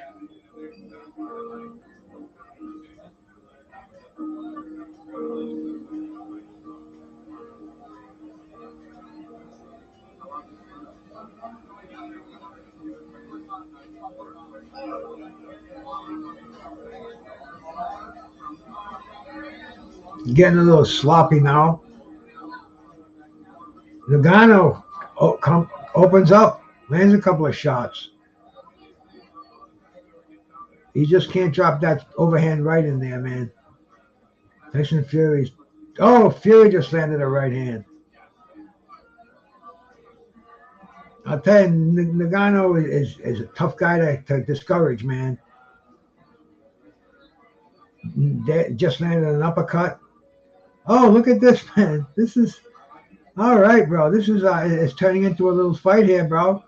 Ngannou is just moving forward. Tyson Fury is kind of wondering what's going on here. His punches are not having much of an effect at all. Down to the last 40 seconds of the 8th round.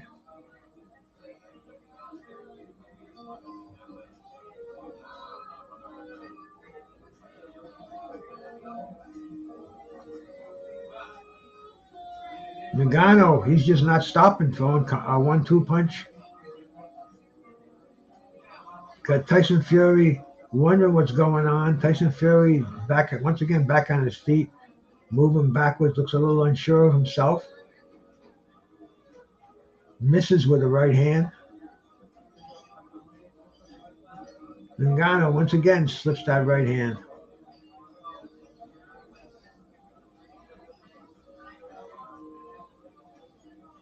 Ngannou showed he's in this fight for real, man.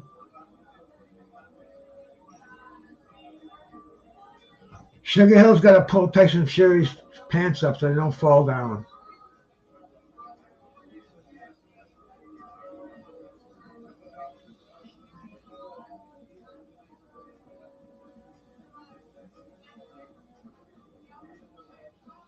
They must have really loosened their rules. Remember when the WWE went there years ago? The women had to wear, they were like covered up in like a freaking leotard, arms and everything, man. It was weird.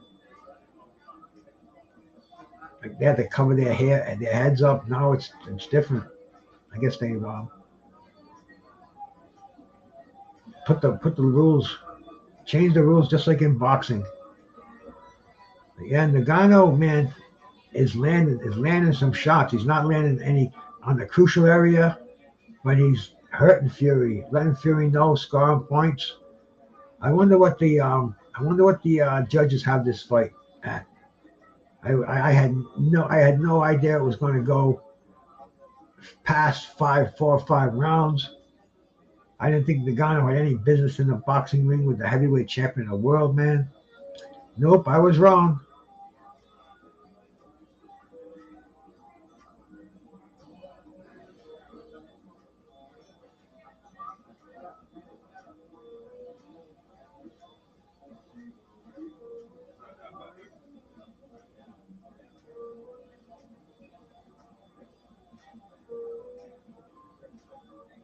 Fury. He had to have been told in his corner, you've got to win the last 3 rounds.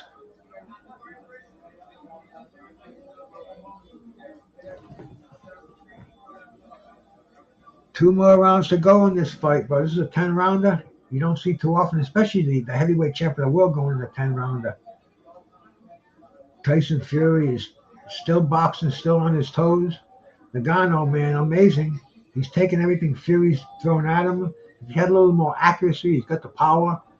I think that, Lord knows, he might have put Fury on his ass a couple more times. Lord, do I dare say he's going to upset the apple cart over here, win a decision? It's going to be a close one, man. Tyson Fury's gotta make gotta make a statement in these last 2 rounds, and he hasn't done anything different than he's done in the first round so far. And Ngannou is just moving forward, trying to throw that big right hand. He's got Tyson Fury's attention a few times. Tyson Fury trying to keep him off with the back of his palm of his hand, palming him illegally.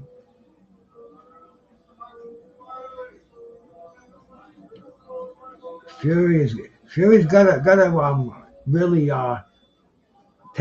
take control in the last minute of this round and win this round convincingly, because these rounds could be like Chip Fury making sure his pants don't fall down. I think he thought he was going to win this fight on his experience, on what he had. He didn't have to train very hard for it. I don't know what he did, but damn. Usyk is licking his chops at ringside. I think he was hoping the fight wasn't. Does he get stripped, man? In non-title fights, if you lose your title, and yeah, you get stripped by that federation. That's what used to happen. That happened to the dude on this day. That happened to Lloyd Hunnigan when he lost to Vaca. The WBC title wasn't on the IBF title was not on the line because the BFC at the time would not recognize a 12-round fight, only a 15-round fight. So the IBF didn't recognize it as a title fight. It was considered a non-title fight where you can't, if you lose the fight, you lose your belt. And it's what happened. So the IBF stripped him. And the rest is history. And I don't know if that happens today. And I wonder if the WBC is going to strip him if he loses a decision, or Lord knows gets knocked out. And look, man, Alexander Usyk at ringside,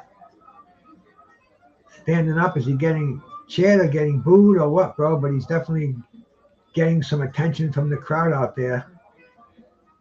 And Tyson Fury has got to really shine in this round. Ngannou is going to have his hands up if he doesn't. Hey, Dr. Paul, bro, how you doing, man? Hope you're doing okay, my brother.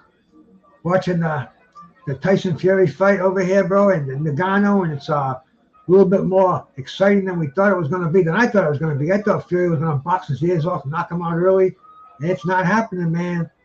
Our boy, the Gypsy King, is not fucking trained hard for this fight. He's either getting old, and them cranky joints of his aren't snapping like they used to. And I'll tell you, this is the heavyweight champ of the world. Come on. This is going to really tighten up those odds in the Usyk fight. You know, everybody thought the Usyk. Oh! Left hook almost nailed him in the chin. Man, this is your last chance, guys. Come on. This is a fairly close fight in my unofficial scoring. Unofficial, unwritten. But Tyson Fury hasn't done anything to say that he's taking charge of this fight or that he's the clear-cut winner. He had to get off his ass. Ngannou's got a pretty good case for himself, man. He's done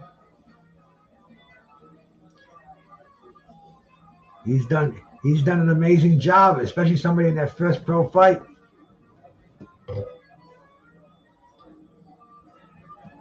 Yeah, it's a joke, bro. I watch the WWE too, man. I did a live at WrestleMania a few months ago, and to me, we're in the same boat over here. But surprisingly, Francis Ngannou made a pretty amazing stand for himself. He's still got a minute and a half to go. And believe me, one of the highest betting odds was for this fight to go for Tyson Fury to win this fight on a decision. Everybody thought he was going to end it early.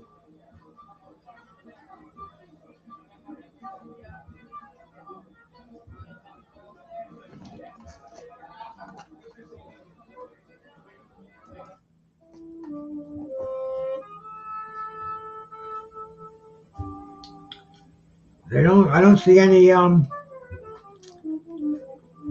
don't see any panic in the ring, man. Is the fix in?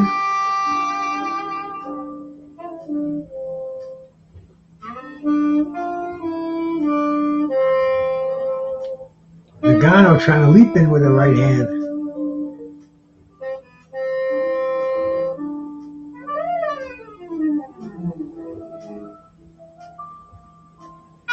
We're in the last 20 seconds of the fight. Ngannou switches up now. Ngannou goes southpaw. Yep, he's boxing southpaw. Tyson Fury dancing. It goes to the scorecards.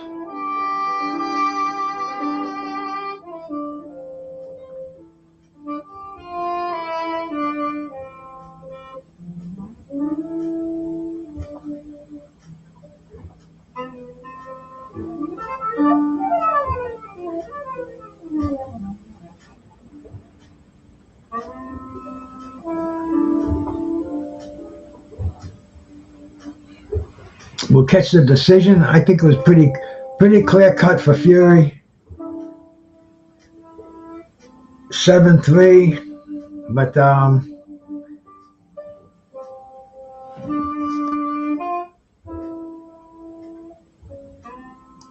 I thought the fights we saw earlier, but I thought the Fabio Wardley, the Adeleye fight was had more drama to it. Joseph Parker fight was cool, man. This fight was okay, but Tyson Fury did not look like the heavyweight champ of the world to me, bro. Ngannou did more than his thing in there.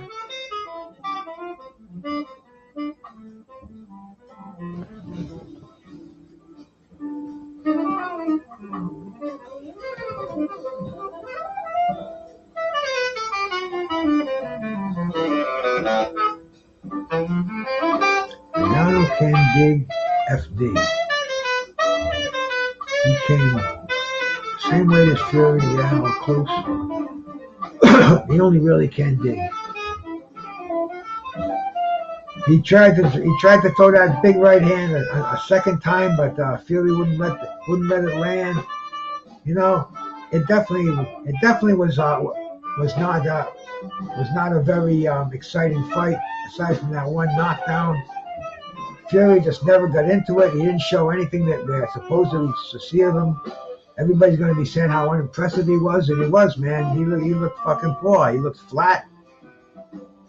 You know, I'd love to see some of these young heavyweights, but the heavyweight division is so bad right now, bro. We'll talk about it on Bloods today. The heavyweight division was fucking great, bro. Back in the 90s, back in the 80s, it was great, fight after fight. Right now, who's Fury gonna fight? You know, Usyk, yeah. After that, who else is out there, man? You know, we could go on to name some of these also rans. It should be a draw, bro. I think Tyson Fury's gonna win it, though. I don't think they're gonna call those close rounds for Ngannou.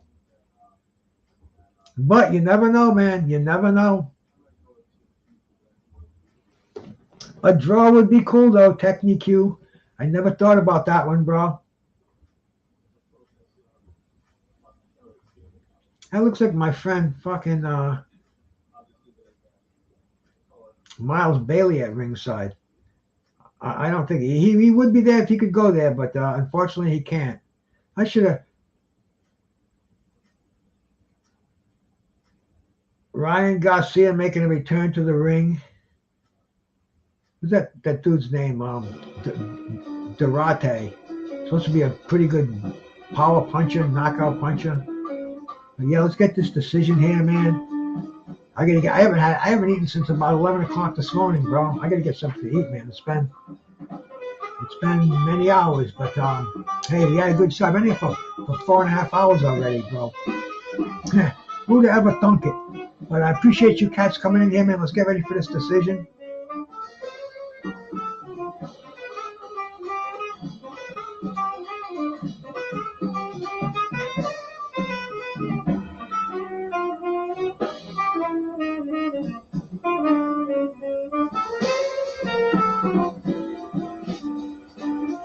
One judge just scored it for Ngannou.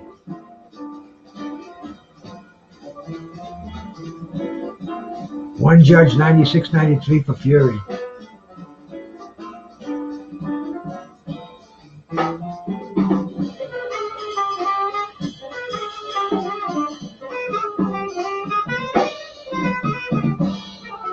Winner by split decision, still undefeated.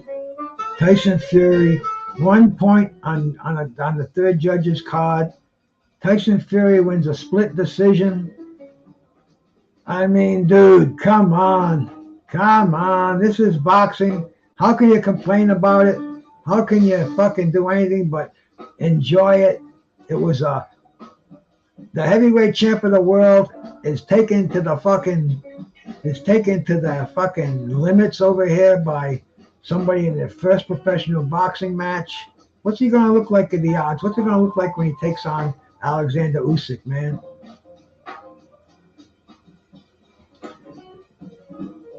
A split decision. Who'd have ever thunk it? Not in a million years, man. Not in a million years.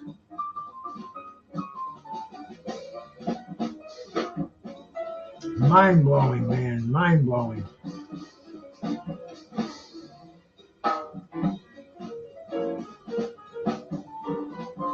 Tyson Fury getting interviewed now,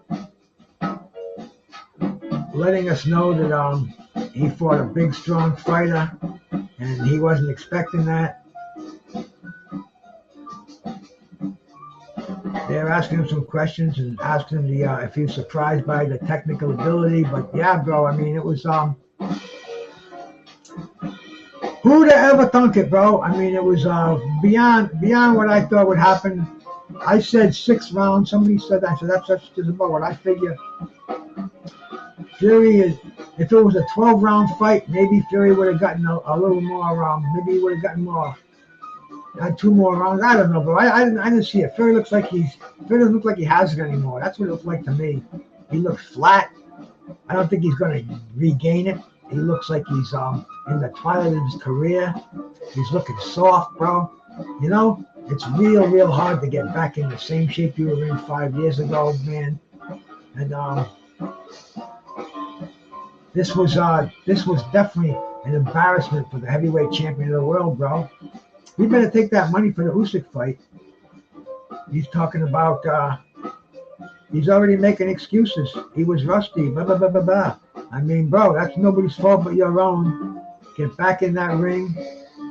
Fight. It's already signed. The Usyk fight is on. It's going to be a big spectacle like this fight was in the same auditorium on November 23rd, 2 days before Christmas. That's a Christmas present for me, bro. A shot fighter. Doc says it, man. Charles V will still favor him over Usyk. Usyk, look at him. He's got the stare. He's got the steel stare going on, bro. He's not smiling.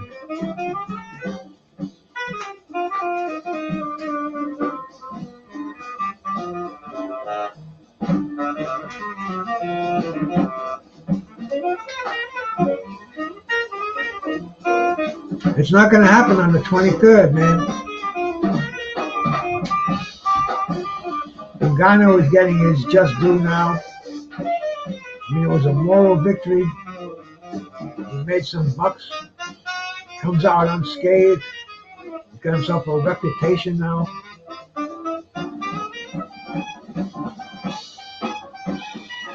Very humble guy, bro.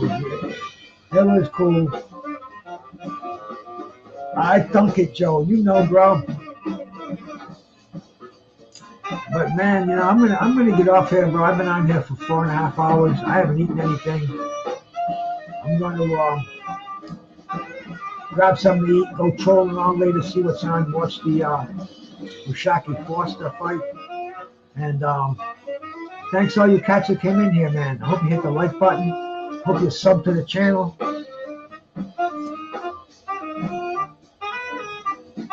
Gotta use my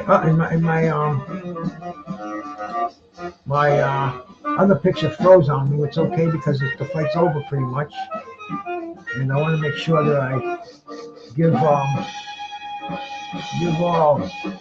just due to my brother. My brother 150 who made my original theme song on here. I gotta find it.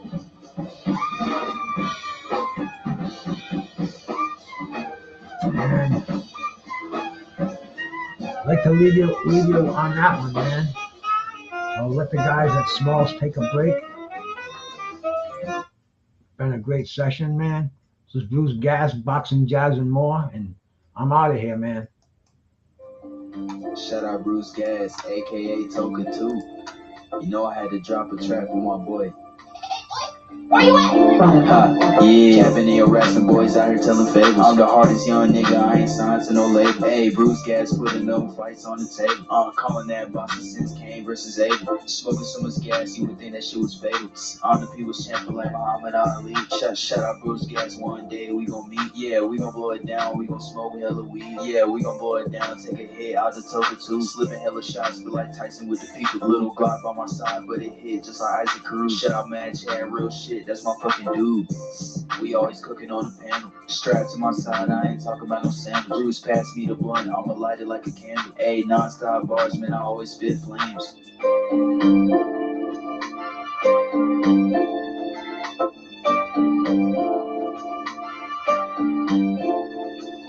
Feel like Bruce Gas always got a different strain. Bitch, you ain't like me, you can never feel my pain. You win and you lose, well, this the fight game. Don't beef on the net and the shit won't change. Said that on the stream, gotta do it for the game. Said that on the stream, gotta do it for the chat. I ain't undisputed, yeah, hold on, I ain't undisputed, but I want all the straps.